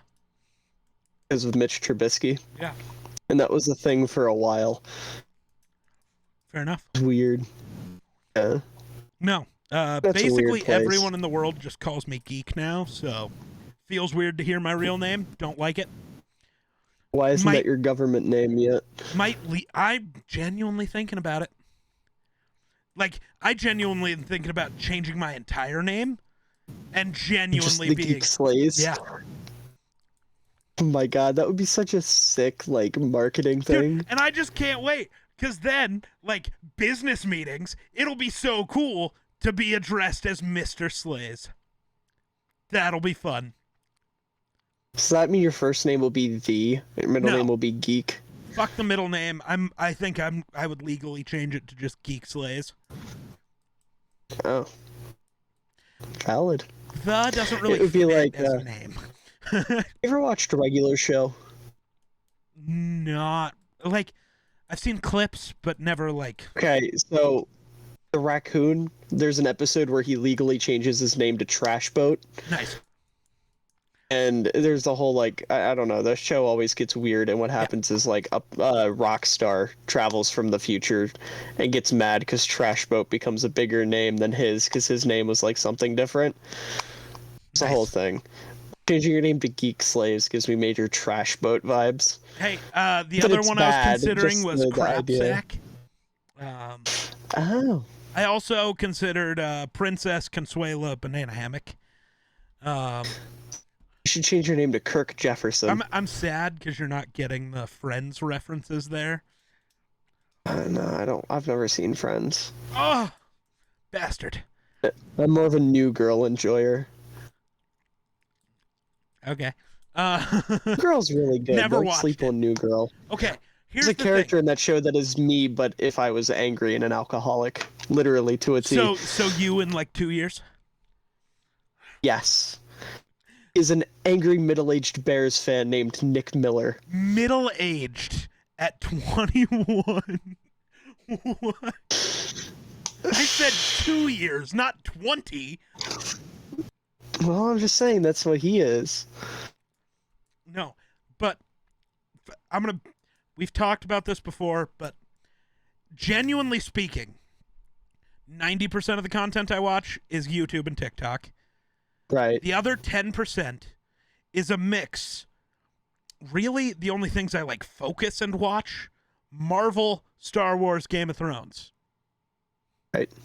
And then I have Friends, Family Guy, and American Dad as shows I watch to fall asleep to.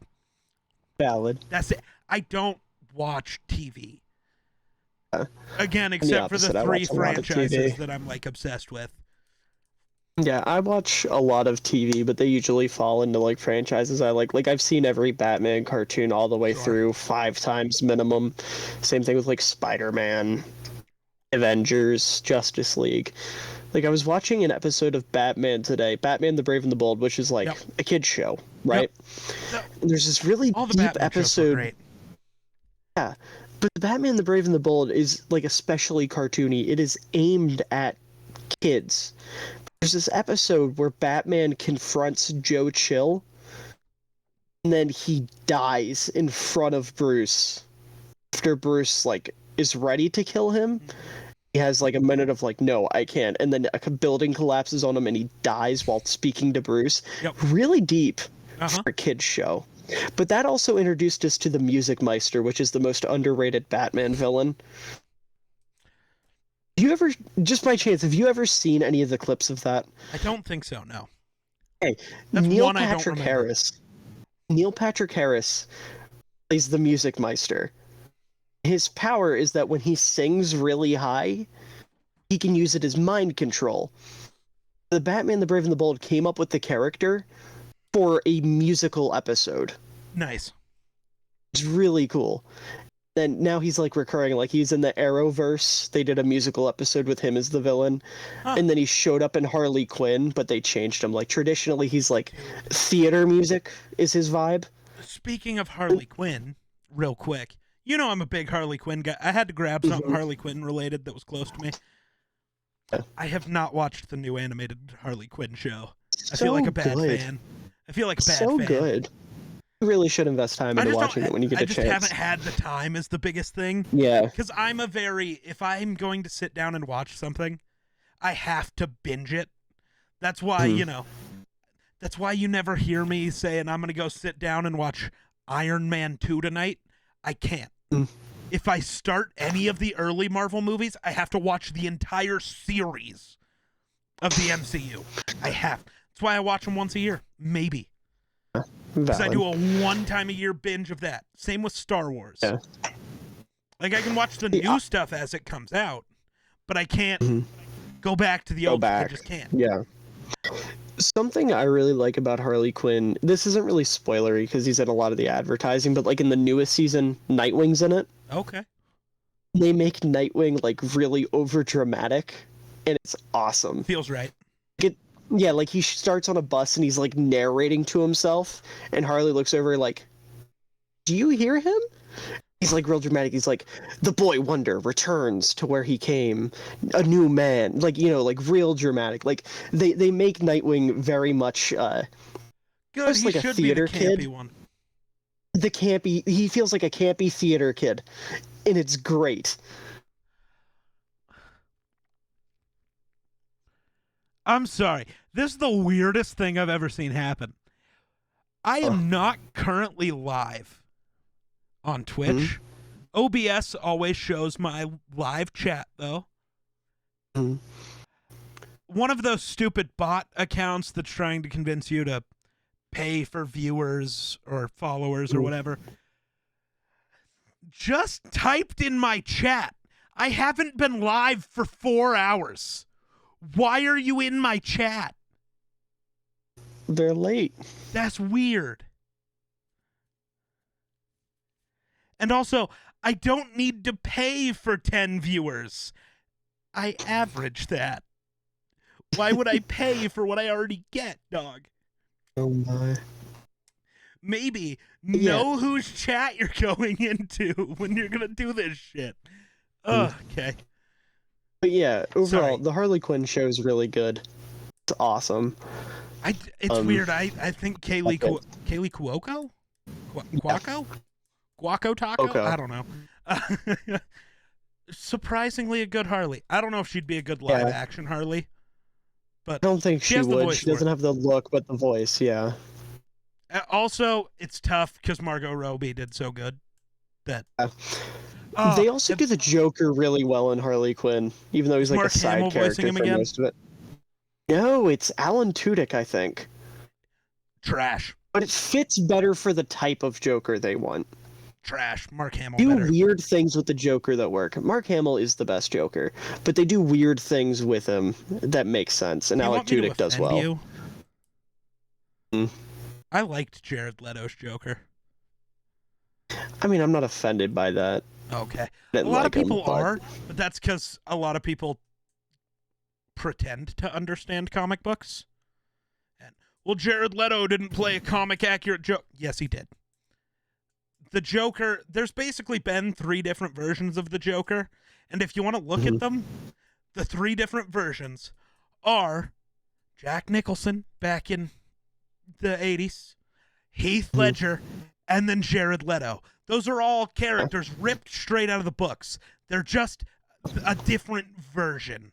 He wasn't trying to be Heath Ledger. He was his own Joker. And I respect that. I wasn't a fan, like I said, but I'm not going to hate on you for it. Okay. I was a fan, and I was very pissed when this guy in the trailer for Suicide Squad was promised to be a big part of the movie, had less than 5 And he was minutes in of it for screen like time. one scene. I was pissed. Especially when we saw the performance at the end of the Snyder Cut. That showed how good he could be as the Joker. You see, I did like that. I did wish like we him in would have that. got to see more of that. Yeah, I think the problem with Leto's Joker was more Suicide Squad related than That him whole movie related. sucked. Yeah. Like, the only real bright spot was Harley. Really? Will Smith was fine as Deadshot. I was going to say, I liked Will Smith. I didn't... it's weird. It wasn't bad, but, like, wasn't my choice. Yeah. Mostly. I will say, while we're on the topic of the Joker, Yeah. I'm excited to see Barry Keoghan's Joker.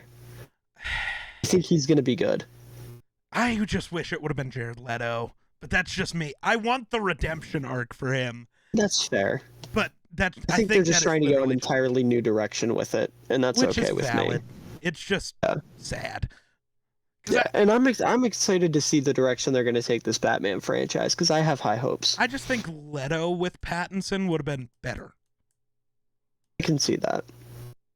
I don't know. I feel like Leto's Joker also fits this world a little, but we don't know anything about the new Joker, so I can't say I can't say better. But I just think Leto's Joker would have fit.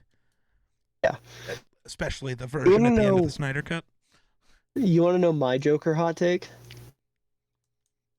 I don't like Joaquin Phoenix. I refuse to watch the movie. I watched it the other day. It's not good. I refuse. It just look. And that's no hate to Joaquin. I genuinely love him. I don't like Joaquin Phoenix. I don't like him as an actor. Really? Did you ever watch Walk the Line? That I haven't watched, and apparently that's supposed to change my mind. Well, I don't know if it will. It is a good show, though. Like, it's a genuinely good show. Yeah, but no, what I've seen him in, I don't like him very much. I will tell you straight up. Have you seen the scene of him on the talk show? Yeah. It's the only scene in that movie I enjoyed. What about him dancing on the one stairs? It was, I mean, I've already seen it a billion times, so it was like overplayed for me at that point. But like when it just him going, what do you get when you cross this whatever with a society? I'll tell you what you get what you fucking deserve. Like that was genuinely good. Yeah. I enjoyed that because it was funny. I think my biggest issue is you can't make a Joker movie in a universe that doesn't have any other comics characters. That's true. And it also feels weird because at the very end, the Joker like starts a big political movement and an uprising, and they like the citizens of Gotham, like normal citizens, majority of like the lower class are treating him like a god, and I don't like that. No. You're supposed to be scared of the Joker. No, the only people who are supposed to treat him well is that weird arc where he became like the prime minister of Iran. So he got political immunity, and which was the retcon for why Batman didn't kill the Joker after the Joker killed Jason, was because he had immunity. He couldn't kill him. Like, he was the prime minister of Iran. Like, you can't mess with him. That was the retcon for why Batman didn't break, which was weird. The plot of the movie gets weird because, like, in the background, Thomas Wayne's running for mayor. And, like, Bruce is in the movie. He shows up in one scene and he's like 8. But the Joker can't exist without That's the my Batman. point. Like, That's my entire point. he That's what I was starts getting out at. as the original Red Hood, and then Mhm. Batman, some shit happens, falls in the vat of acid, becomes the Joker. This is how this works. And that's why Jason Todd becomes the Red Hood. Fuck you. That's why I can't get into that movie, is it doesn't make sense. If you look at the movie not as the Joker and just look at it as man with mental health goes ballistic, right, I think there's enjoyment in it. Sure. I can't do that because I love Batman so much. I hear Joker and I'm like, ooh. And I can't because I don't like Batman, but I love Harley Quinn and Jason Todd. Right. The Joker is very instrumental for those two characters. Are you going to watch it so you can watch the second one that Harley Quinn's going to be in? No, because Lady Gaga's Harley Quinn is stupid. You don't want to listen to Harley Quinn sing? I'm genuinely pissed. No. I like like it for the... No. I think it's funny, but I don't think it's good casting There either. are 25 million people I'd rather have play Harley Quinn than Lady Gaga, including you. I would rather watch you play Harley Quinn. I think I could play a good Harley Quinn, thank you very much. You don't have the voice for it. I was thinking I don't have the sex appeal, but okay. It's Hollywood. We can slim you down. We can do what needs to be done. It's fine. Right. Did you not see Christian Bale go from fat to Batman to skinny? Or was it skinny to Batman to fat? Skinny to Batman to fat and then back to skinny in like 2 years. Christian Bale's also a fucking mental method actor. That's valid, but I don't have the capacity for that. It's okay. That's the other reason I was so excited for Jared Leto's Joker, was hearing Margot Robbie talk about all of the scenes with him and how she was like, no, he got way too into character. Every scene we were in, I was afraid to film with him. It's like, he did it. He did what Ledger and Nicholson did. The reason people stopped playing the Joker, because he figured it out. Yeah. And then you only leave in the scene from the trailer? Like, that's dumb. Which, that scene was great. The whole, oh, I'm not going to kill you. I'm just going to hurt you. Really, really bad. Was the reason I was so pumped for it to begin with. Because that scene, it's like, that's the Joker. He's him. Like I said, watching the little like deleted scene or whatever with Barry Keoghan as the Joker from The Batman, it's got me pumped. I'm excited. Yeah, it wasn't bad. But the part I don't like is I already can tell you what storyline they're basing these movies off of, and I don't like it. What is it? The War of Jokes and Riddles. I've never read that book. I don't know what that is. It's not a great story. There's so many better ways you could have went. Well, let me ask you this. Does that story have the Court of Owls in it? I don't remember. Because Robert Pattinson and the director, I can't remember his name, are very adamant that they want to do a Court of Owls story. It won't be their... Okay, it might be their next movie. But the way they set up the Joker and the Riddler, they're doing the War of Jokes and Riddles. They have to be. So it was the war between the... this syncs up too well. Because how far into Bruce Wayne being Batman were we in this movie? Yeah. Very, a couple years, if that. War between the Joker and the Riddler during Batman's second year. I kind of forgot it was that early on. So, yeah. The reason you probably haven't read it is there's a lot of books, a lot of comics in that run. But so I would assume that means no Robin? No, I think it would. We should have Dick Grayson. Yeah, that's all I care about. I just want a live-action Dick Grayson. Maybe not, because listed here under others for characters, there's just Catwoman and Kite Man. But I'm also just on a wiki, and that doesn't really mean much. So I forget. I don't think you said that's in Batman's second year. I don't think he has Dick in his second year. No, but Could be wrong. that could lead to a Dick Grayson movie for the third one, because there will be. There's always 3. Yeah. It might not be more than that, but there's always 3. But yeah, I'm looking at what it's supposed to be. Oh, go ahead. Oh, never mind. I read that wrong.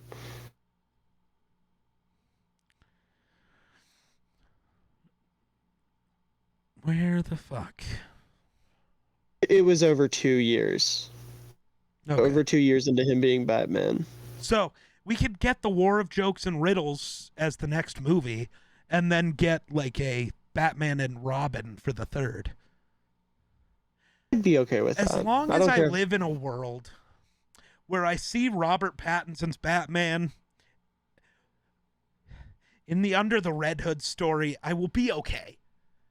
I will be okay. Oh my god, that would be perfect. Nightwing's in Under the Red Hood, so sign me up. Like, I Sign want me up. Jason Todd in live action for realsies. Who do you want to play Jason, though? I don't know, because my pick I know had Jensen always Ackles. been Jensen, but he's too old. Yeah. So I don't know now. I don't like that. You haven't watched Titans, have you? I've seen like some of it, and I can't. It's bad. It's bad. It's bad. Yeah, it's bad. it's really bad. I don't know how I feel about their Jason. You would be a better judge than I am, because you know the character I don't better. love the casting for him. He doesn't feel right at all. Yeah, like Brendan Thwaites is the guy who plays Dick. Is a really good Nightwing, but I don't like what they did with the character. I know we've talked about this before, but Dick Grayson killed people. Yeah, that's Grayson weird. doesn't kill. No. He doesn't kill. No. It's like his whole thing. I They hate even people. killed. Yeah, and there's even a point where they kill Dick and bring him back into Lazarus Pit. Yeah, so they Dick made gets killed. they made Dick. I remember this. We had this conversation. They made Dick Red Hood, and they made Red Hood Dick. And Well, no, Red Hood still dies too. It comes back from a Lazarus Pit. It's just they both do it. So I'm looking at a fan casting website where people get a list off their fan casts for different Right. stuff. Cole Sprouse is actually interesting. I never thought about that. That's interesting. Sprouse is a good actor, and he can play Moody. Right. No, I'm pissed, though. Why is Hugh Jackman on the list to play Red Hood? Maybe they're thinking an older Red Hood. Why? What? That makes I don't know. zero sense.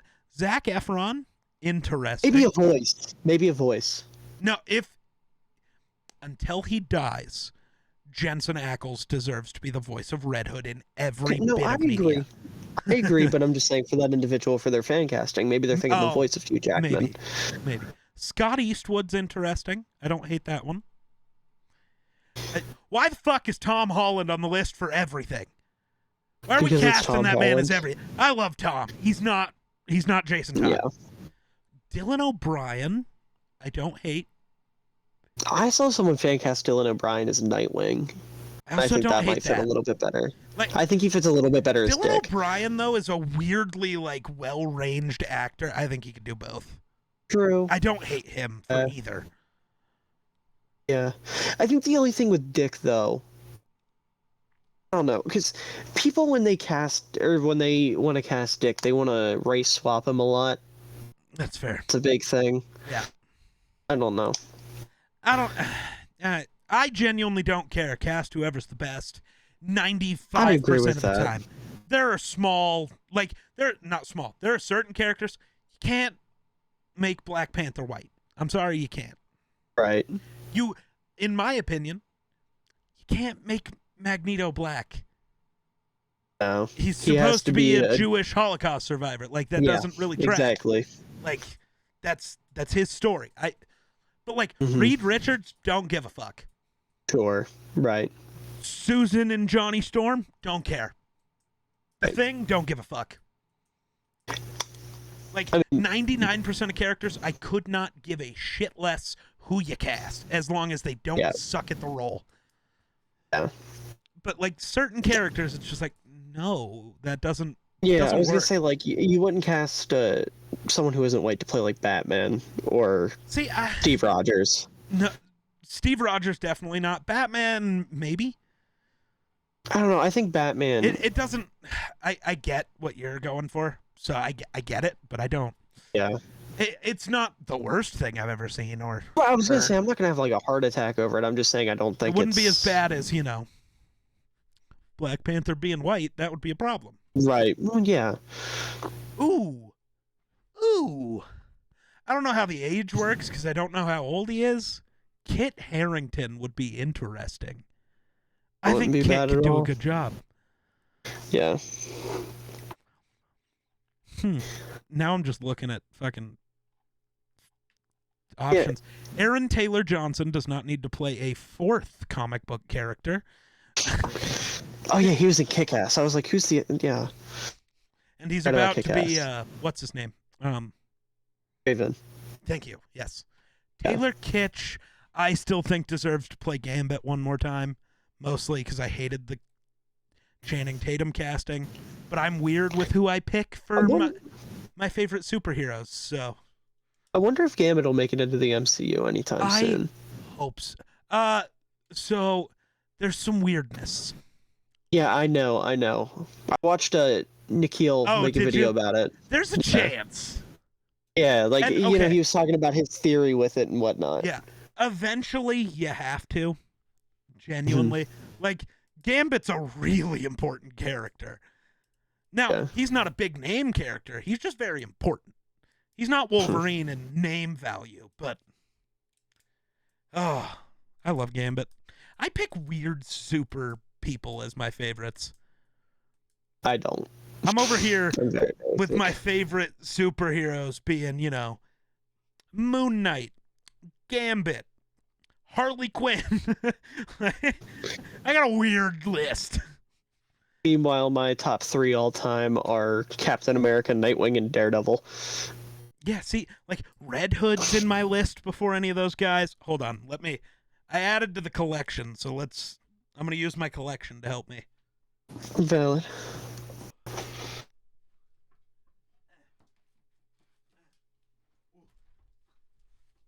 That was far.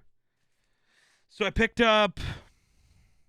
These are the newest ones. I picked up. Oh, fuck. Spider-Man and Deadpool. That's You can cool. barely see that because of the glare, but it's fine. Yeah. Picked up Moon Knight. Oh, Spider-Gwen. I love her. She's great. Yeah. And I See, I also like her have because the love of my life is her voice. Spider-Gwen into the Gwenverse is... It's cool. Yeah. Did you hear who's rumored to play her in that Madam Web movie coming out? I heard, but off the top of my head, I don't remember. Chick from Euphoria. What's her name? Sydney Sweeney. Oh, yeah. No, why? That doesn't... No, I She's don't like supposed to be it. Gwen in Madam Web. I don't like it. Haley Steinfeld is my Gwen. Well, that's not possible, dude. She is. Literally can't happen. She literally plays Gwen. She voices her different. Still live plays action. her. Yeah, but not live action. She literally can't play her in live action. Because then how are you going to explain? Well, no, I Kate know she Bishop can't and play her Gwen in live looking the action. exact I'm same. aware of that. It's like me saying Kevin Conroy's my Batman or Mark Hamill's my Joker. It's just they're my favorite rendition of the character. Honestly, I didn't know she voiced Gwen. And I genuinely didn't. I Oh. love that movie. Didn't know she did the voice. Don't know how. But I'm also not great at guessing voices, so. Yeah. That New Girl show I told you about. Yeah. Washed Up Spider-Man. This is the guy who plays Nick Miller. Oh, okay. Yeah. That's my favorite rendition of Spider-Man, by the way. I'm sure I've told you that before. So, My opinion, that's Tobey peak Maguire Spider-Man. is your favorite Spider-Man. Gotcha. Same fucking guy. Except this one's a little more bitter and angry. Tobey Maguire Spider-Man. Yep. Stop saying- downplaying Jake Johnson. Stop downplaying Jake Johnson's Spider-Man. I'm sorry that all he did was watch Spider-Man 1 and go, got it. Like, nothing. The best Rude. Spider-Man is still Andrew Garfield. I don't hate that. I love Andrew Garfield. Mostly, he's the only one who's, to me, captured Peter Parker perfectly. Well, Yeah, not I Peter agree with Parker, that. Spider-Man perfectly. Sorry. I don't agree with the he's too cool to be a good Peter Parker. That was bullshit. I don't either. He's he a fucking skateboards. dork. So did I. I wasn't a cool Yeah. kid. Yeah, listen, I saw someone who pointed something out that was very accurate, and I'm sure what they're going for, I just feel like goes over most people's heads. Toby was what nerds were considered in the early 2000s. Yep. Andrew is what nerds were considered in the 2010s, or the early 2010s. And Tom is what nerds are considered now. Right. Were their respective generations' idea of a nerd. A kid that walks Maybe around with a camera and a skateboard. Like Andrew so much. He's more me. Yeah. Well, that version of a nerd. It's more like me. Mm-hmm. Weird. Interesting. But, like, no, the scene I always go back to for him is when he's fighting the guy that was trying to steal that car. And, oh no, my weakness, small knives. Yeah. Perfect Spider-Man. He's supposed to be a quippy little shit. Like, Spider-Man's supposed to be quippy. I know, Marvel fan, the MCU's too quippy. So are all Marvel Comics characters. Marvel. Yeah, that's literally just Marvel. Well, depending on the stories. Sometimes you do get Dark Marvel. Dark Marvel's also fun. But and we're getting more Dark Marvel. Yeah, I genuinely think the reason people hate on Marvel now is just because it's gotten too big. Yeah. So they're calling stuff bad because they don't want to watch it anymore. So they're trying to convince themselves that it's bad. I was going to say, people who get on Marvel for being corny or cheesy just don't understand the source material. Not at all. Because most of those characters are campy, corny, cheesy comic book characters from the 1940s and around that era. Yeah. Now, there are a few that are more serious. Like, Dr. Doom, we've seen that. Rarely campy. Right. Like, Moon Knight, for example, I feel like they did a fairly good job with keeping him serious. Oh, yeah. Daredevil. That's another thing, too. Have you watched She-Hulk? Yes, I loved She-Hulk. Everything about it was great. She-Hulk was great. I loved how they did Matt. And people were so upset with him. Yeah. Matt was perfect in She-Hulk. Okay, because I genuinely think people don't have a fucking clue who She-Hulk is as a character. No, they don't. That's the thing. They see Woman Hulk and they're like, That whole show. Sorry, excuse me. Perfectly comic accurate. Everything about it, including She-Hulk and Daredevil's relationship, which I knew that happened in the comics.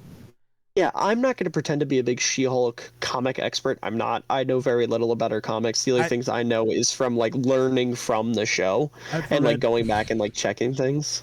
Read more of her comics than I have regular Hulk comics because I think she's a better character. There's nothing wrong with that. She's awesome. I like Jen a lot. But her and Matt, first of all, their chemistry was fucking perfect. Yeah. And then just Matt, him trying to be like normal Daredevil, and then her just being like, and coming through the fucking walls and shit. When they went into the was it Frogman? Is that who it was? Yeah. They went into Frogman's lair when Daredevil did like the hallway scene from Daredevil, and then she just comes through the fucking wall. Yeah. That was peak. That was perfection. No, and Daredevil's fucking walk of shame was so good. It's very fitting for Matt. And it makes sense. It tracks. It's real. But I think people are too used to Netflix Daredevil. I was going to say Netflix Daredevil made everyone think that Matt Murdock is this sad, conflicted. Well, that and the Daredevil we got before that with Ben Affleck was like that's what they've turned Daredevil into. He's this tragic character. No, he's a goofball. One of the most iconic pictures of Daredevil is him at a Christmas party or a Halloween party or whatever it is, wearing horns with a shirt that says "I'm not Daredevil." Right. A fucking goofball. Dude, And like you were gonna say, his best friend is fucking Spider-Man. Right. You can't be best friends with Spider-Man and not be a goofball. Okay, here's a new thing for you. How many characters think of Spider-Man as their best friend? Probably a lot. Johnny Storm is definitely Deadpool, one. Daredevil, hmm whatever version of Peter's actual friend is in this universe. Yeah. Ned, Harry, Yeah, Ned, MJ, whatever. Gwen, Like, so many people think Flash in Spider-Man's some their best friend. instances. And some instances, well, no, Peter loved Steve. I know Steve liked Peter, but we don't really get a lot of comics where Peter dies and Steve doesn't. Normally it's the other way.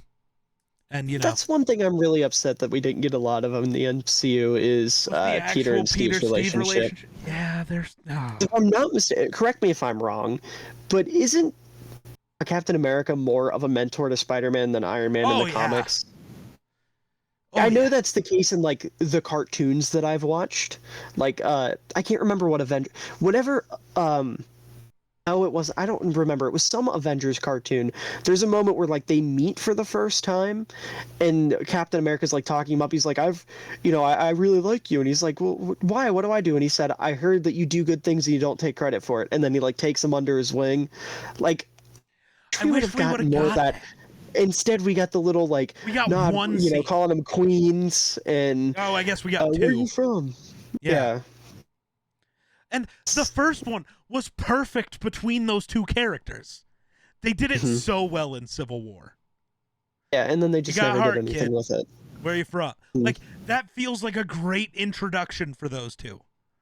Mm-hmm. Like, and then they never did anything with it. No. And then they killed Cap. Yeah. And we don't even get to see sad Peter now. Because he doesn't care. He didn't know Cap. Yeah. Like, he's going to be sad about it the same way like we're sad when a celebrity dies. We don't know them. We know of them. Yeah. We know of their deeds. Yeah. I don't know. Maybe it's just because he's my favorite character in the MCU, but I really wish they would have been able to keep Steve alive. Chris Evans just didn't want to do it anymore, man. No, I understand why it happened. I'm just saying I wish they could have kept going, is my point. I get that. Well, I wish we could have kept... I genuinely don't know what Marvel does without T'Challa. I'm not worried about this movie. It's going to be good. It's going to be great. Yeah, and you I mean, sure it's going to be the Black Panther. But it's not going to work. T'Challa is so influential. Like, specifically T'Challa. Not the Black Panther. T'Challa. Yeah. Like, we don't get the relationship with him and Storm ever, which is now sad. He won't ever be on like if they do the Marvel Illuminati again, like our version of it will never get him on it, even though he's supposed to be. Right.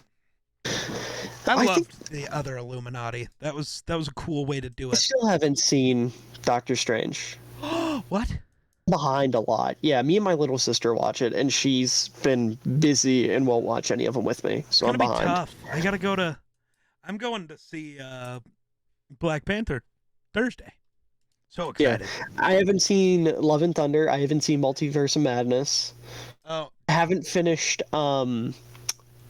Shit. Eternals. Oh my freak. Oh, I watched Eternals. The show with. Miss Marvel. I haven't finished Miss Marvel. That one was good too. I haven't finished it. I've heard it's really good. I just haven't finished. It's a little annoying. Oh, okay. Well, Real quick, like I said, I haven't finished it. I don't want to spoil it, but like I want to talk about it now. Fuck. Don't spoil it. I don't know.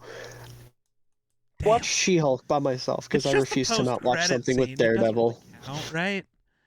No. Does that count? I guess not. Well, I don't know. Does it spoil the actual story? The only thing I know that I haven't seen yet is something happens where she like switches places with Carol or something. Oh, that's not what I'm. Powers are like linked up or some shit. No. Do you know what Miss Marvel is in the comics? Like, I know very little about her. Is she a mutant? I know her from the human, Avengers an game. Inhuman, or what? Like, it's a mutant, right? No. Well, they made her one in the show. She's supposed to be an Inhuman. Oh, okay. But Kevin Feige is again proving how much he hates the Inhumans because he was almost forced to make that movie. Okay. And so he just changed Miss Marvel from being an Inhuman to a mutant to introduce them to the MCU, but also because fuck the Inhumans. Why do you think he... Valid.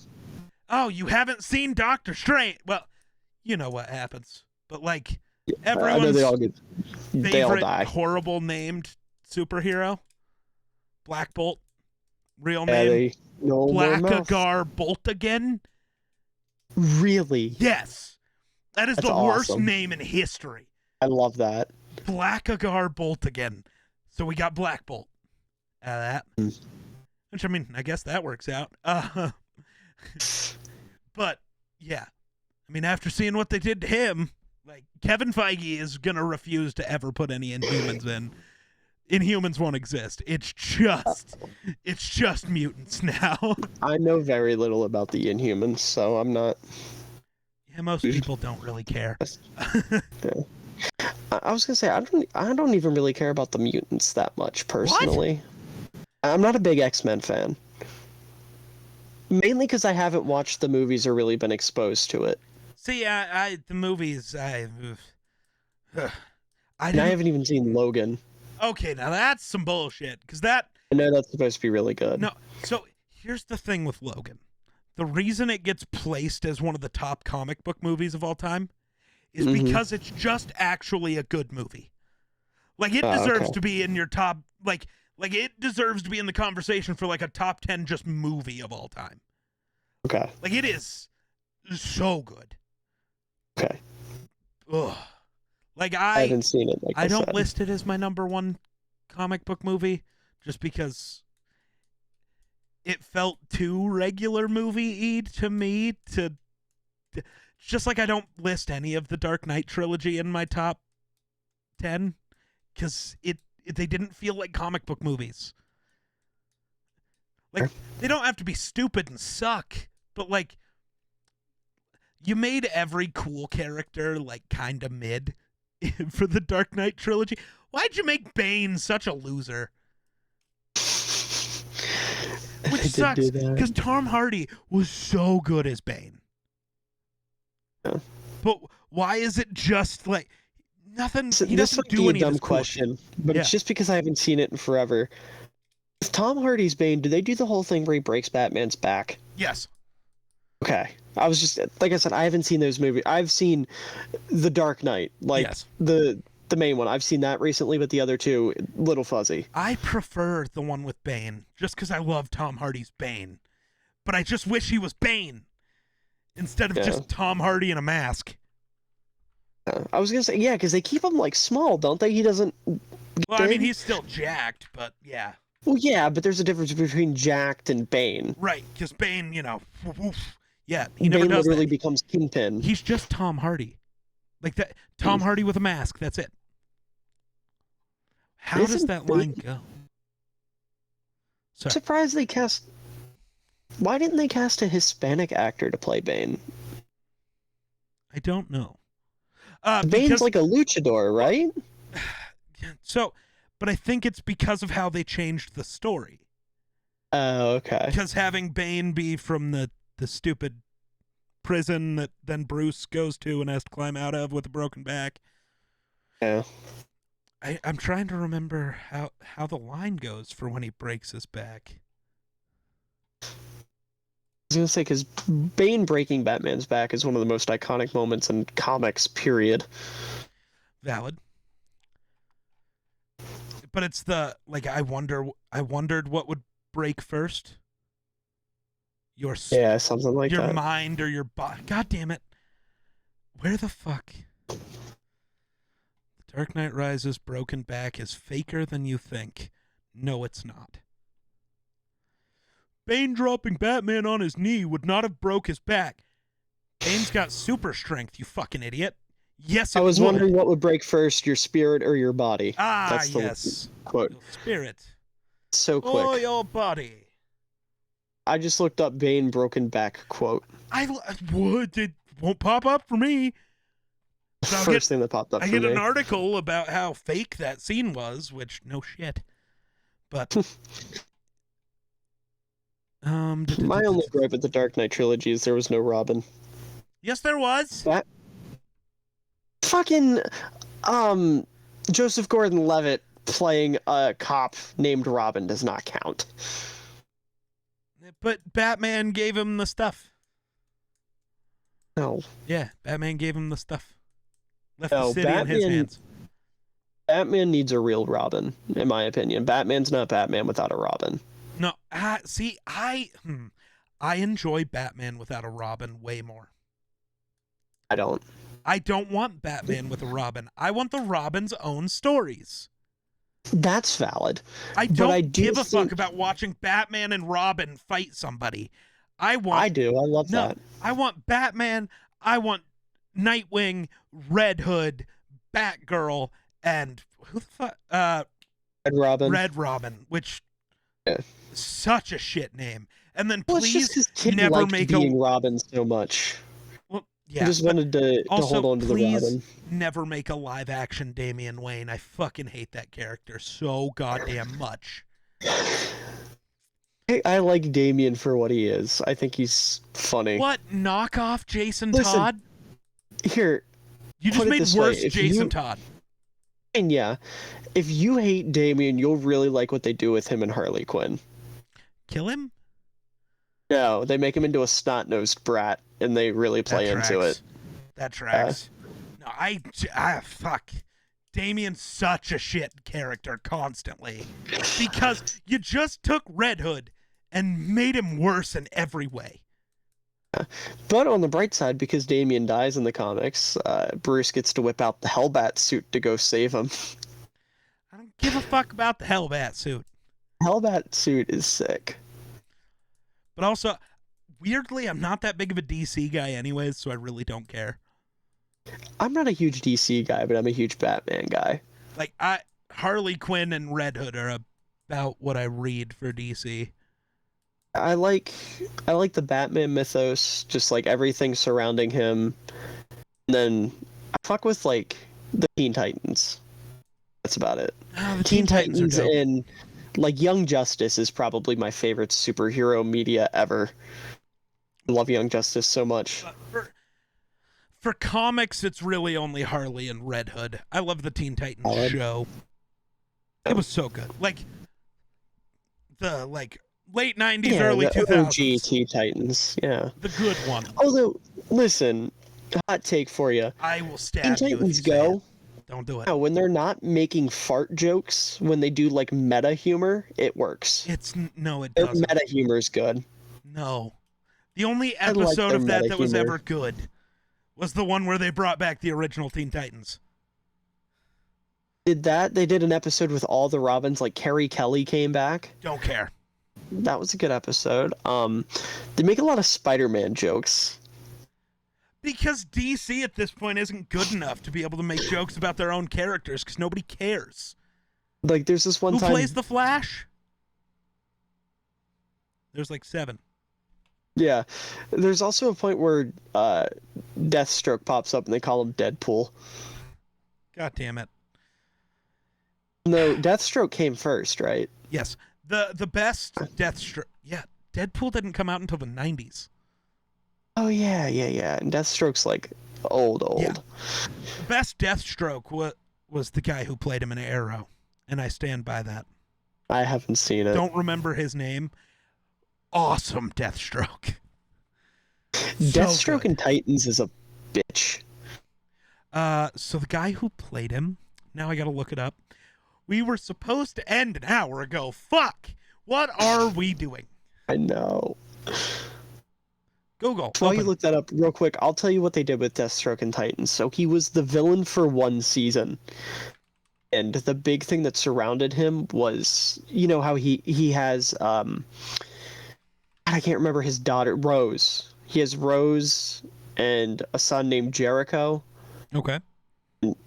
Do you know much about them? I know very little. I just know what was in the show. Off the top of my head. Not really, no. Not off the top of my head. What ends up happening is Jericho's like mute, I think. And Dick and the Titans, like the OG Titans, befriend him. to use him to get closer to Deathstroke and get info on Deathstroke. So they kind of like manipulate him, and it's all Dick's idea. And then Dick and Deathstroke get into a fight, and Jericho jumps in front of the blade and saves Dick, but dies. And when he dies, his conscience goes into Deathstroke's head, which is really weird. And then in the final episode, there's this big fight that goes down between the Titans and Deathstroke, and it comes down to Rose killing him, I think, is who finally gets him. So Deathstroke dies within a season of the show, and is just like kind of there. His main threat is like, ooh, I'm gonna kidnap Jason, ooh, and then ooh, I'm scary. And then they do a weird arc with Nightwing where he gets really mad at himself for how he treated Jericho, so he like runs off and then beats up a security guard at an airport, gets himself thrown in prison, joins a gang. He joins the gang, that's how he gets the name Nightwing, breaks out of prison, shows up in a new costume or a superhero outfit, and then that's when the final battle happens. So Manu Bennett played Manu Ginobili? No, Manu Bennett. He's an actor Kenny from Bennett? New Zealand. He was in the Hobbit movies, apparently. I didn't know that. He was in Spartacus Gods of the Arena.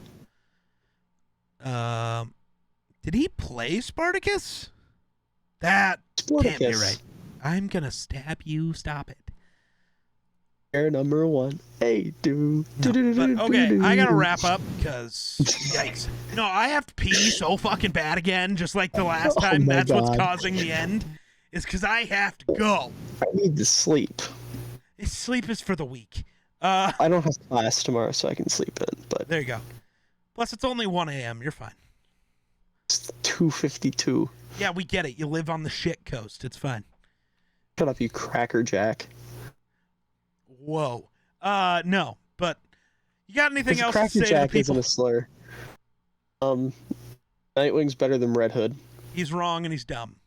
L plus Nightwing's ratio my plus lock bozo. screen. I win. L plus ratio plus bozo.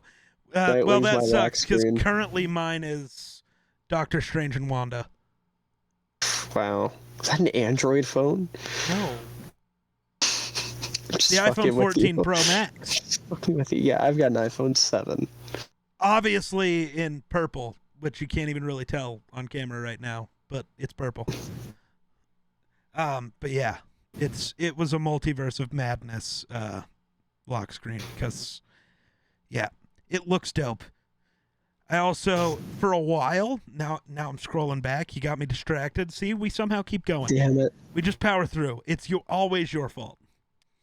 No, I had this Black Panther one. I don't know if it's going to focus enough for you to see it, but it's can sick. see it. It's cool. I had a Thor one, another Thor. That Thor one's kind of dope. You can hardly tell that it's Thor, but it's just lightning coming off of everything. For a long time, it was just Mjolnir Nice. in Asgard. The one Iron Man lock screen I have. Speaking of Thor, just off topic, did you see my Halloween Red Hood. costume I posted on Twitter? Yeah, you copied me from last year. It's fine. Oh, you were Fat Thor last year? Yeah, and I did it better. You want to know why? Well, why? Well, first of all, I was actually blonde, so dubs. I had fake blonde dye in my hair that Second didn't really off, work. Mjolnir. Stormbreaker. The tiniest, fakest Stormbreaker I've ever seen. You couldn't have even like tried to go like larger. That's smaller than Mjolnir, dog. Stormbreaker. No, Well, but like see, I I'm not bought good at like crafty stuff. see, I I'm not good didn't at do crafty crafty. stuff. I just like Yes. bought individual pieces that were exactly right. Well, yeah, I'm not good at crafty stuff, so my mom made this. And I was like, should we do a bigger one? And she's like, no. And I was like, okay, you're making it. Oh. Valid. Yeah. No, you don't remember all the TikTok content from last Halloween? No. Last Halloween was on a Sunday, so I was even. You know how Jazzy TV does the dance for Bengals game day thing? Who? Jazzy TV. He does a lot of draft ads. He's a big Bengals fan. Whatever. Well, I copied that. Only I started the morning by instead of wearing like regular pajama pants, I was wearing my Vikings pajamas. and then a Viking shirt instead of the regular hoodie he wore with the thing over it. Mhm. Because, Thor, the Viking god, like, it was, Yeah. So I started with that and then did a bunch of bullshit with Wonder. Yeah, it was a good time. I made one video in my costume this year. I'm going to go It was send when you I- those because they were hilarious. Yeah, the one video I made is when Roquan got traded. Yeah. I made my Roquan announcement in full Thor get up. Nice. But all right, we should wrap. Anyways, end it. Yeah, Please. we're ending. So go follow Jake Talk Sports and Miller Football everywhere. You can find them on the same tag that's down there. Fuck, cameras are dumb and I hate them. Yeah, that's all I got. It's been 4 hours, so thanks for watching. Nightwing's better than Red Hood. Not true. Thanks for watching. Nightwing's better We'll than Red catch you in Hood. the next one. Red Hood would kill Nightwing. Nightwing couldn't No, beat he him in wouldn't. any way. Jason's better at everything. Jason wouldn't kill Nightwing. Absolutely, He looks would. up to him. Doesn't matter. Fuck you. But yeah, thanks for watching. We'll catch you in the next He's one. rude to me. You were rude to me earlier, all day, all the time. Thanks for watching. We'll catch you in the next Right. one. Peace. Why are you trying to extend this?